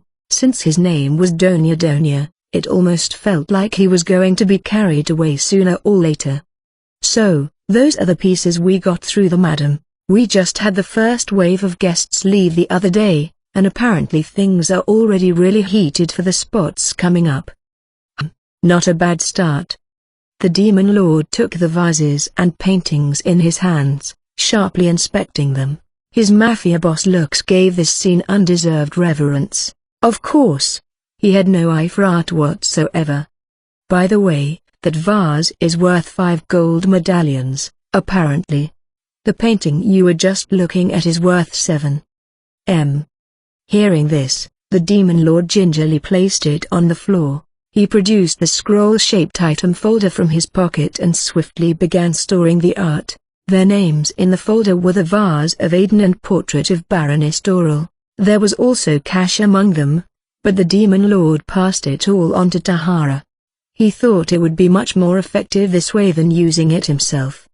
After that, they spoke about which restaurants and stores to set up. I have a few in mind. I'll go scout them out. It's what you're good at, Mr. Secretary. I'll just hang back and watch the magic work. While we're at it, we're constantly short-staffed. We can't get enough workers. I just want to build an and rein in the entire workforce. I'll take care of that, too. You focus on work in the village. The Demon Lord pictured the faces of the various people he had met, and contemplated how to recruit them. Kunai's backstory dictated that he must be an expert in scouting. Failure was not an option. Oh yeah, and this is an ask forgiveness later thing, but I decided to use the bandit. Bandit. The Demon Lord didn't recall any bandit acquaintances. However, Tahara was grinning at him, indicating that the Demon Lord knew him well. That old man's got some connections, it looks like. Leave fishing to fishermen, right? I see. I know you only kept him alive for something like this. Wait a minute, what is he talking about? Tahara kept grinning, like he had read through the Demon Lord's intentions. The Demon Lord scrambled his brain, but he couldn't recall any old bandit. In fact, it was very possible that he had actively suppressed that memory. But we got to do something about that beard. He's already got a ridiculous name. As Tahara said so, the image of a dirty middle-aged man with muscles and a beard came to him like divine intuition. Safety. It's been a long time. Ahahaha, I was holding it back all this time. Remembering the stupid name of Wowangol, the Demon Lord nearly did a spit take. At the same time, he remembered that he looked like someone he knew. Who was it? Where would I have ever known such a... Oh. The lumberjack look and the image of sports sprung an image in the Demon Lord's mind. Director. Huh? I was saying your directive was correct. Use the experts to find out about the underground. Right, that old man can dig wells, too. Seems pretty useful. All right, glad to hear. Who sprung to the Demon Lord's mind was his old boss in the company he had worked at, Director Oki. He couldn't help but wonder why he had forgotten about someone that he had interacted with so closely. We butted heads a lot of times, but it wasn't like I hated him enough to suppress my memories of him. Actually, he was even very reliable at times. With a nostalgic memory, the Demon Lord's expression loosened. Seeing this uncharacteristic sight, Tahara decided to finally ask something he had always been wondering. Hey, Mr. Secretary. Can I ask you something? What is it? Why you The Demon Lord immediately understood the subtext in the question. By any standard, she was not the right advisor to summon first. Even the real kunai, Demon Lord of the Empire, would not have summoned her first. In more ways than one, it was too risky. I just thought that, if I was in your place, I would have summoned Ren. The Demon Lord couldn't help but agree. In any other circumstance, he would have done so. He only decided to summon you first because of Aku's injury. That was Akira Ono's decision. Hakuto Kunai would have made a completely different decision. To heal her foot. Yes. The Demon Lord gave his unadulterated, honest answer. He had thought that any excuses would have come off fake.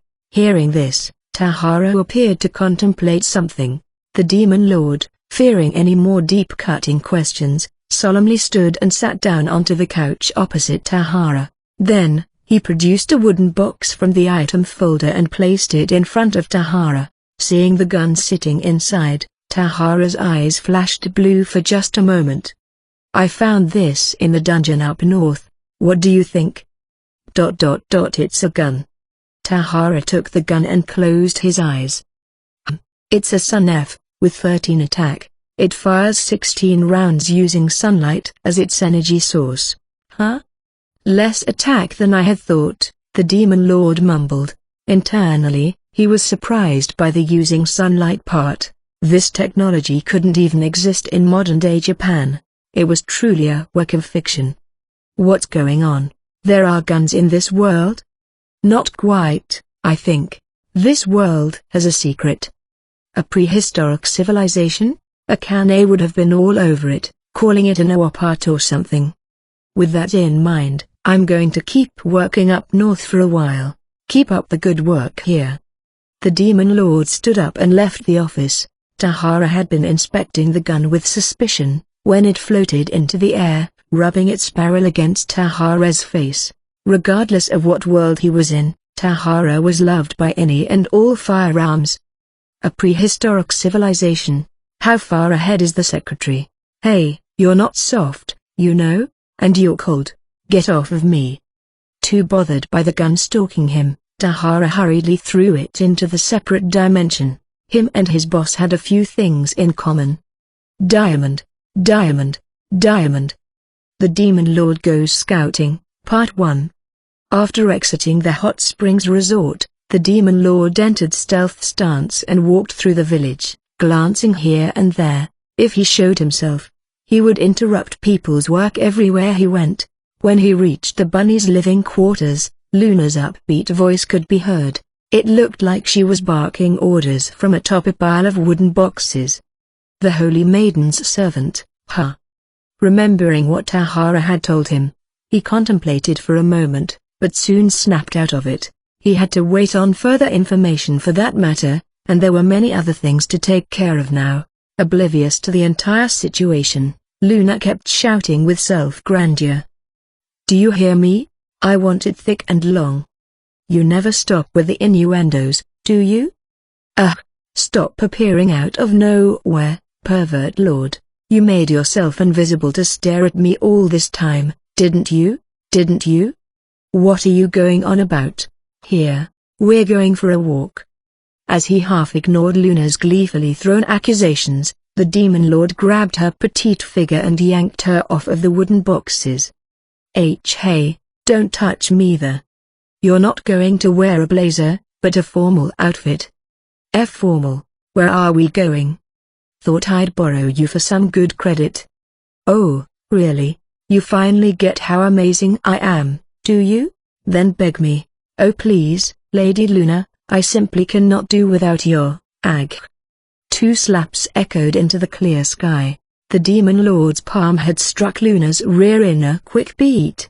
A marvelous technique, ringing 2 smacks with one motion. We don't have much time, let's go. Don't carry me on the side, carry me like a princess. Dream on. After getting Luna changed, the Demon Lord flew to the city of Yahoo via quick travel.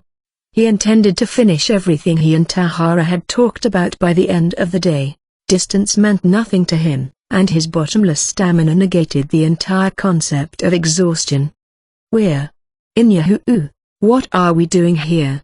Luna asked, still clinging close to the demon lord and gazing up at him. Her hands, which had been wrapped around his waist for the quick travel, were still there. With her formally dressed as a holy maiden, she was drawing all eyes in the city. In short, we're recruiting. What's that supposed to mean? I want good establishments in the village of Ruby. You just have to smile next to me.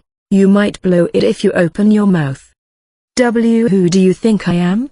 I'm a holy maiden, you know. Of course, you're the holy maiden. I have never doubted that fact.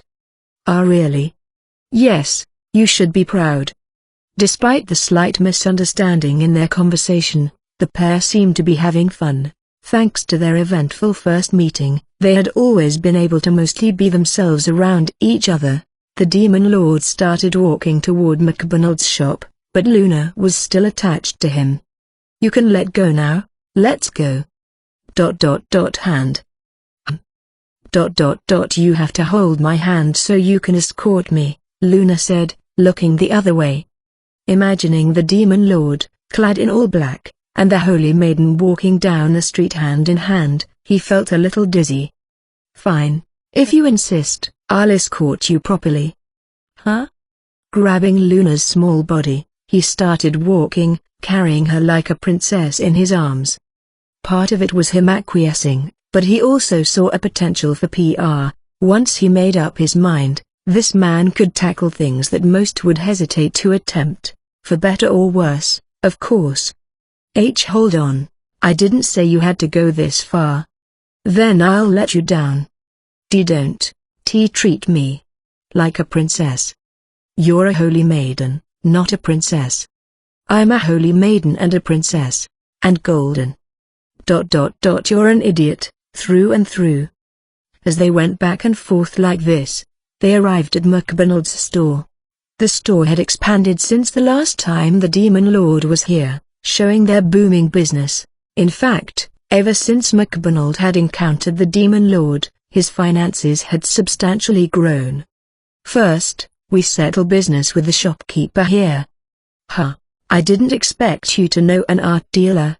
Meanwhile, McDonald saw the silhouette at the door and immediately knew that it was his good friend from across the sea. The demon lord was quite tall by the standards of this world. Combined with the air about him, people couldn't help but gaze up at his presence. But, this time, it was even worse than ever before. My, Mr. Connor, Aghi? Seeing the girl in the demon lord's arms, McDonald shrieked in astonishment. He had guessed that his friend and the holy maiden were quite close, but now he had appeared at his doorstep with her in his arms. McDonald scrambled up to his feet and bowed as low as he could go. At ease, I'm just a princess today.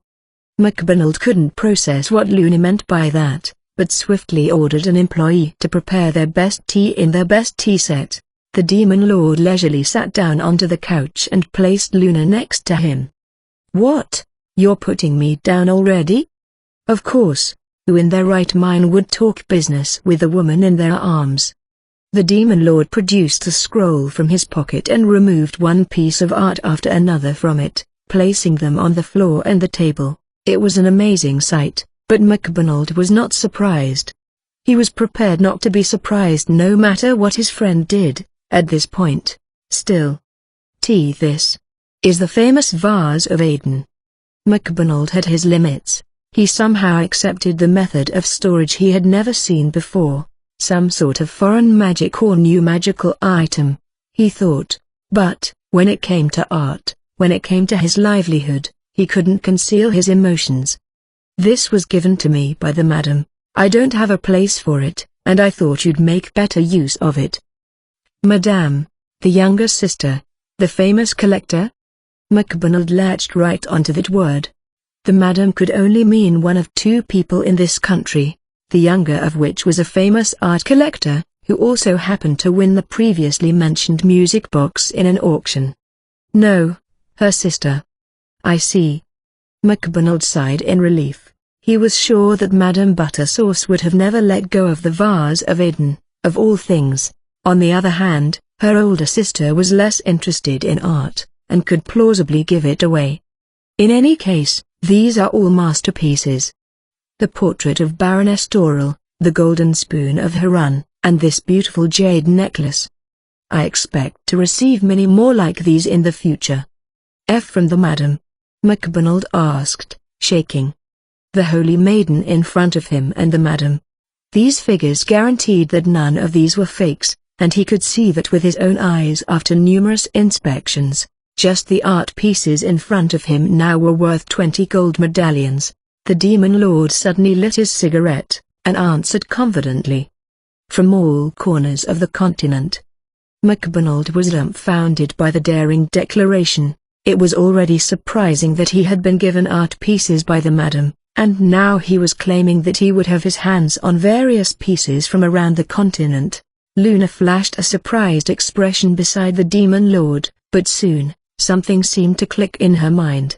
The hot springs, right? How much money is it going to make? It's not about the money. The whole continent is going to be remade, with that village at its epicenter. So, since I'm the lady of the village, I'll be the world's most important princess. It seems you will. Yay.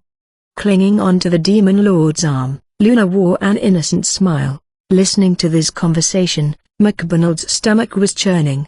What was happening? What was about to happen? All he could tell was that something unimaginable was forming under the surface. His intuition as a businessman was screaming at him to not miss this opportunity. Mr. Kunai, Miss Holy Maiden, it seems that, you are orchestrating something huge. I'm just playing in the sandbox, the demon lord grinned, smoke flowing out of his smile. In a sense, this really was like a sandbox game for this man. It wasn't the type of game that allowed him to build or scrap things with the push of a button, though. All planning and details were handled by Tahara, and the demon lord just had to give the green light. Now, let's finish our business. These pieces will be yours for 10 gold medallions. 10. That's hardly enough. With the profit you earn, I want you to start a branch in the village of Ruby. Oh, you're recruiting him. MacDonald was plenty surprised by what the demon lord was saying, but the most surprising thing of all was the holy maiden still clinging to the demon lord's arm. Luna was feared as a self-centered woman with a temper, but she looked like an ordinary girl now. I will gladly purchase these pieces, but, when it comes to a new branch, well, if I could ask you about the contract. Of course, no need for you to pay rent on the land, we would only have you pay 10% of your monthly sales to the village as a tax. Just 10%. Oh, would you feel easier with a higher tax? And no, sir, I feel completely at ease with 10%. I would love to pay 10%. MacDonald shouted. It wasn't that the demon lord was teasing him, nor did he have any calculations for the 10% rate. He simply reused the entire adventurer tax system he had learned while dungeon crawling. Naturally, people were taxed differently based on the ruler of the land or city. Dungeon crawling taxes could have an astronomical difference in their rates depending on the place, but the demon lord was only aware of the tax rate for the Bastille dungeon. Yahoo! By the way, as a trading city, had an extremely high tax rate. I can make as much money as I want anywhere else. First, I need to gather good stores to gain vitality and trust. Just as ubiquitous fast food chains populate train stations in Japan, leading to convenience stores, apartment complexes, then supermarkets. The demon lord was hoping for a chain reaction like that. If it clicked, this reaction could go on endlessly.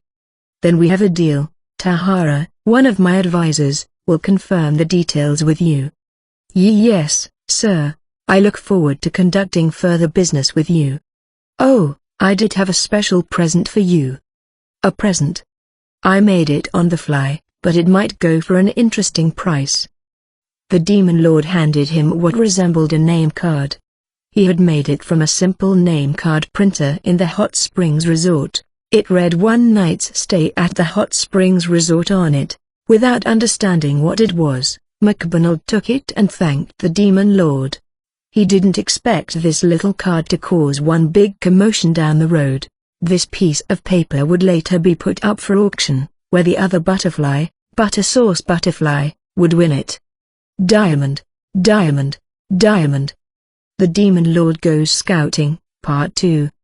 After leaving McDonald's shop, they headed straight for an apparel store, Fashion Police, run by Bingo, where he had bought Aku some clothes and ordered the bunnies' uniforms. Ah, so you had these people make those perverted uniforms. It looks like we'll have them make all sorts of bizarre clothes. Still clinging to his arm, Luna coldly stared at the Demon Lord, most likely because she was never asked to wear one of the bunnies' uniforms, while Luna didn't want to wear it. Perhaps her pride was hurt when she was never even asked. I gave you that blazer. Sure, that's a cute one, but I think some more ladylike or SSSS sexy ones would suit me better. Ha ha ha, you're hilarious. What was so funny? Did I say something funny, huh? Luna jumped up on him and choked him by the throat, but the Demon Lord kept walking nonchalantly, letting her be. Anyone around would have only seen him walking down the street with a holy maiden embracing him face to face. They did eventually arrive at the shop, maintaining their position. Ooh la la, Mr. Kunai, arg. Seeing Kunai, a super mega VIP, Bingo strutted over to welcome him, his hips swaying. When he realized the holy maiden was the one embracing him, he couldn't help but let out a hefty grunt. Bingo was more on the feminine side, a complete princess at heart. Letting out such a noise in front of customers was nothing less than humiliating. Long time no see. Please excuse me, everyone, on my mark. Welcome to Fashion Police. Bingo and his employees said, in complete unison. All right. The Demon Lord couldn't help but shuffle backwards, but Luna didn't see anything amiss with this picture. She enjoyed being worshipped, and held a status that called for worship. Shopping with Miss Holy Maiden today? I've never seen such a gorgeous couple before. As Bingo shook his hips and bit his handkerchief, Luna's eyes brightened. It's worth noting that she was still holding on to the Demon Lord's neck like a koala. That's right, I remember. You told me before we'd go shopping in the Holy City together. No. You said that. Oh, man up. At times like these, the man just makes the woman look pretty. Oh, interesting. The Demon Lord cracked a grin. He thought about making Luna try on every single erotic outfit in the store, but somehow restrained himself upon recalling why he was there. This man was outlandish in all sorts of situations, but wasn't so immature as to forget his goal. Good news, Luna. It won't happen today, but I will host your fashion show. A long fashion show. Huh. I'm excited now. When that time comes, I'll be the man and provide you with all sorts of outfits. I recall some like sumo wrap and naked apron. What are those terrifying names? Ha ha ha. What's so funny? I'm not going to wear any of those. Ha ha ha. Stop laughing. As he listened to their conversation, Bingo couldn't control his cold sweats. He had heard that the youngest of the holy maidens had a terrible temper, and that it could be disastrous if she were to become upset, but now, she only seemed like an ordinary girl her age. Bingo was losing sight of how to deal with and treat her as a patron. We've gotten off track. Bingo, do you want to put up a shop in the village of Ruby? The Demon Lord asked bluntly. Part of it was that he didn't expect Bingo to turn him down, considering their history. In fact, Bingo had made easy money from him so far. 2 of them, actually. T2 stores. Without even waiting for Bingo to answer, the Demon Lord pressed on with brazen disregard. One will be a high-end retailer for nobles. Women who have gained their confidence in the hot springs will undoubtedly look for an outfit to step above what they have. Their ultimate aspirations will be to pull off those bunny uniforms. That uniform will be their aspiration. Bingo couldn't imagine it. There were countless women in the world, and he would have been hard-pressed to find one who could pull off that revealing outfit. She would have to have a perfectly fit body with immaculate proportions.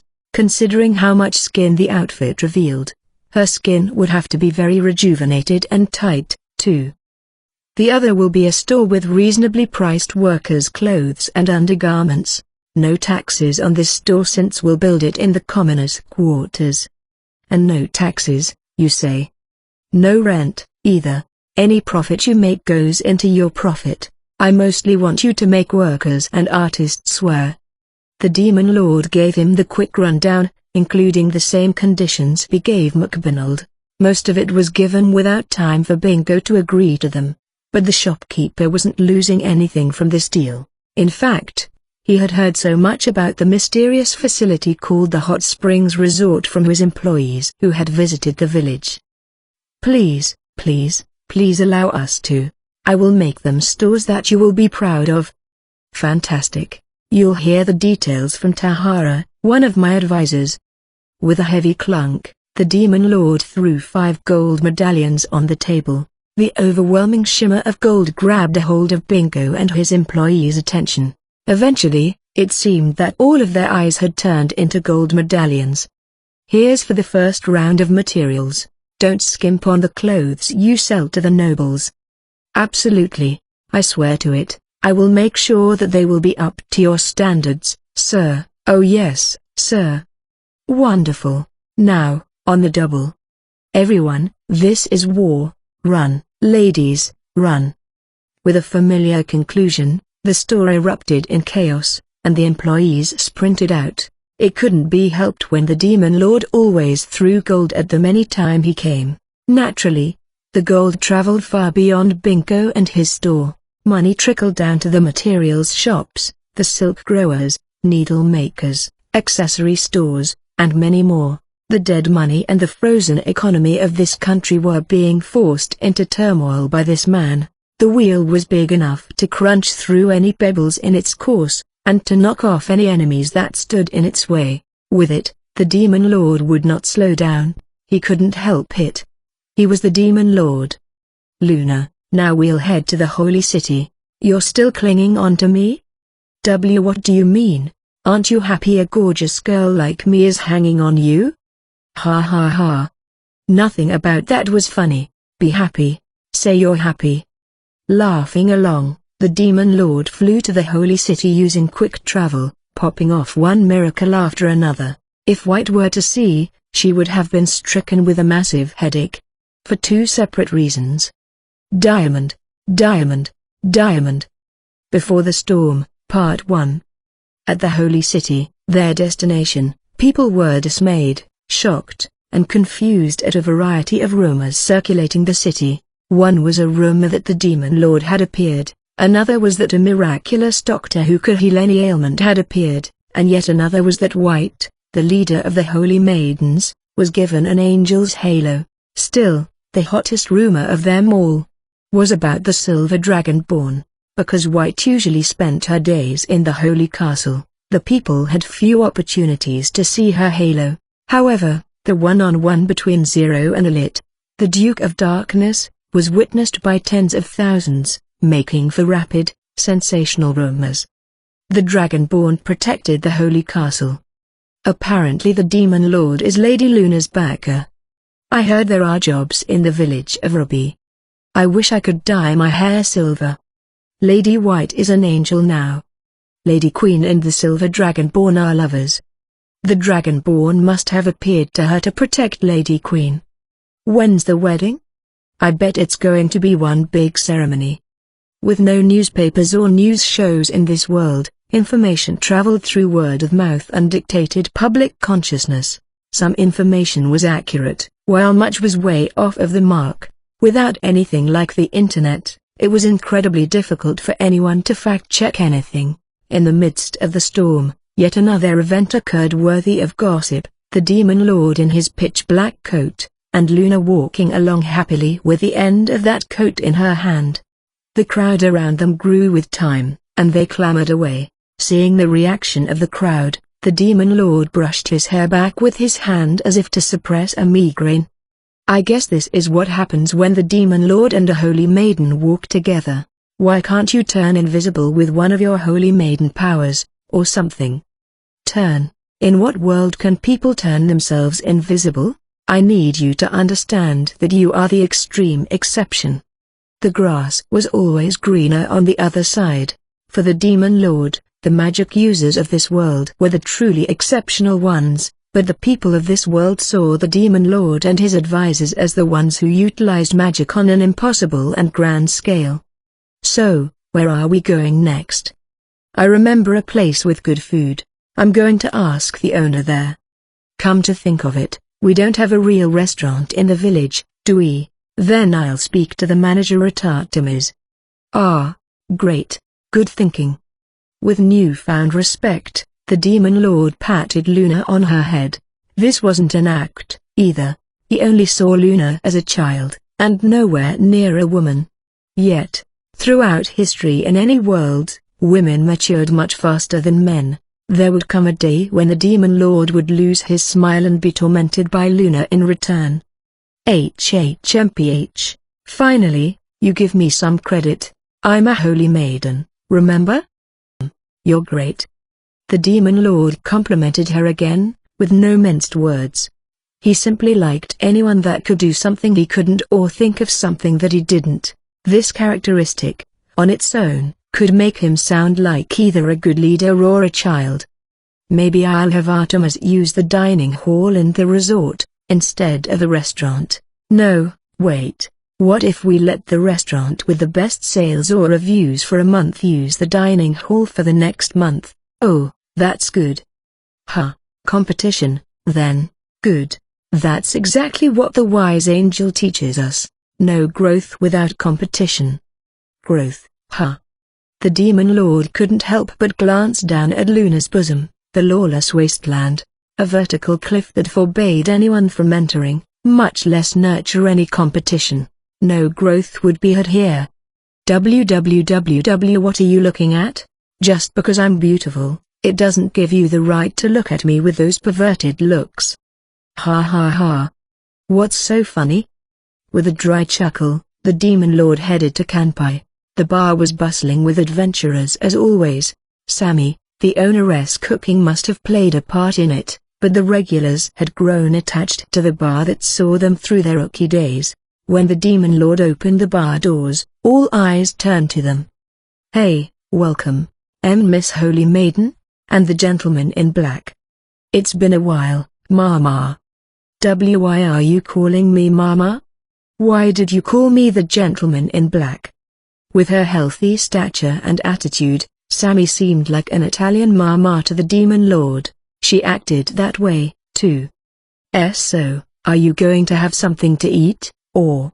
Sammy asked, glancing at Luna. Even she seemed nervous to see a holy maiden in her bar. A modern-day equivalent would be the head of the FBI casually dropping by. Even if they did nothing wrong, anyone would be a little uncomfortable. Don't worry. I'm here to recruit you. Recruit me? As the Demon Lord began his spiel, Luna began to look around the bar. Her glances were rather sharp, inspecting the atmosphere and build of the bar. There wasn't much discussion to be had between the Demon Lord and Sammy, as they quickly came to an agreement. Most importantly, putting up a location in the commoners' quarters would be tax-free. On top of that, there was a huge customer base with all of the workers gathered there. No business person would pass up an opportunity like this. For the time being, Sammy's apprentice would run the branch in the village of Ruby, while she would drop in now and again to check on the place. Here's something to get you started. I'm looking forward to having good food in the village. Wah, hey. These are gold medallions. It seems only fair in exchange to have your best apprentice. The Demon Lord placed 2 gold medallions on the table. For a small business owner like Sammy, every bronze coin counted. Even with her bar doing this well, she had seldom held a gold medallion before. The village doesn't expect revenue from the quarter you'll be in. We just want high-quality establishments. I'll put in a word with my advisor about you, Mama. Don't worry about a thing. All right. After the Demon Lord and the Holy Maiden came and went like a tornado, the shimmering reflection of the gold medallions illuminated Sammy's face. Since many of her patrons kept a tab This big chunk of money gave her a breath of relief. While the holy city brought in more patrons, it also came with more expensive ingredients. With 2 gold medallions, she had a lot of legroom. Maybe he's really the Demon Lord. What came to her mind was what she imagined the Demon Lord to be, and the legend of a hero who only appeared in trying times. Those figures always seemed to come with tragic endings, while this Demon Lord made it seem like any tragedy would beg for his forgiveness.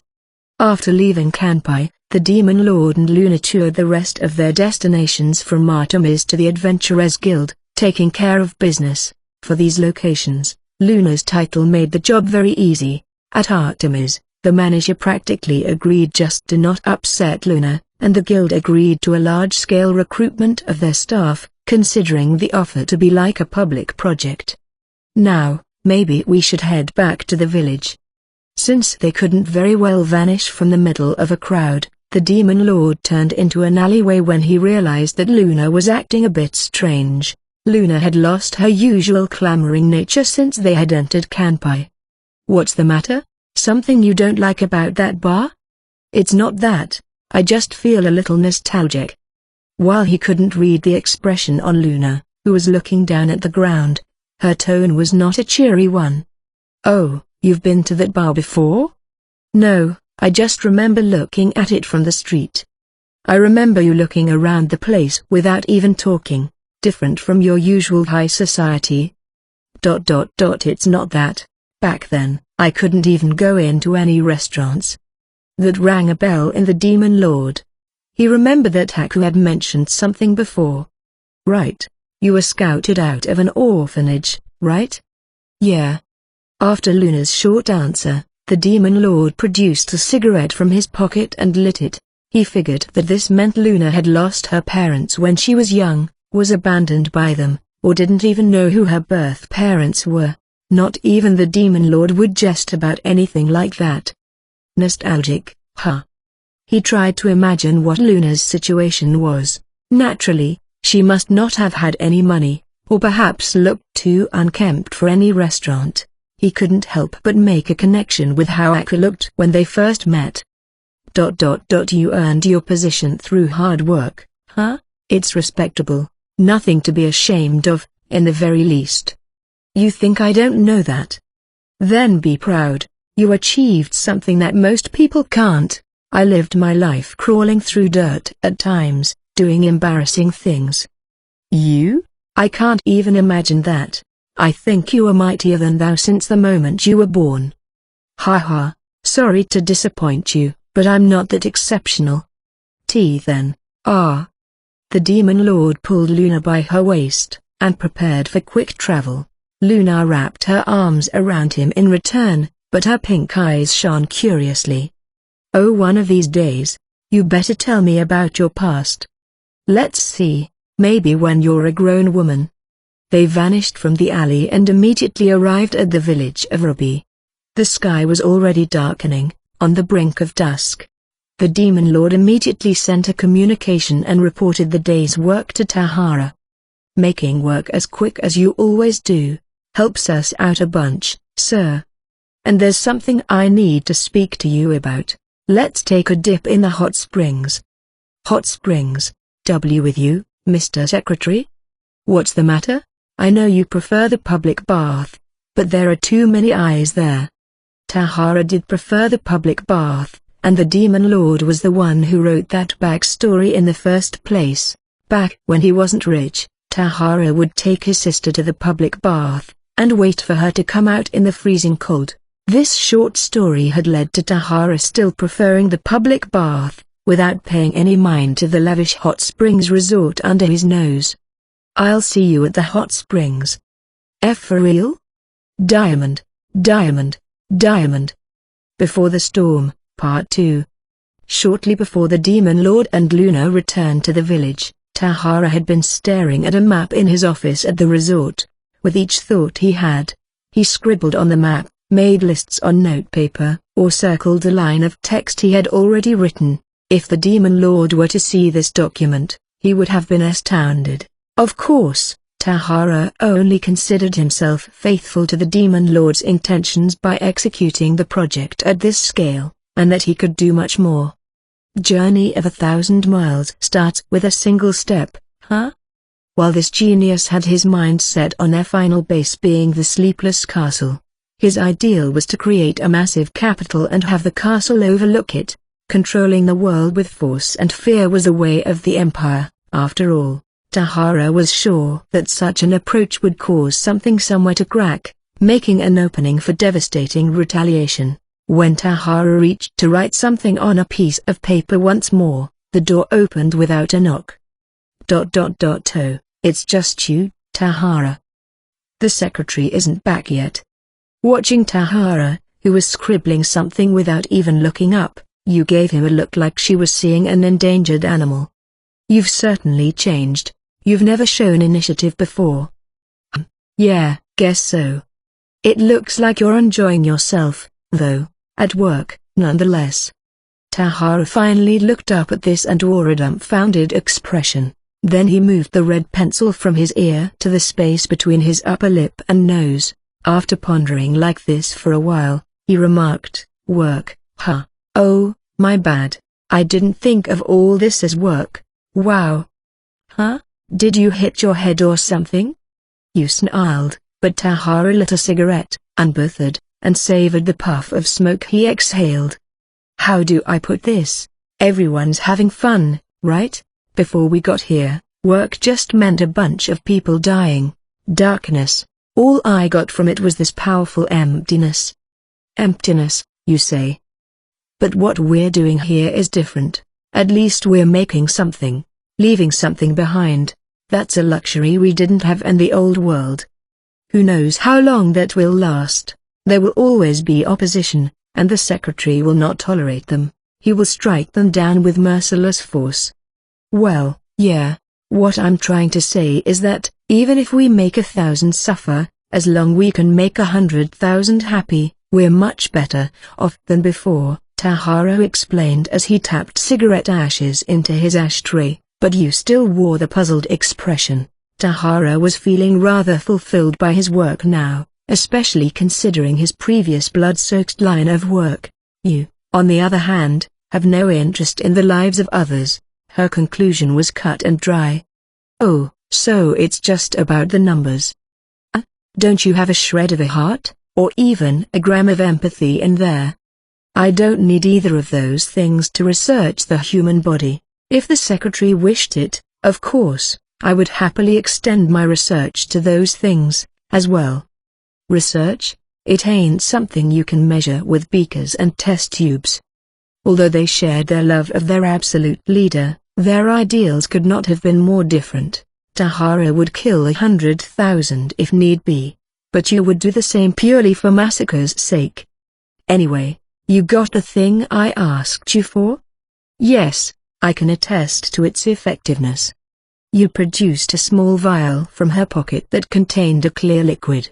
It was a toner that used the water from the carbonated springs. In this hot climate, both men and women had damaged skin. With this, those who never made it to the hot springs could still care for their skin, too. Carrots can't be our only specialty. I've got ideas, like this toner and boiled eggs, but we'll definitely need the Sleepless Castle at some point. Yes. With our castle rebuilt, we can squash anyone that opposes us. Hold your horses. We don't even need to use it for blunt force. I'm talking about the productivity of the Sleepless Castle. Food plants, factory lines, we can run those to the max, and have it sitting in the center of the country. I understand the need for the food line. What about the factories? We can make electronics, or something. Electronics? You were speechless at the idea. It seemed so foreign to this fantasy world, but, even when they had no source of electricity, the hot springs resort operated as intended. The lights on the ceiling turned on, and the automatic doors worked just fine. With that in mind, production of electronics suddenly seemed possible. If we really need electricity, there's area modification. Area modification. The Demon Lord did have such a power. Simply put, The ability allowed him to modify the arena to keep things interesting. Most video games did have an array of fields to host their gameplay in, but performing that in this world would be a display of unimaginable power, akin to the creation of a world. It wasn't something any mortal should have had the power to do. In the old arenas, there were power plants, stuff like mines, food storage, factories, and hospitals, too. Even ridiculous facilities like a pool or forest. You couldn't help but consider the implications of what Tahara had just rapidly proposed. Of all things, he was planning to turn this fantasy world into one with electronic technology, and even creating parts of the world anew. Is that really what the secretary? You really think the secretary's thought of every little idea I've had? Tahara put out his cigarette with a sigh. Of course, the demon lord himself had not thought of any of these things. He would have tumbled out of his chair if he had been sitting here listening to the conversation. After the two fell silent for a few moments, a reserved knock came from the door. Aku appeared, holding drinks in her hands. I've brought you two some coffee. Oh, you didn't have to do that, little Aku. Thanks, little girl. Both you and Tahara treated Aku well. In fact, they treated her with great care. They were sure that there was something important about her, judging from how well their precious secretary was treating her. They both saw Aku as a rare example of a guest of the secretary's. So, little girl, did the secretary tell you anything? I didn't really understand most of it. Oh yeah? Like what? Like he wants to make a pee-poo. Yeah? Tahara grinned, as you only stared intently as she sipped on her coffee. Even after Aku left the room, it was filled with ominous silence. You was the one who broke it. It does look like he's thought of everything. Noda, I can't even throw anything over his head. Tahara threw up his hands in the air. Their conversation continued, but eventually came to an end when Tahara received a communication. As his expression flip-flopped throughout the conversation, you watched with a curious expression. Sorry about that, I'm hopping over to the hot springs for a bit. Now wait a minute. When Tahara stood up as he scratched his head, you grabbed his hand. The fibers in his durable Kevlar jacket began to crack. What do you mean? You're not going to share a bath with the secretary, are you? Ow, that hurts, for real. Let me go, you idiot. Answer me, or do you want to kiss your arm goodbye? What was I supposed to say? He invited me. Why would he? Impossible. Finally, Hugh's nails dug into the Kevlar, leaving marks like a cat had scratched it. Hugh's grip, as well as her obsession, was incredibly strong. All right. I'll tell him to invite you next time. I'm serious. You better be sincere.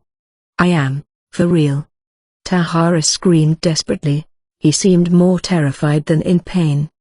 If you're lying, I'll pour acid down your throat, and poke your eyes full of needles, and cut off each of your fingers with scissors. Why does everything you say have to be scary? Go back into the horror game you crawled out of. Tahara yanked his hand away from Hughes and practically fled out of the office. If the demon lord had overheard this conversation, he would have lost all strength in his legs, his black hair turning white in an instant. Hot springs. With the secretary. You laughed, now with an expression of pure ecstasy.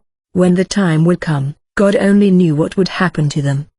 Diamond, diamond, diamond. Invader. Tahara took off his clothes in the changing room and placed his folded-up towel on top of them. While he simply preferred the public bath, he himself exuded an air reminiscent of the yesteryear of Japan. The contrast of his appearance and his inclination for high-tech guns seemed to verify his extraordinary genius. Hot springs with the secretary, huh? Never thought this day'd come. Tahara took a look around the changing room. Unlike the public bath, it was deserted, like it was barely used. In fact, this side of the hot springs was almost exclusively used by the demon lord. Tahara looked at the mirror to see the reflection of his well-toned body on the spotless mirror.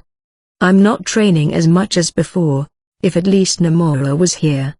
Tahara scratched his head as he frowned, although he had a perfect six-pack. His arms, that handled all the heavy guns, and the rest of his body were built like loaded springs, without anything extraneous about them. Even men would have stopped and stared at his body. Guess the secretary's already in there. He walked into the hot springs area through the doors and started by rinsing off head to toe with a shower. On the arm that you had grasped, he could still see scratch marks, color drained from his face. I can't deal with that rabid woman. Just as Tahara mumbled this, he heard a voice from the stargazing bath in the back. He walked over there to find the demon lord sipping on a cup in the tub. Apparently, he had a floating tray of sake with him. Thanks for coming, Tahara. Sake in a tub under the stars, huh? You know how to party. Tahara stepped right into the hot spring and tossed back the cup offered to him. With the effects of the hot springs and the sake's effect of healing stamina, he felt heavenly. Woo, now this is where it's at. I prepared some things to go with it. On another tray, there were octopus salads, edamame, chilled tofu, and sashimi in a neat display, a snack platter that the demon lord had produced with SP. On their own, these items healed anywhere from 20 to 40 stamina in the game, as opposed to the set's 15. This led to the item's poor reception in the game, but in this world, variety seemed much more treasured than the amount of stamina it healed. Sashimi, too. Ah, that's good. Maybe we should start thinking about obtaining some seafood. Fishing's the fastest way, but it burns up stamina. Fishing was a survival skill that allowed the user to fish in any area for 30 stamina. There was a ridiculous variety of what they could catch, too: fish, of course, as well as black abalone, shark fins, tuna, giant squids, sea bream, pufferfish, fishes with human faces, seaweed, seashells, etc.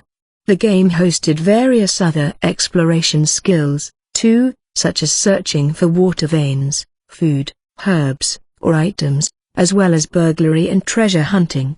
Each of them yielded different items, many of them highly valued, which allowed the players to make money off them. They were like production jobs in any sort of RPG. Didn't expect most things from the arena to come to life in this world, too. I don't know what exactly is going on here, but it'll become apparent soon enough. The more features I regain, the more complete we become.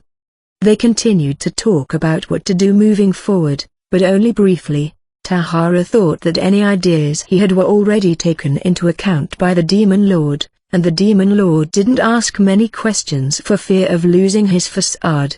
Some quiet time passed, as each of them sipped on sake and nibbled on the snacks. This alone was quite the sight, though. The Demon Lord, at least on the outside, looked picturesque just holding a sake cup, and Tahara exuded the sensuality of a seasoned warrior. It'll be a lot more noisy around here when everyone's together. Of course. I intend to summon them all. Tahara mumbled quietly, but the Demon Lord's answer was grounded. He even added, to surpass Tahara's expectations. Eventually, I intend to summon your sister, too. What? Tahara froze for a moment, and almost said something when the Demon Lord displayed his right hand to him. On it, there was a malicious ring that wasn't there before. What about that ring? Something like a magic ring that grants my wish upon meeting certain conditions. Give me a break. I read that in a comic, once. Do you think I would speak of such things in jest?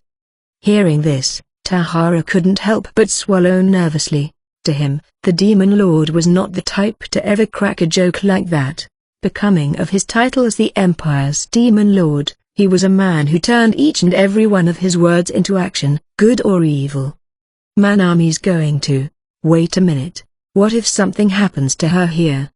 Tahara's expression flip-flopped to and fro, his mind racing. Ever since the day he had decided to work at the Sleepless Castle, he had not seen his sister once, restraining himself from any form of communication with her. Tahara, as well as the other members of the department, had a massive bounty, hated by the entire world. According to their backstories, they were also the carrot dangled in front of the players as a ticket to turn it all around. That's why Tahara had kept his distance in all manners from his powerless sister, and erased every evidence of their time spent together in order to protect her. Naturally, living together in the sleepless castle was out of the question. That was the very place that everyone in that world directed their hatred towards. It was a place much too dangerous for a young girl to inhabit. Settle down, Tahara. We don't have bounties on our heads in this world. I can't be certain of the future, but I don't expect anyone to hold a grudge against us except for a few petty money grabbers offended by our success. Do we think any of those fools would ever get a leg up on us? Not a chance. You just solved your own conundrum. That will be my reward for your loyalty. With that, the Demon Lord tossed his cup back. This was both a reward and the Demon Lord's scheme to use miracles ahead of kunai to prevent his malicious plot from coming to fruition. Of course, none of that mattered to Tahara. What was important to him were the days he could spend with his little sister. He wasn't going to question any reason for making that happen. Then we bump up the defenses around here. Piano wires, bear traps, pitfalls, landmines, and mounted machine guns, too. Aren't you getting ahead of yourself? Before that, I need to build Manami a castle. Or just a house. I could have the secretary build a large-scale base to start with. After mumbling some questionable things, Tahara stood up with a loud splash. He had a smile on his face that of a young boy. Woo, I didn't know you had such a big heart in there. I'd better redo all of my plans. Tahara excitedly smiled as he placed both hands on the Demon Lord's shoulders, a touching moment between a boss and his advisor. Now that Tahara was standing, though, Tahara's much too impressive package was now dangling in front of the Demon Lord's face. Oh calm down for a bit and sit back down. How can I be calm? I'm through the roof. I haven't seen Manami in over a decade. Each time Tahara shouted in excitement, his package violently jiggled, sometimes side to side, and other times back and forth. In violent, free-spirited lashings, never had the Demon Lord felt more in danger than this moment. All right. Just sit. What am I doing here? I gotta go fix my plans. Tahara jumped out of the tub, and the Demon Lord sighed, as if he was relieved from some giant pressure. To improve his mood, he tilted back the sake pitcher, dumping the liquid down into his stomach. Didn't think I'd get a tight close-up of his junk. Which circle of hell was that? After enjoying some more snacks and sake with a frown on his face, the Demon Lord left the stargazing bath. All that was left for the night was to go to bed, but he sent Yukikaze a communication, just to be sure that she hadn't snuck into his room again. The Demon Lord never imagined that this very instance of communication would commence a war that would engulf the entire continent. Yukikaze, can you hear me? Fox. What's wrong? What's happening? The Demon Lord's expression changed at the breakup in their communication. He realized that Yukikaze was in combat. Mr. Fox, there are aggressors in the dungeon. Aggressor? Is that a monster? Yes, an anomaly that comes out of the dungeon to invade us. I see. I'll be right there.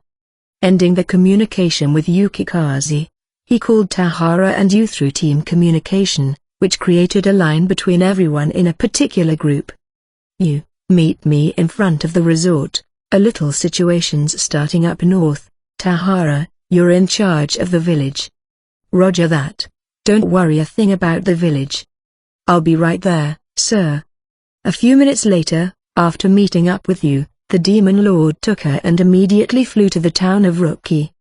Meanwhile, a shadow was looming in the deepest part of the Bastille dungeon. The shadow shifted its form from liquid to mist to a human silhouette. In front of the shadow were countless monitors, products of modern technology incongruous with this world ruled by sword and magic. Let's play. The shadow spoke. With an entire town as a stage, a long, long day was about to begin. Diamond, diamond, diamond. The battle on the ground. Weeb was the first one to notice that something was afoot in the town of Retry by looking from the outside. He jumped out of his tent to find bright red flames roaring in it. The Trinary leaned out of their own tents to glare towards the flames. There must be aggressors, Sir Weeb. Indeed, there must. This group was skilled enough to recognize this wasn't an accidental fire. Still, the Trinary looked at Weeb wishfully, hoping for him not to jump into that mess. They weren't worried for Weeb in combat, but for his status that worsened every time he intervened in foreign affairs. Sir Weeb, we shall head to the town. Please, get some more rest. No need to worry about me, gentlemen. We've come this far. Weeb responded with an uncharacteristically teasing smile. His reputation in his homeland had completely plummeted. It couldn't get any worse. Still, the trio couldn't help but be concerned, even though Weeb was not the kind of man who would compromise on his beliefs to protect even himself. Sir Kaya, lucky for us, the 2S rank adventures are staying in the nearby Doyle. Those two. Kaya groaned. Not that this needed to be clarified, but the Trinary had an aversion to women. They had no need for them, as they only had eyes for Weeb. Still, Kaya swiftly decided to use the famous star players as a sort of political buffer. I'll notify them of this immediately. Feeling torn at having to leave Weeb, Kaya immediately left for Doyle, whipping his horse. Doyle was close enough that he assumed the people there had already spotted the flames scorching the night sky. Shall we? Weeb drew 2 weapons from the white box on his back. In his right hand, he held a sword of light that beamed with a glorious white glow. In his left hand, he held a morning star that also emanated light.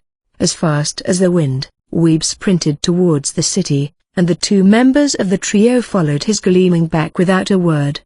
When the party of white arrived in the town, battles had erupted in various areas. Even though the party had witnessed an invasion out of the dungeon several times, they couldn't help but fall speechless at this sight. A cloud of monsters were pouring out of the entrance to the dungeon. What's going on? Look at those tin men, and those fire-breathing birds. Headhunting paws, too. An Ultima and Mushroom each bumbled out. These creatures have no place in a dungeon for rookies. I wish this was some kind of joke. That looks like a Hydra sitting back there. Weeb, too, internally groaned. Occasionally, outliers were born in the dungeon that commanded an invasion from the dungeon out into town. Still, as they understood it, the monsters that came out of the dungeon would only be as strong as those within. The monsters scattered throughout the city, wreaking havoc without order, breathing fire everywhere they went, and trampling any human they came across. Upon accessing the town, Weeb made a snap decision. It's too dangerous to split up. You two, protect each other's backs. With that quick order, Weeb sprinted forward. Neither of his men objected, but rather followed suit. They knew very well that, on the battlefield, a moment's hesitation could cost them their lives, as well as the lives they could have saved otherwise. Ultima and Mushroom ran, each with a white sword in hand. Every time they swung their swords, a monster was torn in 3. The horde of monsters was being rapidly cut down. It was a chain. In the game, a player had a skill level for each category of weapons. With a skill level of over 100 in the weapon they were using, players could chain, which dealt 10 additional damage after their normal attack. In short, it was a double attack in this world. The seasoned trio had finally learned to use chains to their full potential. Meanwhile, Weeb was tearing through the horde of monsters in every direction around him with his sword of light and morning star. As a paladin, he could chain both sword and club attacks. With one motion, he performed, ridiculously enough, a quadruple attack. Staring down the monsters before him, he shouted. You wouldn't have died if you stayed in. Everywhere Weeb went, he looked like a beam of white light tearing through the monsters, becoming of his title of paladin. No matter how much monster blood and guts rained down on him, the white light that enveloped him purified it all in an instant. Someone, help. They must have fallen behind. Weeb spotted a mother holding her young child, about to be blasted with the roaring breath of a fire-breathing bird. Before the bird got the chance, though, its head exploded into pieces. The spiked metal ball of Weeb's morning star had smashed through it. A head-hunting boar that charged soon after was torn in half by his sword of light. The boar's strong hide and muscle were like tofu or butter against Weeb's sword. "It's dangerous here. You must get out of the city." "We will." His spectacular moves even inspired the fleeing adventurers to stand up in arms. A paladin was a title not given to Weeb only for his strength, but for his courage that electrified those around him. "Sir Weeb. The paladin is here. And the trinary. We can win. We can win this. Sir Weeb, it's me, marry me. Ag, take me into your sheets, Sir Weeb." A bass voice, booming. "If you can move, build a barricade." Mukin and Yukikaze were among the crowd, as B ranks. They were a head above the rest, and the rookies naturally gathered around them. Who could have blamed them? In an emergency like this, who wouldn't want to be close to someone powerful? "Where'd all these monsters come from?" We'll hold down the fort until Mr. Fox comes." Wielding their usual combo of longsword and spells, the pair had been slaying the monsters around them, but they noticed that the town guards were barely contributing. In fact, there were almost no town guards to be found. What are those guards doing now? Probably running away. Yukikaze was right. The guards were sort of government workers, and none of them were willing to risk their lives in this commotion. In fact, the adventurers were the ones standing their ground in order to protect their job site. That being said, the guards could not have been blamed. Even during the long-lasting war of the northern nations, this country had been at peace, as they neighbored Animania. Who could have expected them to suddenly give their lives? Their jobs were to keep an eye on and drain the adventurers, not to fight. "Hey, Yukikaze, isn't that a fire-breathing bird? And a hydra, too. You gotta be kidding me. Since when are we in the 6th dungeon waterfalls? You are my shield, Snow's Kiss." Yukikaze blew a kiss and cast a protective spell on Mikan. She tried to enhance her with protection against fire upon seeing the fire-breathing birds. "Your shield? You go burn out the... Love is eternal. I am the snow that never melts. Flame on, Mikan." "Shut up." As they stuck to their usual bantering, the pair managed to hold back part of the monster invasion, while the other adventurers built barricade after barricade. Not all parts of the town were as successful in their efforts, though. Most areas of the town were in a miserable state, with buildings burnt or burning from the fire-breathing birds. As time passed, black smoke rose from every corner of the town, starting to engulf it entirely. The central area of Rookie.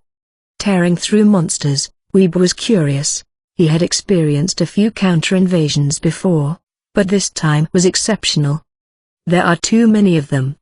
A counter-invasion was when hordes of monsters came out of the depths of a dungeon, one at a time, in waves, if you will. In between waves, the defenders of the town would usually build barricades, move the injured, and have those on the front lines rest. But with this many monsters, there was no time to stop.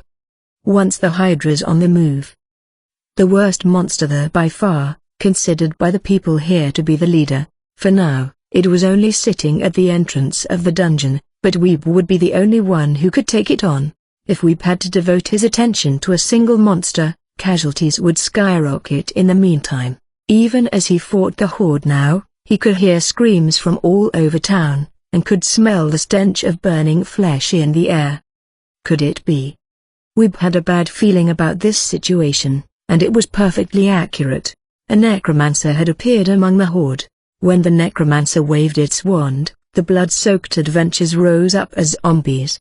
Even the burned victims of the town were turned into haunts, now attacking the people around them. It can't be. Weeb fell speechless at the horrifying sight. A counter-invasion of this scale should not and could not have come out of the Bastille dungeon. This disaster would have warranted the deployment of the powerful knight's order from his home country, the Tsardom of Light. No matter how swiftly and valiantly the paladin fought, it was no use when the weaker adventurers and powerless residents were turning into zombies and horns. I must evacuate the residents first. Even if he tried, the town guards that should have been the ones leading the evacuation had fled long ago, leaving no soldiers for Weeb to command. The only possible outcome of this situation was a chain reaction of death until the entire town was destroyed. In history, many towns and cities has become ghost towns following similar atrocities. Having trouble, little paladin? Weeb turned towards an upbeat voice to find the S-rank adventurer Mink, an old acquaintance. There was Olgan beside her too, biting on a head of lettuce, uninterested. It's as bad as it looks. Hey, a world of darkness perfectly suited for me. Weeb chuckled at Mink's reaction, but he could not have hoped for better reinforcements. Mink, her ramblings aside, was the best holy element user there was. Leave darkness to darkness, me. You take care of the other monsters and evacuate the people. Thanks for your help, Weeb shortly replied, and left like a gust of wind. At the same time, Mink began an incantation. Olgan floated herself up, and uninterestedly lay down on a roof. In contrast to her lack of enthusiasm, her partner Mink continued her spell, getting way into it. The dark night without sight, the blade with the black shadow, light my way, holy rain.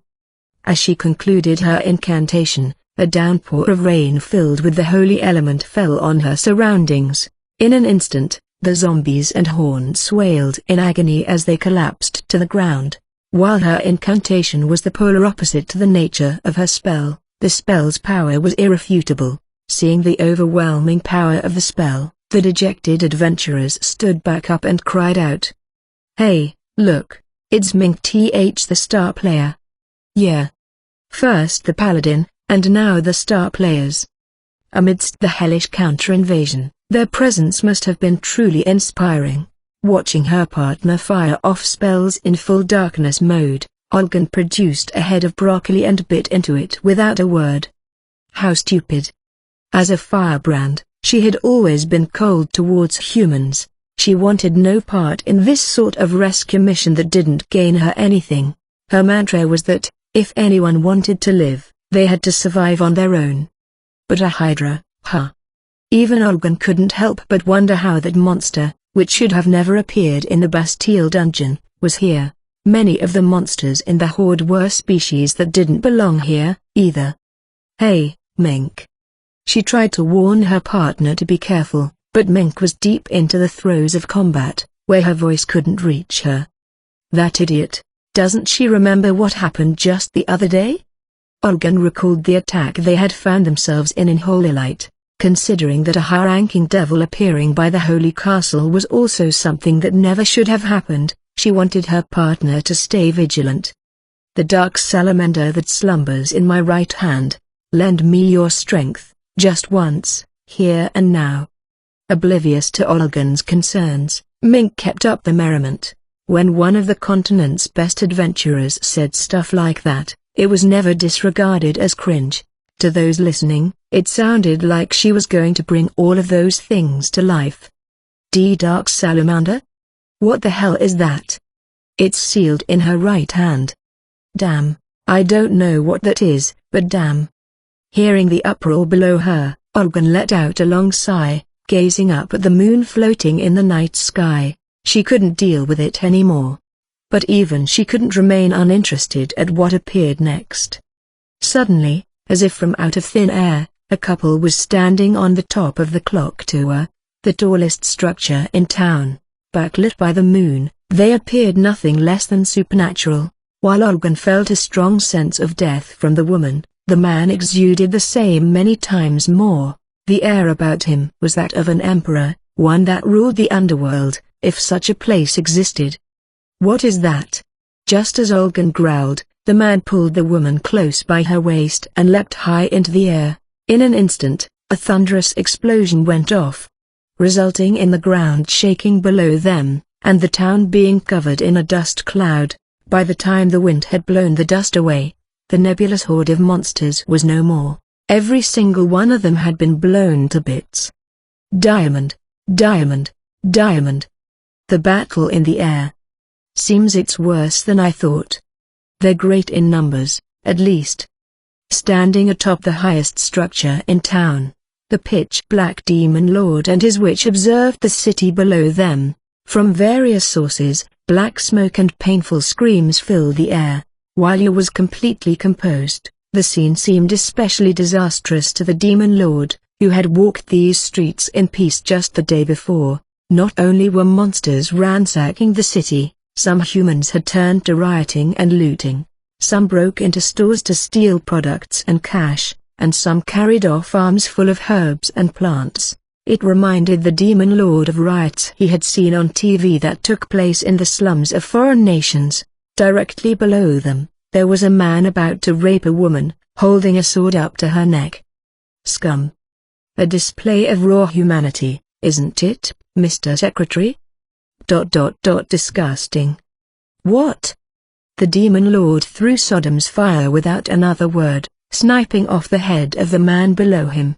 The man's body stood still for a moment, as if it had to process what had just happened. Then, apparently noticing the lack of a head on its shoulders, the corpse fell to the ground.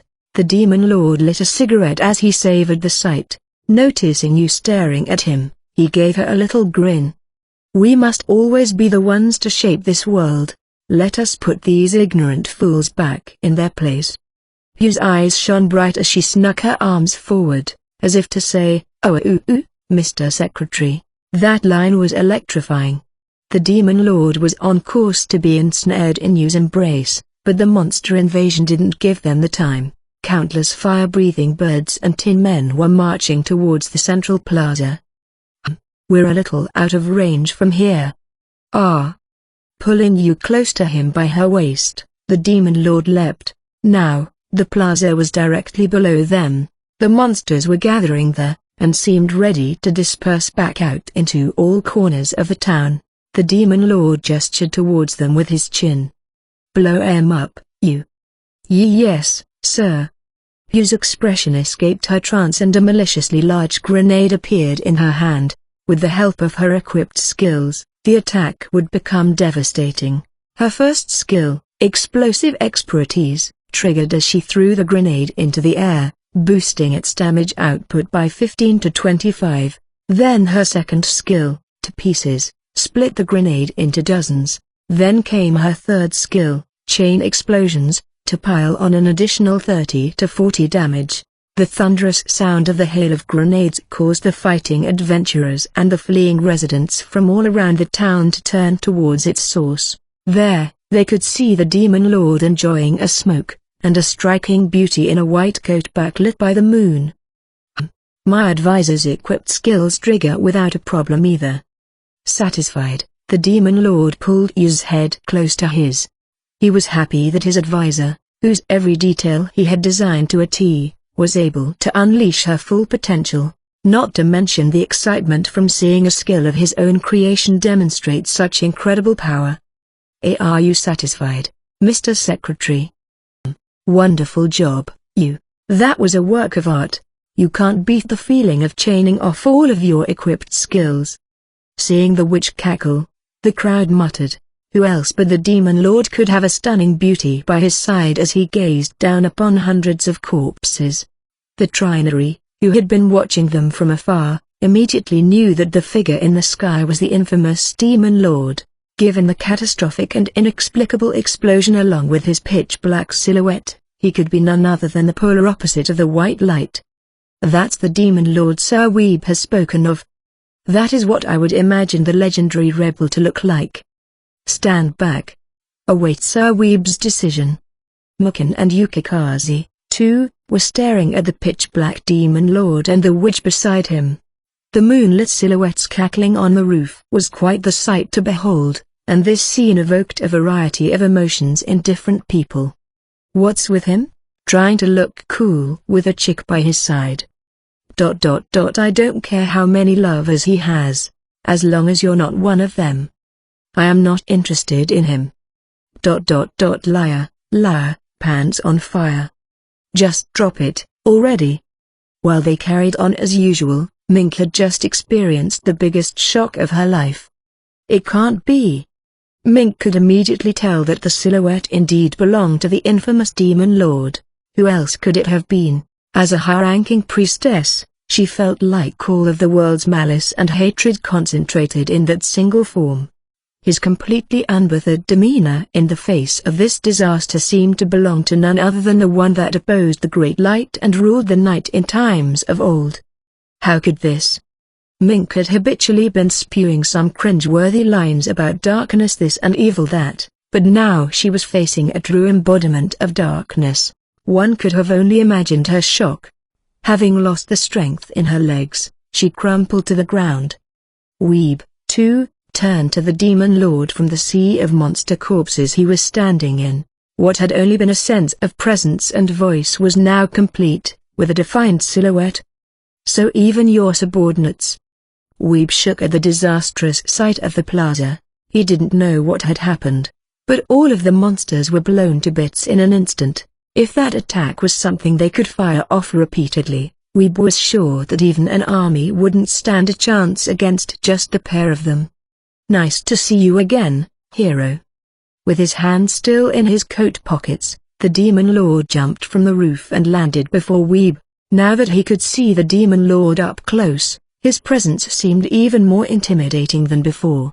The witch also jumped down, returning to the Demon Lord's side. Weeb felt like his very life force was being ground down from just being in the Demon Lord's proximity. He couldn't help his hands tightening around his weapons. No need to clench your shoulders like that. We'll take care of the big one back there. You tend to the monsters around here. That's a boss-level monster that disables even chain attacks. Many lives are on the line. Do you have a plan? At Weeb's question, the witch squinted her eyes, but the Demon Lord plopped a hand on her head and she immediately calmed down. Disables chains, huh? Interesting. Aren't you the king of monsters? Why do you side with the people? That's a strange assumption. Monsters are just what I feed off of. This was the Demon Lord's unadulterated answer, but it came across laden with subtext to Weeb. Without leaving him enough time to decipher the meaning of it, the Demon Lord and the witch walked right past him. They didn't even seem to be fazed by the ferocious hydra they were walking right up to.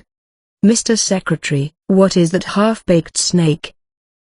That thing is much less intimidating than the variety of chimeras we unleashed into the arenas. While our jug is filled up, let's clear out the dungeon, too.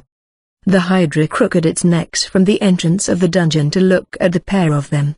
It was a giant, snake-like monster with 9 heads.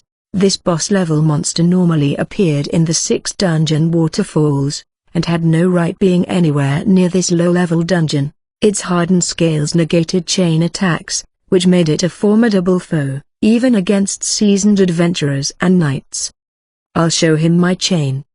The Demon Lord threw Sodom's fire. When it struck the body of the hydra, it screamed out in agony. Even without triggering any combat skills, the Demon Lord's vanilla attack was nearly fatal. This is when a normal chain attack would have triggered. But since the Demon Lord's skill level was over 500, the attack elevated to an expert chain attack, skyrocketing the attack to 25 damage.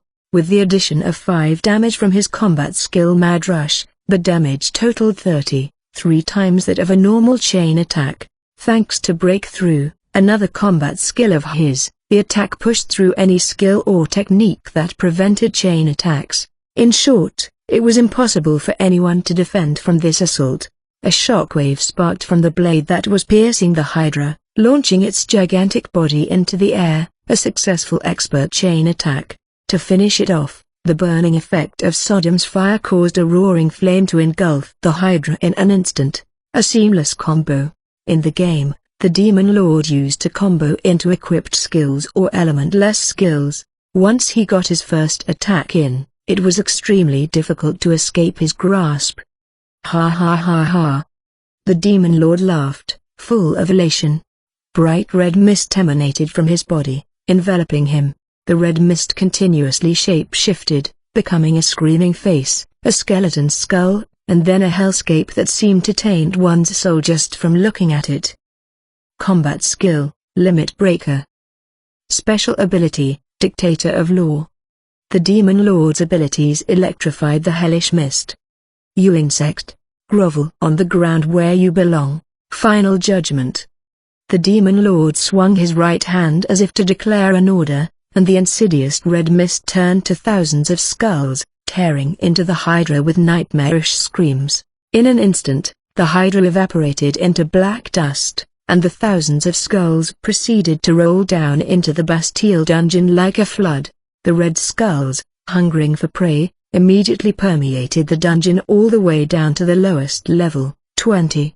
The incredible momentum shook the entire town, everyone falling on their ear. It wasn't a group attack, but an AoE. The already powerful move was boosted by so much damage that every monster in the dungeon was massacred in one fell swoop.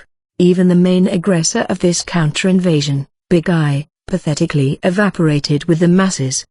All that was left in the dungeon was deafening silence. Anyone who witnessed the hellish attack felt like their souls were blown away with it. But the pair in the eye of the storm had seen things like this many times before, so they thought nothing of it.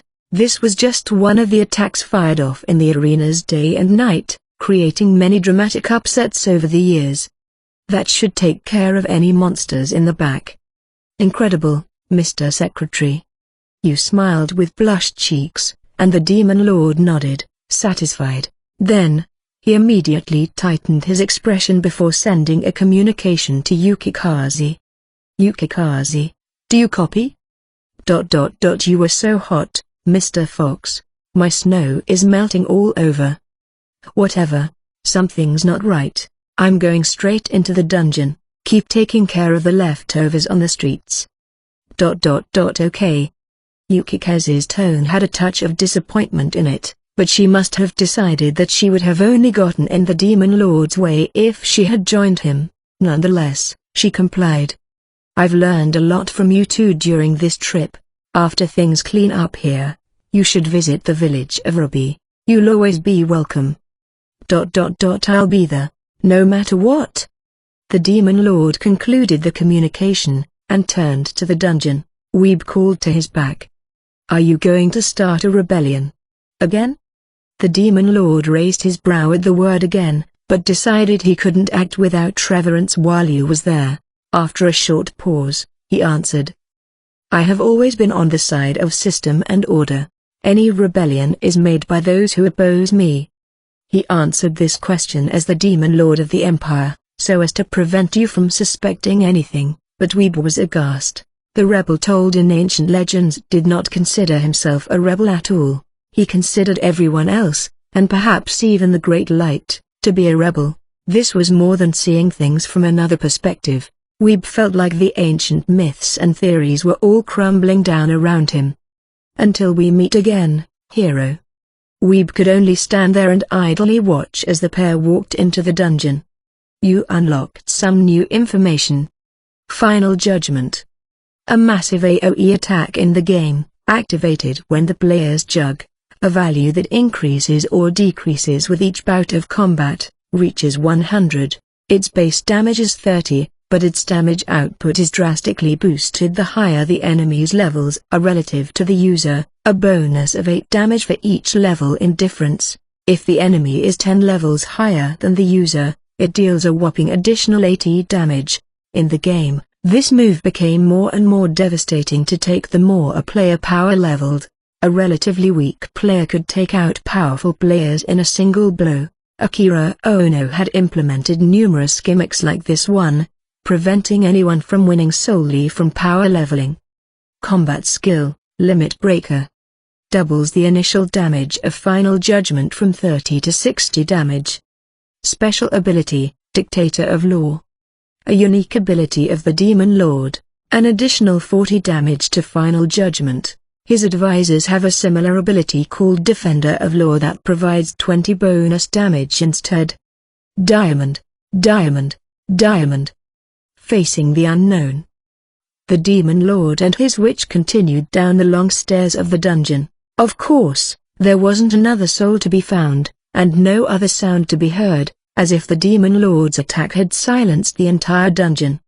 "This is the dungeon you spoke of, Mr. Secretary? It's much quiet now." Unlike before, the town was in much more of a ruckus. Still, there were not many monsters left out there, and it would be easy enough for Weeb and the Trinary to clean up, while the Demon Lord was unaware.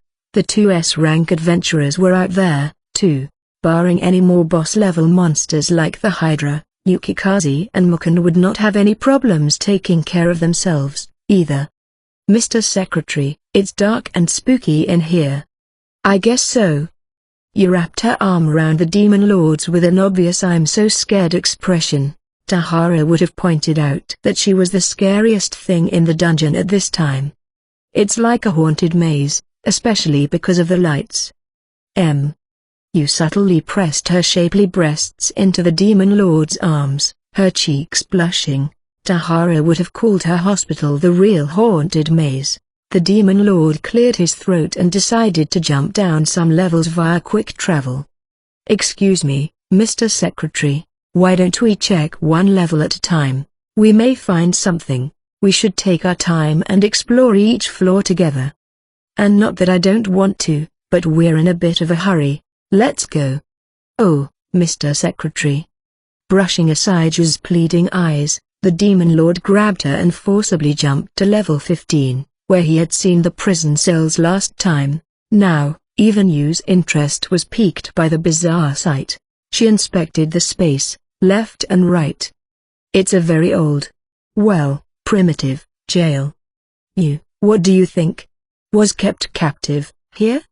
"My first thought would be a human, most likely an adult-sized specimen." The Demon Lord re-examined the cells, and it seemed safe to assume that humans were kept in them in horrific conditions. They climbed down another story to find more cells. Some were similar in structure to those from the level above, while others were made with metal bars that seemed a little more durable. The further down they went, they found larger floors with more cells. You didn't seem to be bothered. But it was a bizarre sight to the Demon Lord. Who made these things, and why? And why build them inside of a dungeon, of all places? He didn't understand any of it. On the other hand, you spoke with a tone as nonchalant as talking about the next day's weather. Perhaps they were pets. Ha! The Demon Lord laughed it off, but couldn't quite shake the idea. Who could have remained sane trapped in a prison cell in a dungeon crawling with monsters? "In any case, I don't like it." "Of course, sir. The management of the people's happiness must be fully in your control." Even as he pretended to agree, the Demon Lord was screaming on the inside. He would have vehemently denied the need for such management if he could have. When they reached the 20th level on the bottom of the dungeon, the air completely changed and the banter stopped. The Demon Lord's expression shifted. This floor hosted a modern factory. Unlike any of the floors above, the ground and walls were made out of concrete, showing bare steel support beams above countless conveyor belts in operation. The industrial belts were carrying cut-up monsters and charred human bodies to who knew where, along with clothes, weapons, and even the walls of houses. There seemed to be no rhyme or reason to the variety of things it was carrying. "I see. It seems I've been shown to a different level." Mr. Secretary? It's quite different from the level 20 I had heard about. You. Does this level appear the same as the others to you? Level 20, as Yukikaze had described it to him, was nothing out of the ordinary, definitely not this modern facility. Yes, bare walls, dimly lit. At this moment, the Demon Lord became sure of his suspicion. Apparently, I was invited. First, the gun he had found on level 15, and now the level 20 that was not as it should be. Someone was giving the Demon Lord a secret look behind the curtains and getting enjoyment out of it. Were they taunting the Demon Lord, or did they have a message to send? In any case, he was sure that this wasn't good news. You, stay here. If something happens, grab me and quick travel. Wait, sir, you're going alone. If we both get attacked at once, we're out of options. If something seems off with me, heal me immediately, got it? Yes, sir. The Demon Lord continued through the countless conveyor belts that carried both monster and human corpses without discrimination. It was creepy to say the least, and anyone might have frozen in their tracks, but the Demon Lord didn't. Something's here, something I want to know, or something that someone wants to show me. The door at the end of the factory opened automatically, perhaps by electricity, or perhaps by magic. One question of his was answered as soon as he walked through the door. So it's recycling plant. Below him, he could see the monster and human bodies being dropped into a giant furnace, with new monsters being carried out from it. This was a sight quite in contrast to what most people imagined reincarnation to be. In the room, the Demon Lord spotted countless monitors varying in size, with around 100 monitors stacked on top of each other in a heap. It almost looked like a monument. Even the Demon Lord couldn't help but shudder at the sight. "Do you want me to grade your artwork?" the Demon Lord asked whoever it was that was waiting for him. Whoever it was, they had unknown powers and technology. Just from what the Demon Lord had witnessed so far, the recycling of life below him and the solar-powered gun, they had technology that surpassed that of the modern world. As if to answer his question, a line of text appeared on the screens. "Let's play, Demon Lord." After reading these words, the Demon Lord lit a cigarette without a word. Perhaps offended by this, a few of the screens cracked. A new line of text appeared. "Play with me, Demon Lord." A similar line, but with a different nature. The first was still an invitation, but this was more forceful. Reading this, the Demon Lord took the cigarette out of his mouth and flicked it at the screens. The still-lit cigarette hit a monitor and fell to the ground. The next instant, one screen after another shattered in a cacophony. The largest screen in the center, the only one left, displayed a line of red text. "I'll toy with you, Demon Lord." Now he wore a dauntless grin. "Finally, your true colors are showing. I'll toy with you, I'll kill you, I'll toy with you, I'll kill you, I'll toy with you, I'll kill you, I'll toy with you, I'll kill you, I'll toy with you, I'll kill you, I'll toy with you, I'll kill you, I'll toy with you, I'll kill you, I'll toy with you, I'll kill you, I'll toy with you, I'll kill you, I'll toy with you, I'll kill you, I'll toy with you, I'll kill you, I'll toy with you, I'll kill you. Hey. The Demon Lord was secretly afraid of the message and the malice behind it, but his willpower pinned down even his creeping fear, and only grew stronger from it. The more he was put in a corner, the more he suppressed any negative emotions and powered through, no matter how poorly held together he might have appeared. Feel like some superior being in this scrappy factory? Hilarious. Determined, the Demon Lord spat this out at the screen, straight on. He had the weapons and confidence to win, thanks to the unparalleled world of his creation, the infinitely vast world created from his 15 years of determination, filled to the brim with cheat codes. A mess of rapidly changing text ran on the screen until it finally displayed. Game over.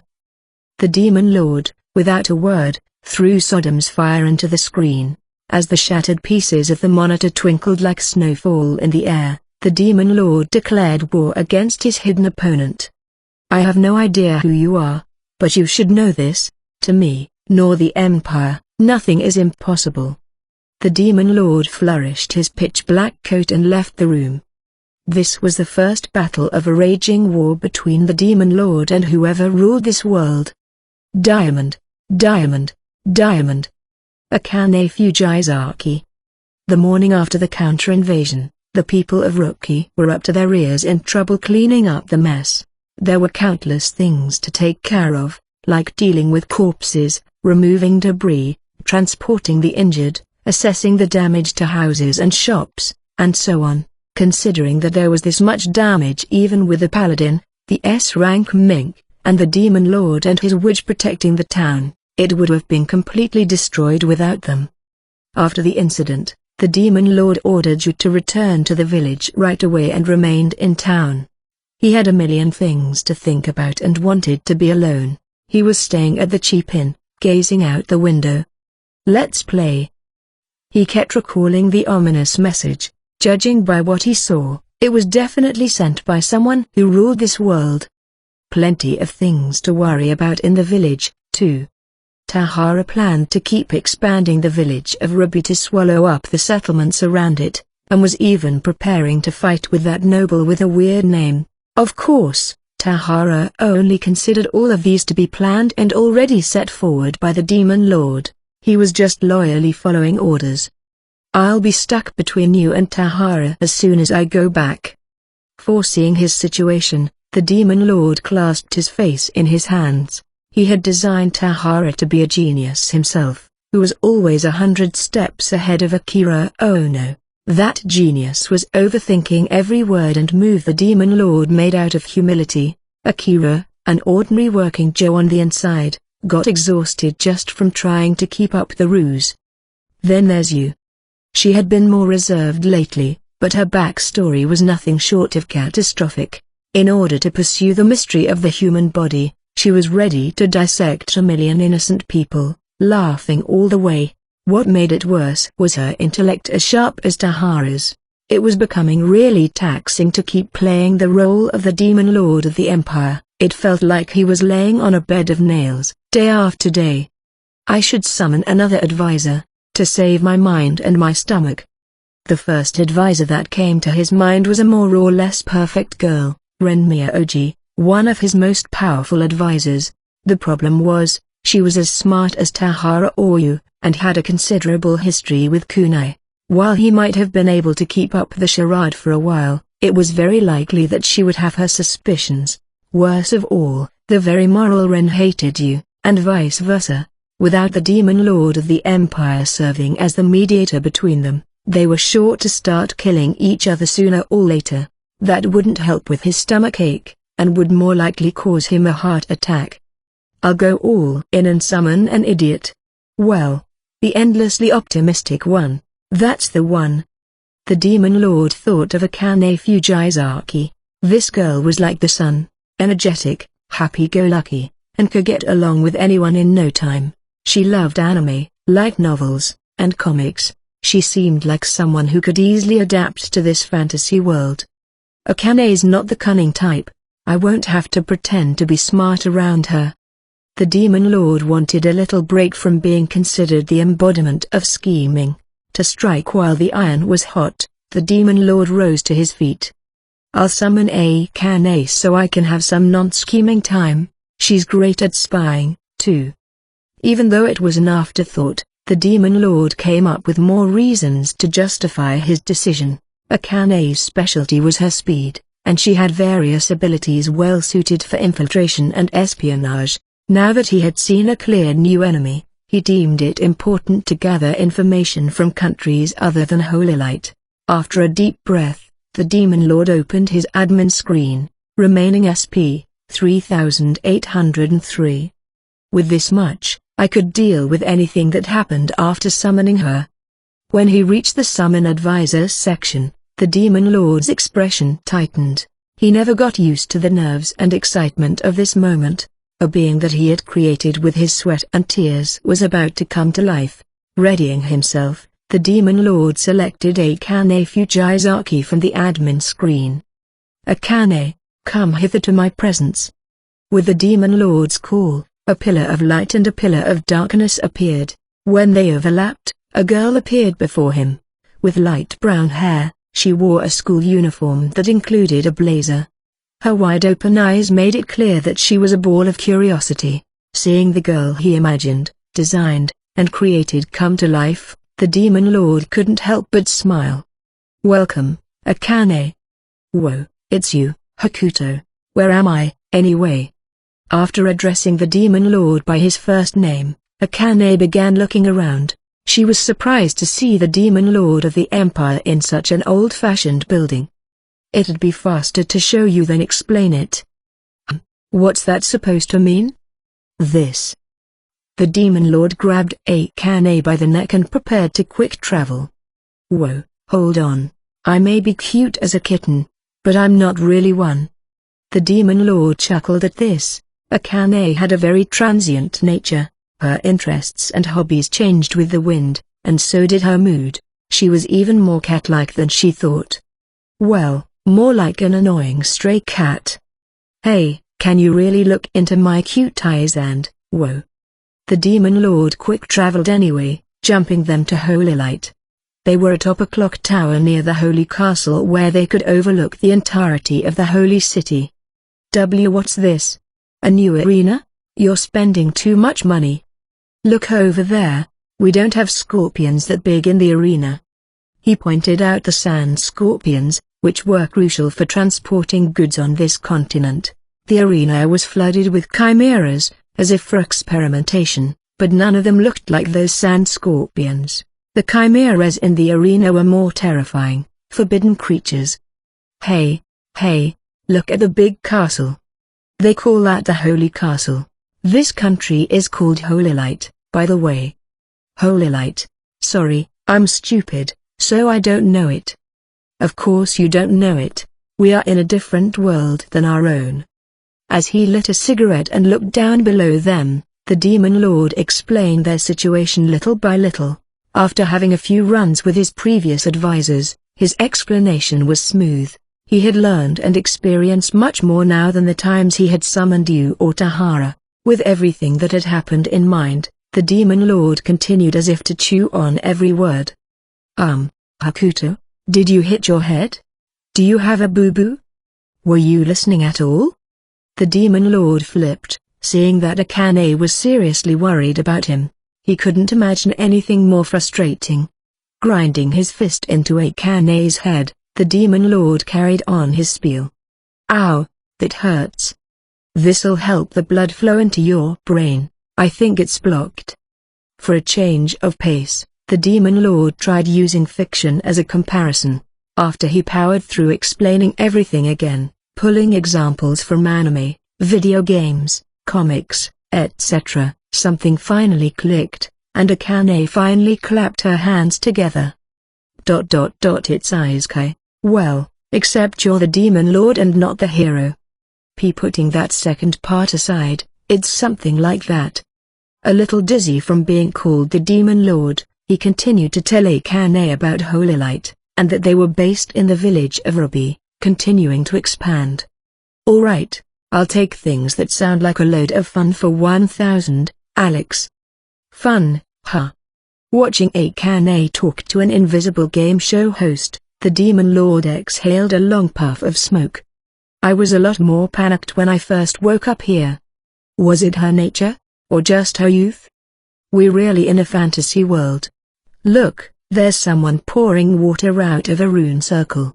Yes, there is a power in this world that they call magic. Which was something extremely dangerous to the Demon Lord, something he needed to defend against, ASAP. His advisors would need some sort of anti-magic armor, too. So if you're the Demon Lord, Hakuto, should I be the hero? Why should we be enemies? Besides, this world already has a hero. What? But don't you think I'd be better at it? Think of how cute and strong I am. I envy you for your thought process. Half ignoring Akane's comments, the Demon Lord continued. Once he told her that you and Tahara were already here, Akane's eyes glimmered. Oh, Hakuto, what about Ren? Right, pretty soon, I'll summon her, already, summon her now, Arg, knock it off, get off of me. Akane curled up to the Demon Lord like a cat, and he picked her up by the back of the neck again. Hey, I always thought you treated me like I'm not super cute, Hakuto. Dream on. With Akane still in his grasp, the Demon Lord flew them back to the town of Ruki. This time, they arrived on a roof that overlooked the plaza, the same spot from where you had thrown her grenades the night before. Below them, they could still see monster carcasses scattered about, and they could still smell burnt flesh in the air. Nearly everywhere in town, there was dried blood spattered on the ground and walls, and there were many people working to remove the debris of the destruction since early in the morning. The smoke from the pyre of victims filled the town, and they could see the mass burial taking place in the cemetery outside of the town. Where are we? It's not a world full of sunshine and rainbows. Right, of course. As she recalled her previous world ruled by the Empire, Akane's expression became gloomy. There are countless nations that we don't know about in this world, some non-human species, too. Not to mention the various monsters in the dungeon and the devils. On top of that, there was the unknown enemy from the night before, and the mysterious figure who had restricted his admin features. With those in mind, the Demon Lord spoke. It's the same as it was in the world with the Empire, even in this world. We have countless enemies. Right. And if there are enemies, I'll fight them, but... What do you want to do in this world, Hakuto? The Demon Lord couldn't immediately answer that straightforward question. What was he doing in this world? What did he want to do? He wanted to regain all of his admin features. Those, having put in 15 years of blood and sweat to create them, were almost a testament to his own existence. This goal, this objective, would not waver. But what then? The Demon Lord remained silent for a long time, but Akane, uncharacteristically patient, awaited his response. Normally, she would be rushing or teasing him. This went to show how seriously she had asked the question. What do I want to do?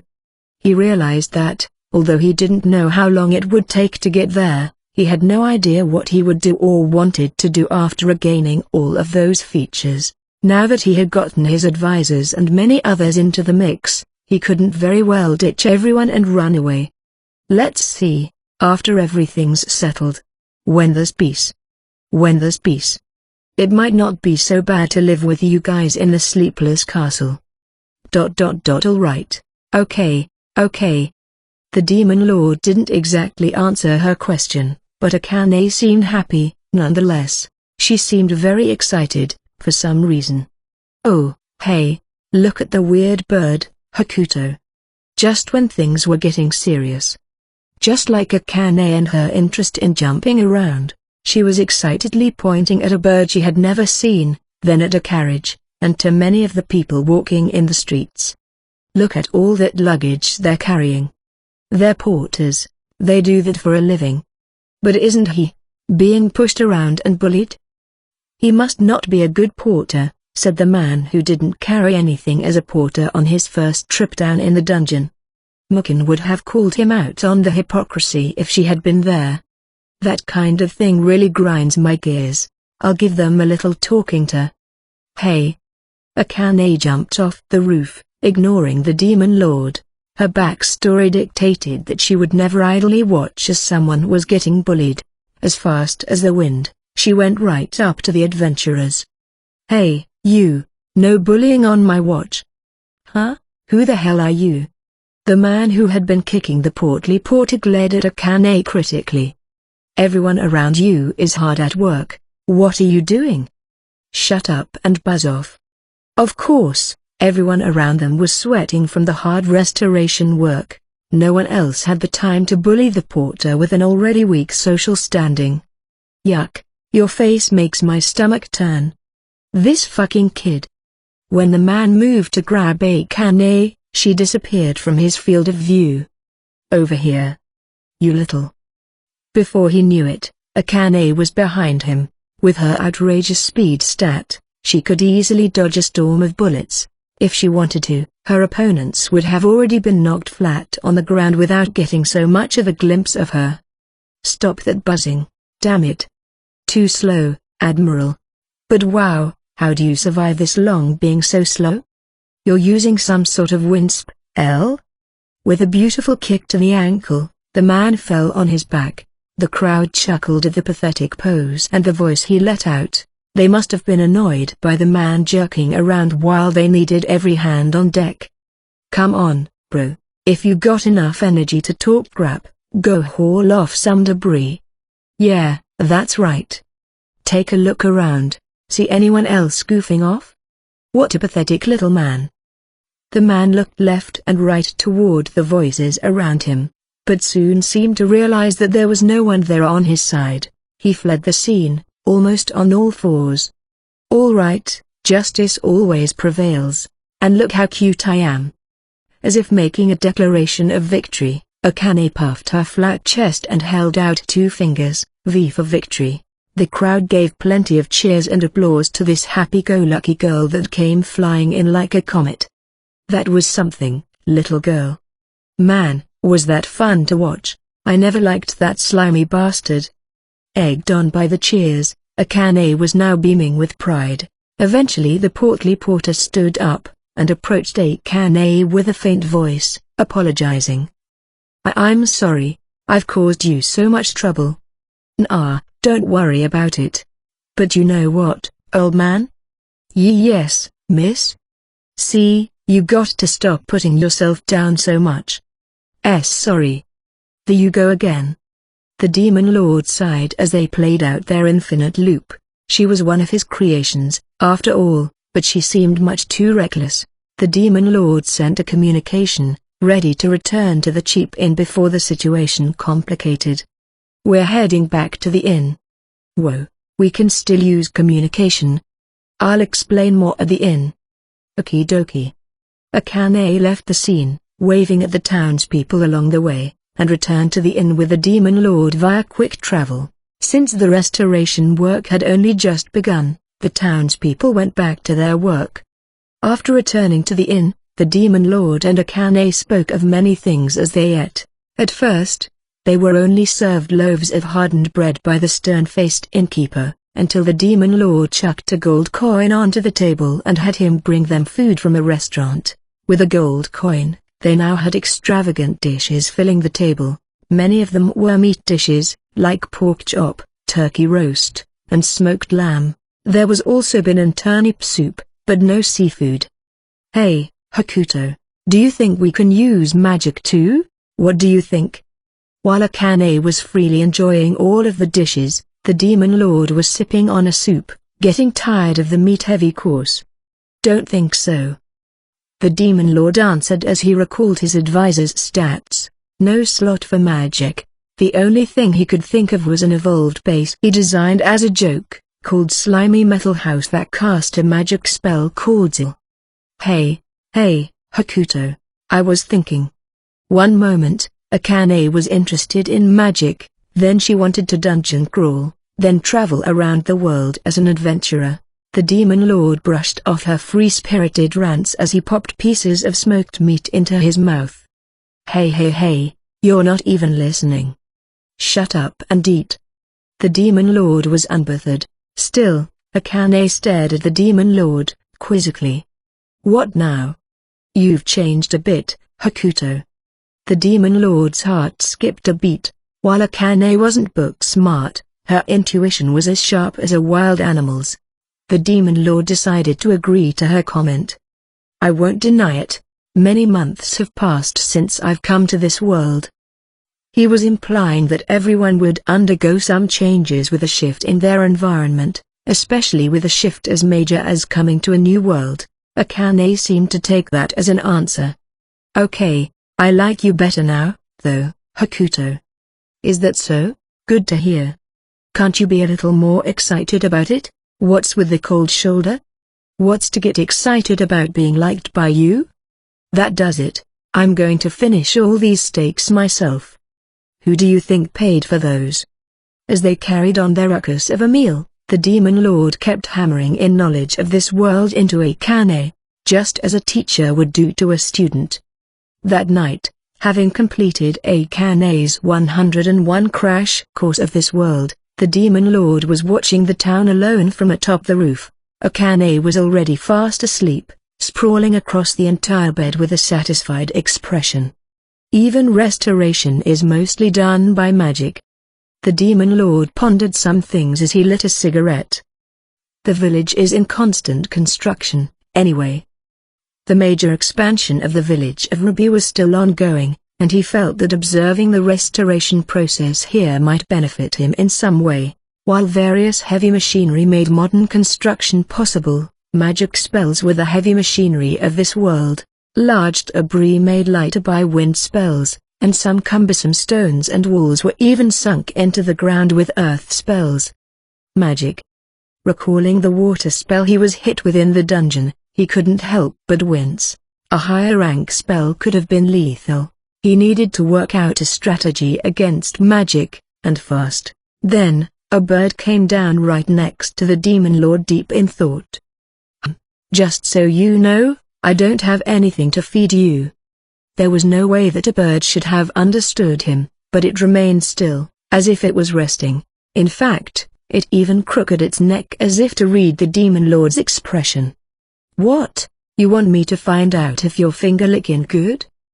He lazily shooed at it, but the bird remained. Surprisingly, the bird fluttered its wings and hopped over to the demon lord, then onto his shoulder. Whoa, I'm not into birds that much. The demon lord chuckled, then the color drained from his face as he heard a woman's voice, as if spoken directly into his eardrums. Caught you with your guard down. An eerie voice came out of the bird's beak. The demon lord subtly looked around, but couldn't find anyone else around them. The only explanation was that the voice was spoken from the bird on his shoulder. Practicing your ventriloquist act? The demon lord puffed out his cigarette smoke, concealing his shock. You are an interesting one. Are you man or devil? Doesn't matter. What do you want? He acted as undaunted as ever, but even the demon lord was taken aback by the next words out of the bird's beak. Even with all of your powers, you are completely defenseless against magic. Ah, do you think so? Gazing up at the moon, the demon lord imagined who he could be speaking to. This little bird is the prime proof of it. Most people would keep a lowly familiar like this one away with a rudimentary protective spell or barrier. But you didn't, or couldn't, bother. I see. That you find enjoyment in eavesdropping. Now, he remembered that the bird on his shoulder was the same one Akane had pointed out during the day. It seemed safe to assume that the bird was listening to at least a portion of their conversation. Empire, sleepless castle. I don't understand these words that you've used. No need to understand them. Before you know it, they'll be a reality. The bird finally fell silent at the demon lord's bold declaration. Soon, a strange spiral appeared before the demon lord, and a girl adorning a black robe emerged from it. She was Olgan, the star player. One question: are you truly the demon lord that appears in legends? I'm not interested in fairy tales. The demon lord brushed the question off, but he really didn't know or have interest in any legends. Only those around him kept, mistakenly, imagining the demon lord to be the figure in their myths. Then allow me to demonstrate a theory. Oh, please do. The demon lord agreed, a little nervous. Fiddling with a crystal ball in her hand, Olgan sharply glared at the demon lord. Long ago, you fought the Great Light and suffered grave injuries. You were nearly dead, or sealed. That's my starting point. Now you have lost the majority of your powers, and are under some sort of heavy restraint. I see. As he feigned nonchalance, the demon lord was shocked that part of her theory was true. He didn't know if the girl thought of the fact by coincidence or perception, but it was true that many of his abilities were locked and heavily restrained. Now, I want to make a deal with you. Deal, huh? What do you want from me? There's someone I want you to kill. Now that doesn't sound very peaceful. Exhaling the cigarette smoke with a sense of enjoyment, the demon lord was relieved for the time being. This girl didn't seem to be the one who sent him the message in the Bastille dungeon, nor the one who messed with his admin features. It's frustrating, but I can't finish the kill on my own. If I do kill whoever it is, what am I going to get out of it? A deal couldn't stand unless it was a win-win. His castle contains an abundance of gold and treasure, as well as countless historical magical items. Take them all for yourself. The demon lord held a long pause at this. Seeing his uninterested act, Olgan couldn't help but grip her fists in anticipation of a refusal. It was do or die for her. After watching him in action at the counter-invasion the other day, she was sure that he really was the mythical demon lord, or at least someone with similar powers. This wasn't a chance she could let slip by. The treasury contains seeds that boost the user's magic abilities, crystals that temporarily boost the power of magic spells, and a magical item that will bounce off any lower rank spell. I'm only interested in taking his head. Everything in the treasury is your reward. ... And who is it that you hold such a grudge against? Truth be told, the Demon Lord wanted to jump on the deal, but wasn't careless enough to agree without knowing who he was dealing with. A grand devil said to be the next king of devils, Belphegor. The king of devils, huh? With a subtle nod, the Demon Lord internally cheered in victory. The king of devils was, what he thought to be, the weakling monster that attacked him out of the blue when he came to this world. They considered that wannabe gargoyle a king? Ridiculous. Still, the Demon Lord didn't want to seem desperate by agreeing too easily. Just as the Demon Lord of the Empire would have, he refused to make a clear answer for a while. All the treasure in his castle isn't enough for you. The Demon Lord again only answered with silence. In situations like these, silence was golden. More often than not, the terms of the deal would only improve. Then, I'll make sure you have whatever it is you want. You name it. Oh. The Demon Lord gave her a sharp glare. Finally, some music to his ears. His attitude showed it, too. Olgan was wary of what he could possibly ask for, but she needed him to say yes, above all else. Whether he knew Olgan's thoughts or not, the Demon Lord solemnly spread his arms and declared, "Rejoice, your wish is granted." Even Olgan was stunned at his absolute confidence. He already seemed sure of his victory. Quite the confidence. We're infiltrating his land in Hellion territory. No matter, why do you want this devil dead, anyway? Olgan looked to her feet, and remained silent for a long while. It didn't seem like something she wanted to say. Still, she must have decided that she couldn't afford to upset the Demon Lord over it. Reluctantly, she answered, "Because that devil is my father." Now the Demon Lord was actually struck silent. He couldn't imagine how a father and daughter could want to kill each other, but assumed that devils lived in a different world than humans. Her dad's a devil, huh? At the same time, he finally noticed that the girl before him was no ordinary human, but a firebrand like Tron. "Now, what should I call you? Demon Lord? Or do you prefer Fallen Angel?" "Demon Lord is fine." The Demon Lord contained his laughter at the mention of Fallen Angel. He recalled the cranny story about Lucifer he had read in the library with Aku and shrugged his shoulders. "I see. Then I will address you as such, Demon Lord. When do we leave?" "Now." "What? Didn't you hear me? We're leaving now." "Wait a minute. We'll need some time to prepare before attacking his castle." "No need at all.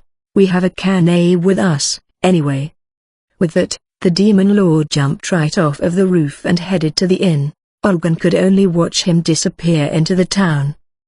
Later in the night, when all were asleep, the four-member party was gathered at the entrance of town: the Demon Lord, the still half-asleep Akane, Olgan the firebrand, and S-rank adventurer Mink. Ordinarily, these four would have never crossed paths, but now that they were together, it was quite the sight. "Hey, Hakuto, who are these people? I'm tired," Akane said, wobbling as if she was about to fall asleep standing. Mink was surprised to see the Demon Lord, too. "Why is the Demon Lord here, my sworn nemesis?" "Nemesis?" the Demon Lord thought, puzzled. Olgan, trying to assume the role of the leader, shortly explained to the party. "We will infiltrate Hellion territory. Our objective is to kill Belphegor." The Demon Lord nodded with reverence. Akane had already fallen asleep, still standing. Mink alone reacted in surprise. "Hellion territory? With just the four of us?" "With just the four of us. Any weaklings would only get in our way." Olgan countered stoically to Mink's reasonable reaction. Olgan knew full well how insane this was, and even she was having a hard time keeping her composure. This is your plan, isn't it, Demon Lord? You're trying to usurp me as the superior agent of darkness." Mink glared at the Demon Lord with animosity, jabbing the air between them with her finger. "What is she going on about? Ignore her, it's a sickness." "Are you out of your mind, Olgan? If darkness meets darkness, The dark salamander sealed in my right hand may arise from its slumber. Mink grasped her right hand, showing a pained expression. Seeing her, the demon lord seemed to understand that she had a bad case of goth or emo or something. At this rate, their departure was only going to delay. Olgan, was it? Lead the way to Hellion territory, right? All right, Mink, knock off the nonsense. Nonsense? Once I set a single foot in that place, I won't be able to contain my, hey. Olgan grabbed her by the neck and sprinted. The demon lord carried Akane, still masterfully standing and sleeping, under one arm and followed. The mismatched quartet began their invasion of Hellion territory, uncharted by man. One might have shuddered to imagine what sort of commotion they would bring with them. Diamond, diamond, diamond.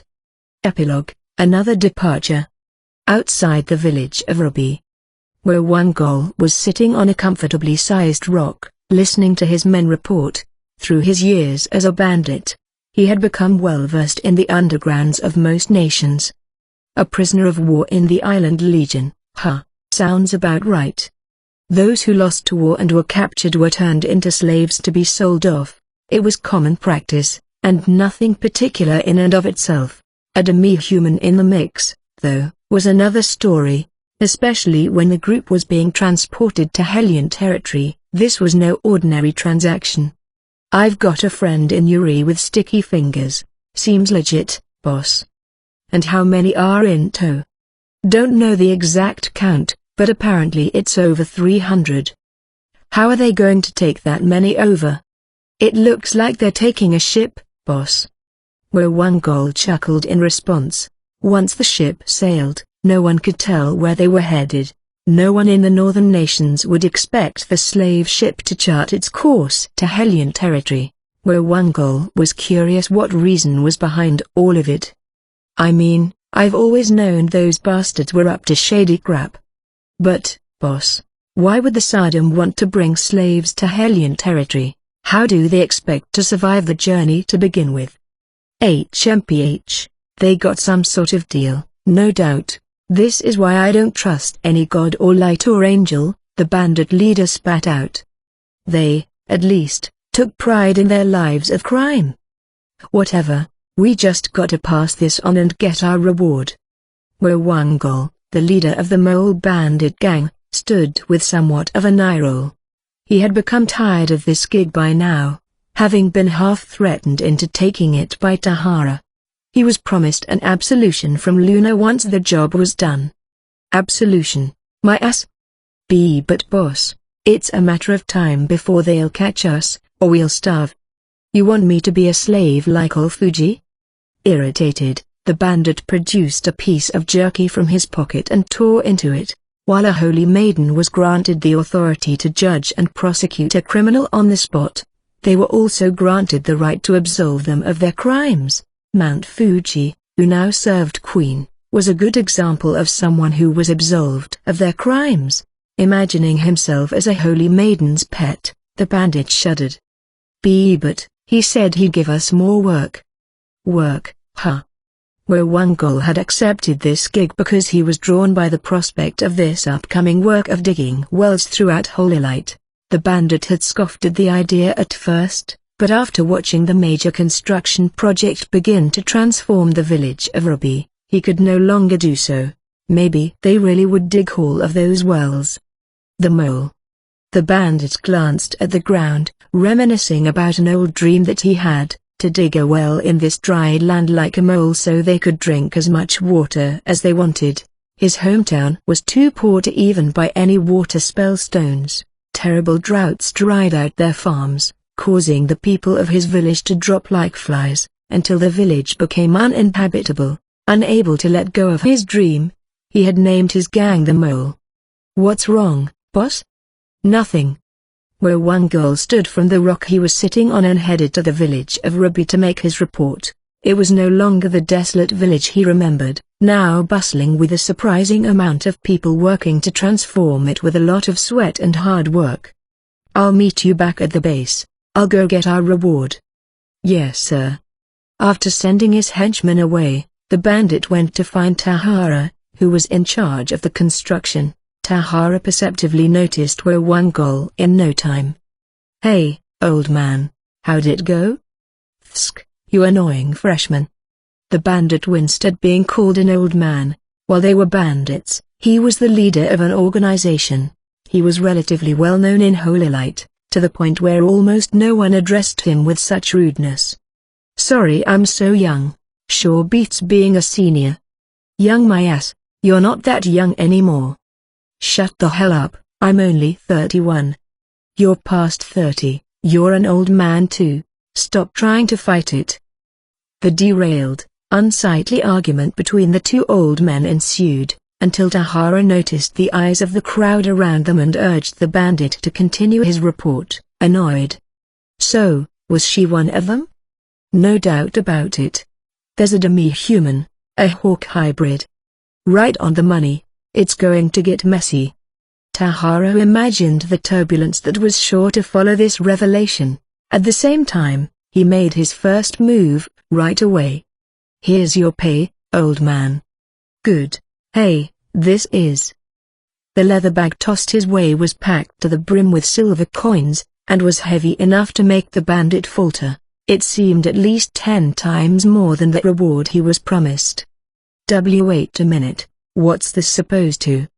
"I gotta go talk to Miss Luna. I don't know what it really means, but I gotta get you absolved, or whatever." Tahara had decided to continue using Wawangol. Once he did, he acted fast. If they remained wanted criminals, it would be difficult for him to employ the gang anywhere in Holy Light. Worst case scenario, they could be arrested or killed by the authorities. "What the hell?" the bandit muttered. He moved the leather bag up and down as if to really measure its weight, and held it up to the sun as if to savor the reflection of the silver coins. He tried to maintain his frown, but couldn't help cracking a smile. With all of this money, he could buy plenty of water spell stones and food. He looked around the area to find many of their workers sharing his expression. Do these guys get paid pretty well, too? Once the northern nations entered war season, passing both people and goods across borders would become difficult. Naturally, that meant less work for the people. On the other hand, there were more jobs once the war season ended, but being able to work in the meantime was a luxury. And there's a bunch of weird-looking buildings. What the hell is happening? As the bandit leader pondered this and that, Luna came sprinting his way, head-on. Wawangol nearly fled at her intense expression. Hey, I was supposed to be absolved. You're not going to. Is it true? Faced with Luna's golden magic bolting through her body, the bandit sweat bullets out of every pore. He knew that, if such magic was directed at him, he would not survive it. About the demi-human? Yeah, it's true, mixed in, with the slaves, in the island region. Okay. The bandit answered, barely able to breathe, but even Tahara behind him was in a similar state of mind. He could have taken down Luna before she could cast a spell, but he felt that he wouldn't get off scot-free from a direct hit of that level of magic. Miss Luna, I understand your eagerness here. But I can get you to do your absolution thing? Right. Luna agreed with uncharacteristic ease. She knew that she had no time to argue. She produced a piece of paper and an elaborately decorated needle from her pocket, then turned to Wawangol. Give me your hand. All right. Ow. Without hesitation, Luna stabbed the needle into Wawangol's palm. Even worse, she wiggled the needle to and fro until bright red blood came pouring out. Gaea. What the hell? A punishment for the sinful. Wise angel, have mercy on this hopeless and ugly bearded ape. Gra. The bandit desperately tried to flee, but Luna's magic engulfed him, keeping him in place. The hellish agony seemed to continue forever when Wawangol finally fainted, his eyes rolling into his head. That about does it.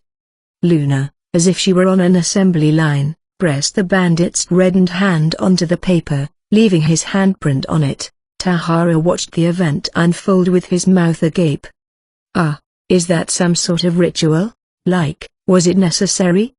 To Tahara, It seemed like some black magic. Tales of sketchy rituals using human blood, hair, or nails were common in his world, too. What? Oh, not really. Huh? Tahara blurted out at Luna's matter-of-fact response. Ordinarily, absolution was performed by pricking a finger and taking the criminal's fingerprint in blood. This version was of Luna's invention. Tahara gazed up to the sky. What's wrong with the holy maidens of this country? Oh? I'm much more merciful than my sister, you know. I heard Fuji had his bloodied face pressed into the paper. Is that so? Tahara shook his head. Having heard enough, after a deep breath, Luna jumped up. All right, I'm off. Ha. As Luna ran off, Tahara shot out a communication. Soon, you appeared from behind him with a curious expression. Are you sure? Didn't think I could stop her. Still. Don't worry about it, Mr. Secretary said to let her be. I see. Actually, I think it will be better for us to have her involved. As the two advisors schemed, Luna was on course to run right out of the village when someone called her to a halt from behind. Luna turned to find the madam with a jubilant smile and rejuvenated skin. What is it? Even you can't stop me this time, madame. I wouldn't dare, little Luna. Why don't you take my carriage? What? There's no way you'll make it past the northern nations in yours. Luna froze in her tracks, the revelation hitting her. If a holy maiden's carriage were to pass borders without a warning, it could start rumors of war. But not if you blend into my caravan. While you're at it, there are a few things I'd like you to pick up for me. The madam giggled. She really didn't have anything she wanted, but this was her way of repaying Luna while keeping face. For once, Luna seemed to pick up on the madam's intentions. Thank you, madame, I'll owe you. Wow, a thanks from little Luna herself? It must be my lucky day. I thank people sometimes. Luna shouted, beet red. Then, numerous carriages adorning the crest of House Butterfly appeared from seemingly nowhere, all ready to depart. They formed a giant caravan akin to a battalion. Anyone in the northern nations would jump in joy upon seeing this caravan. It was a big wave that only came once every few years, the buyout caravan. Lady Luna, if you would. The elderly butler of House Butterfly courteously escorted Luna into one of the largest carriages. The moment Luna stepped inside, the madam saw her determined expression, and the strong, gleaming eyes of a woman ready to fulfill her dream. She couldn't help but call out, "Little Luna." Luna stopped and turned around, curious. "Won't you tell me your dream?" Luna looked dumbfounded for a moment before finding an answer, and shouting with a powerful voice, "I'm going to be the princess of this world and brag to my friend about it." This made a brimming smile appear on the madam's face and she wiped the tears from the corners of her eyes. Let anyone laugh at them, she thought. Just like hers, Luna's dream was grand. It's a wonderful, wonderful dream, little Luna. Take care. With the madam's farewell encouraging her, Luna stepped into the carriage as she cheerfully waved back at her. Soon, the enormous caravan started off, leaving a cloud of dust behind. The Saddam's troop, ready to transport numerous slaves. The two star players, Luna and the buyout caravan, and the demon lord with his new advisor were all gathering in one location, all as if they were drawn by something. A hellish event that would wreak catastrophic havoc in Hellion territory was about to commence. Diamond, diamond, diamond. Epitaph, Tartarus approaching. Japan, 2004. Numerous players gathered at the arena, hosted by Akira, day in and day out. It was a craze. Just by logging in, players could compete with opponents all around the country, and could showcase their skills to the fullest. Things always happened in real time in the arena, including the news file. A single action could earn a spotlight and the praise of other players. Players were revered for killing many others, and those who acquired a hard-to-obtain skill, for example, were also picked up in the news file.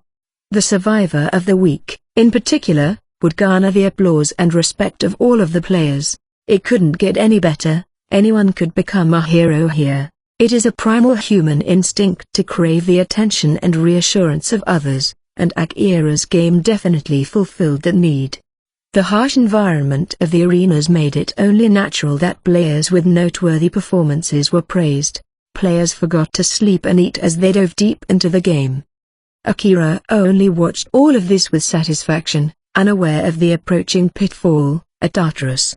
Later, he would call it a black hole.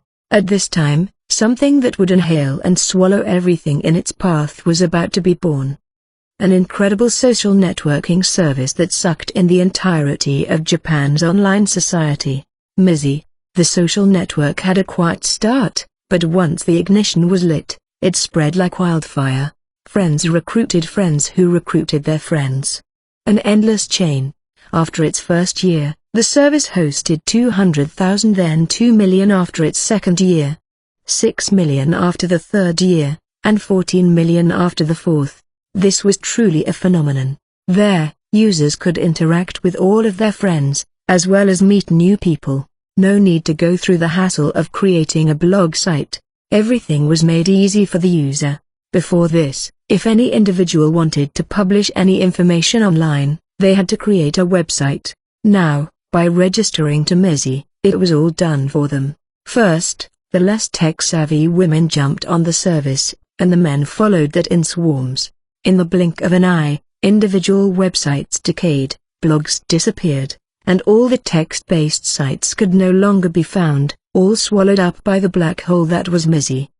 Initially, Akira wasn't threatened at all by it, simply ignoring it. Just a blog site, he thought. But, once the user base exploded, and Mizzy began gathering numerous video games and publishing applications, Akira felt a sense of fear. The social network with such an overwhelming population reached into the realm of video games. Setting trends was a numbers game. It was clear to see that anything popularized on the site would become mainstream. Whoa.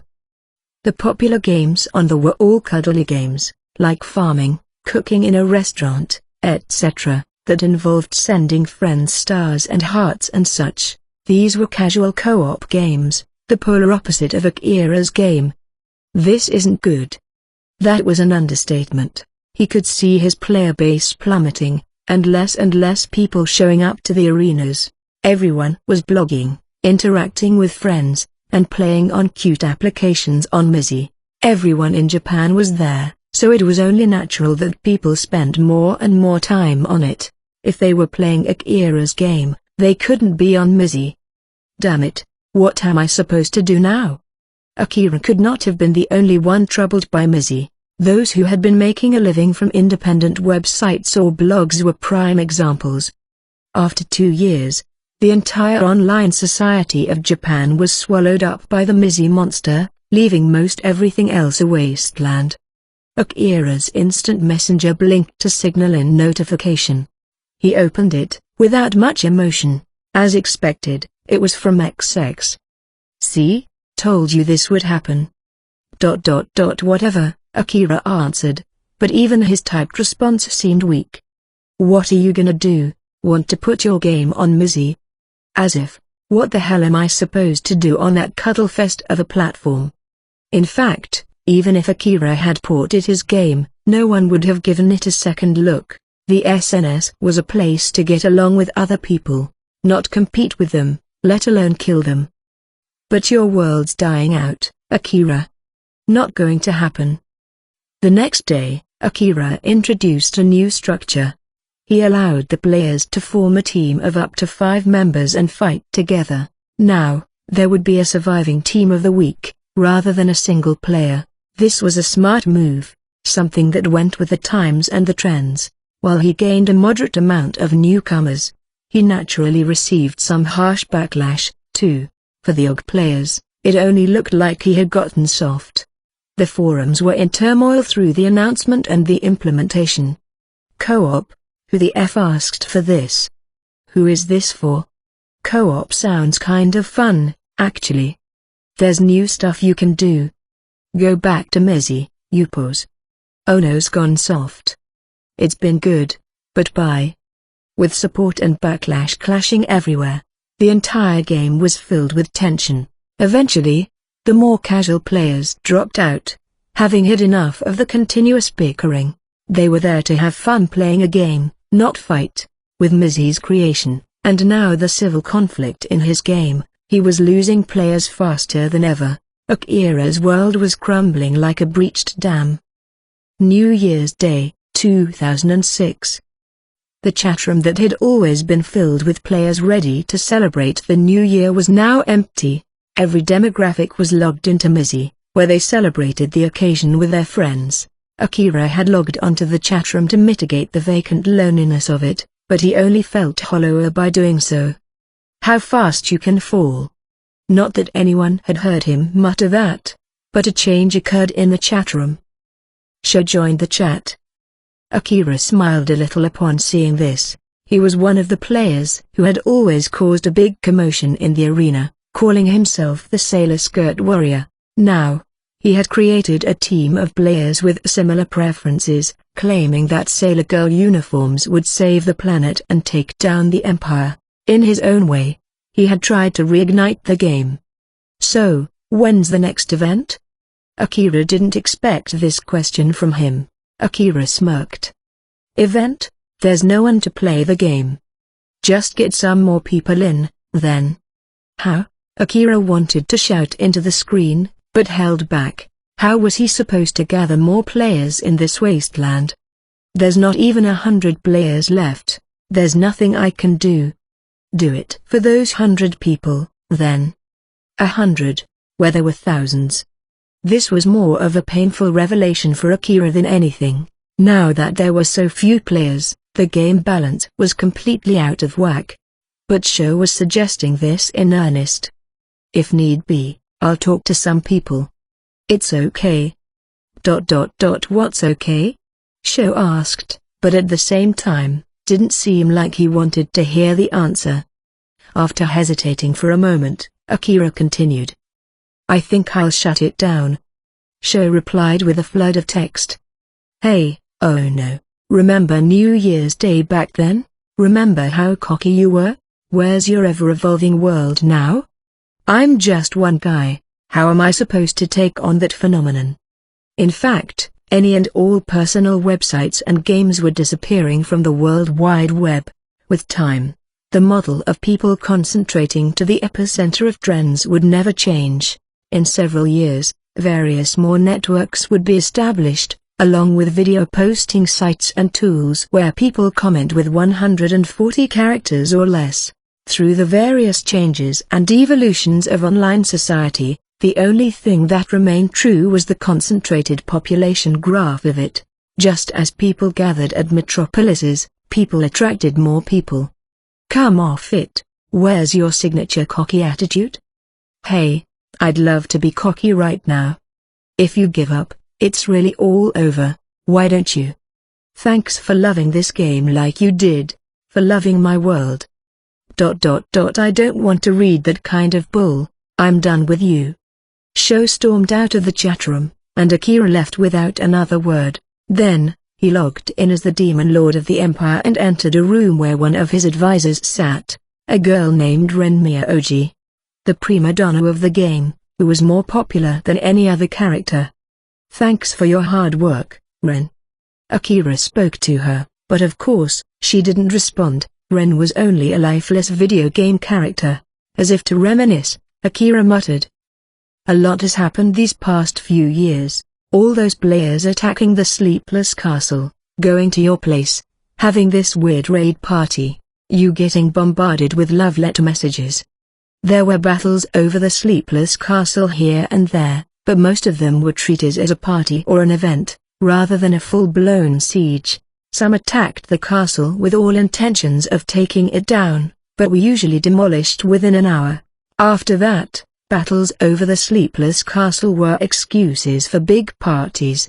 Players ran to their favorite advisors, some massacred the raiding players from behind, and some used their fireworks to show off. It was the best. Like a roaring flame, it was fun. Akira's whisper wasn't meant for anybody in particular, but rather he was telling the world itself how he felt.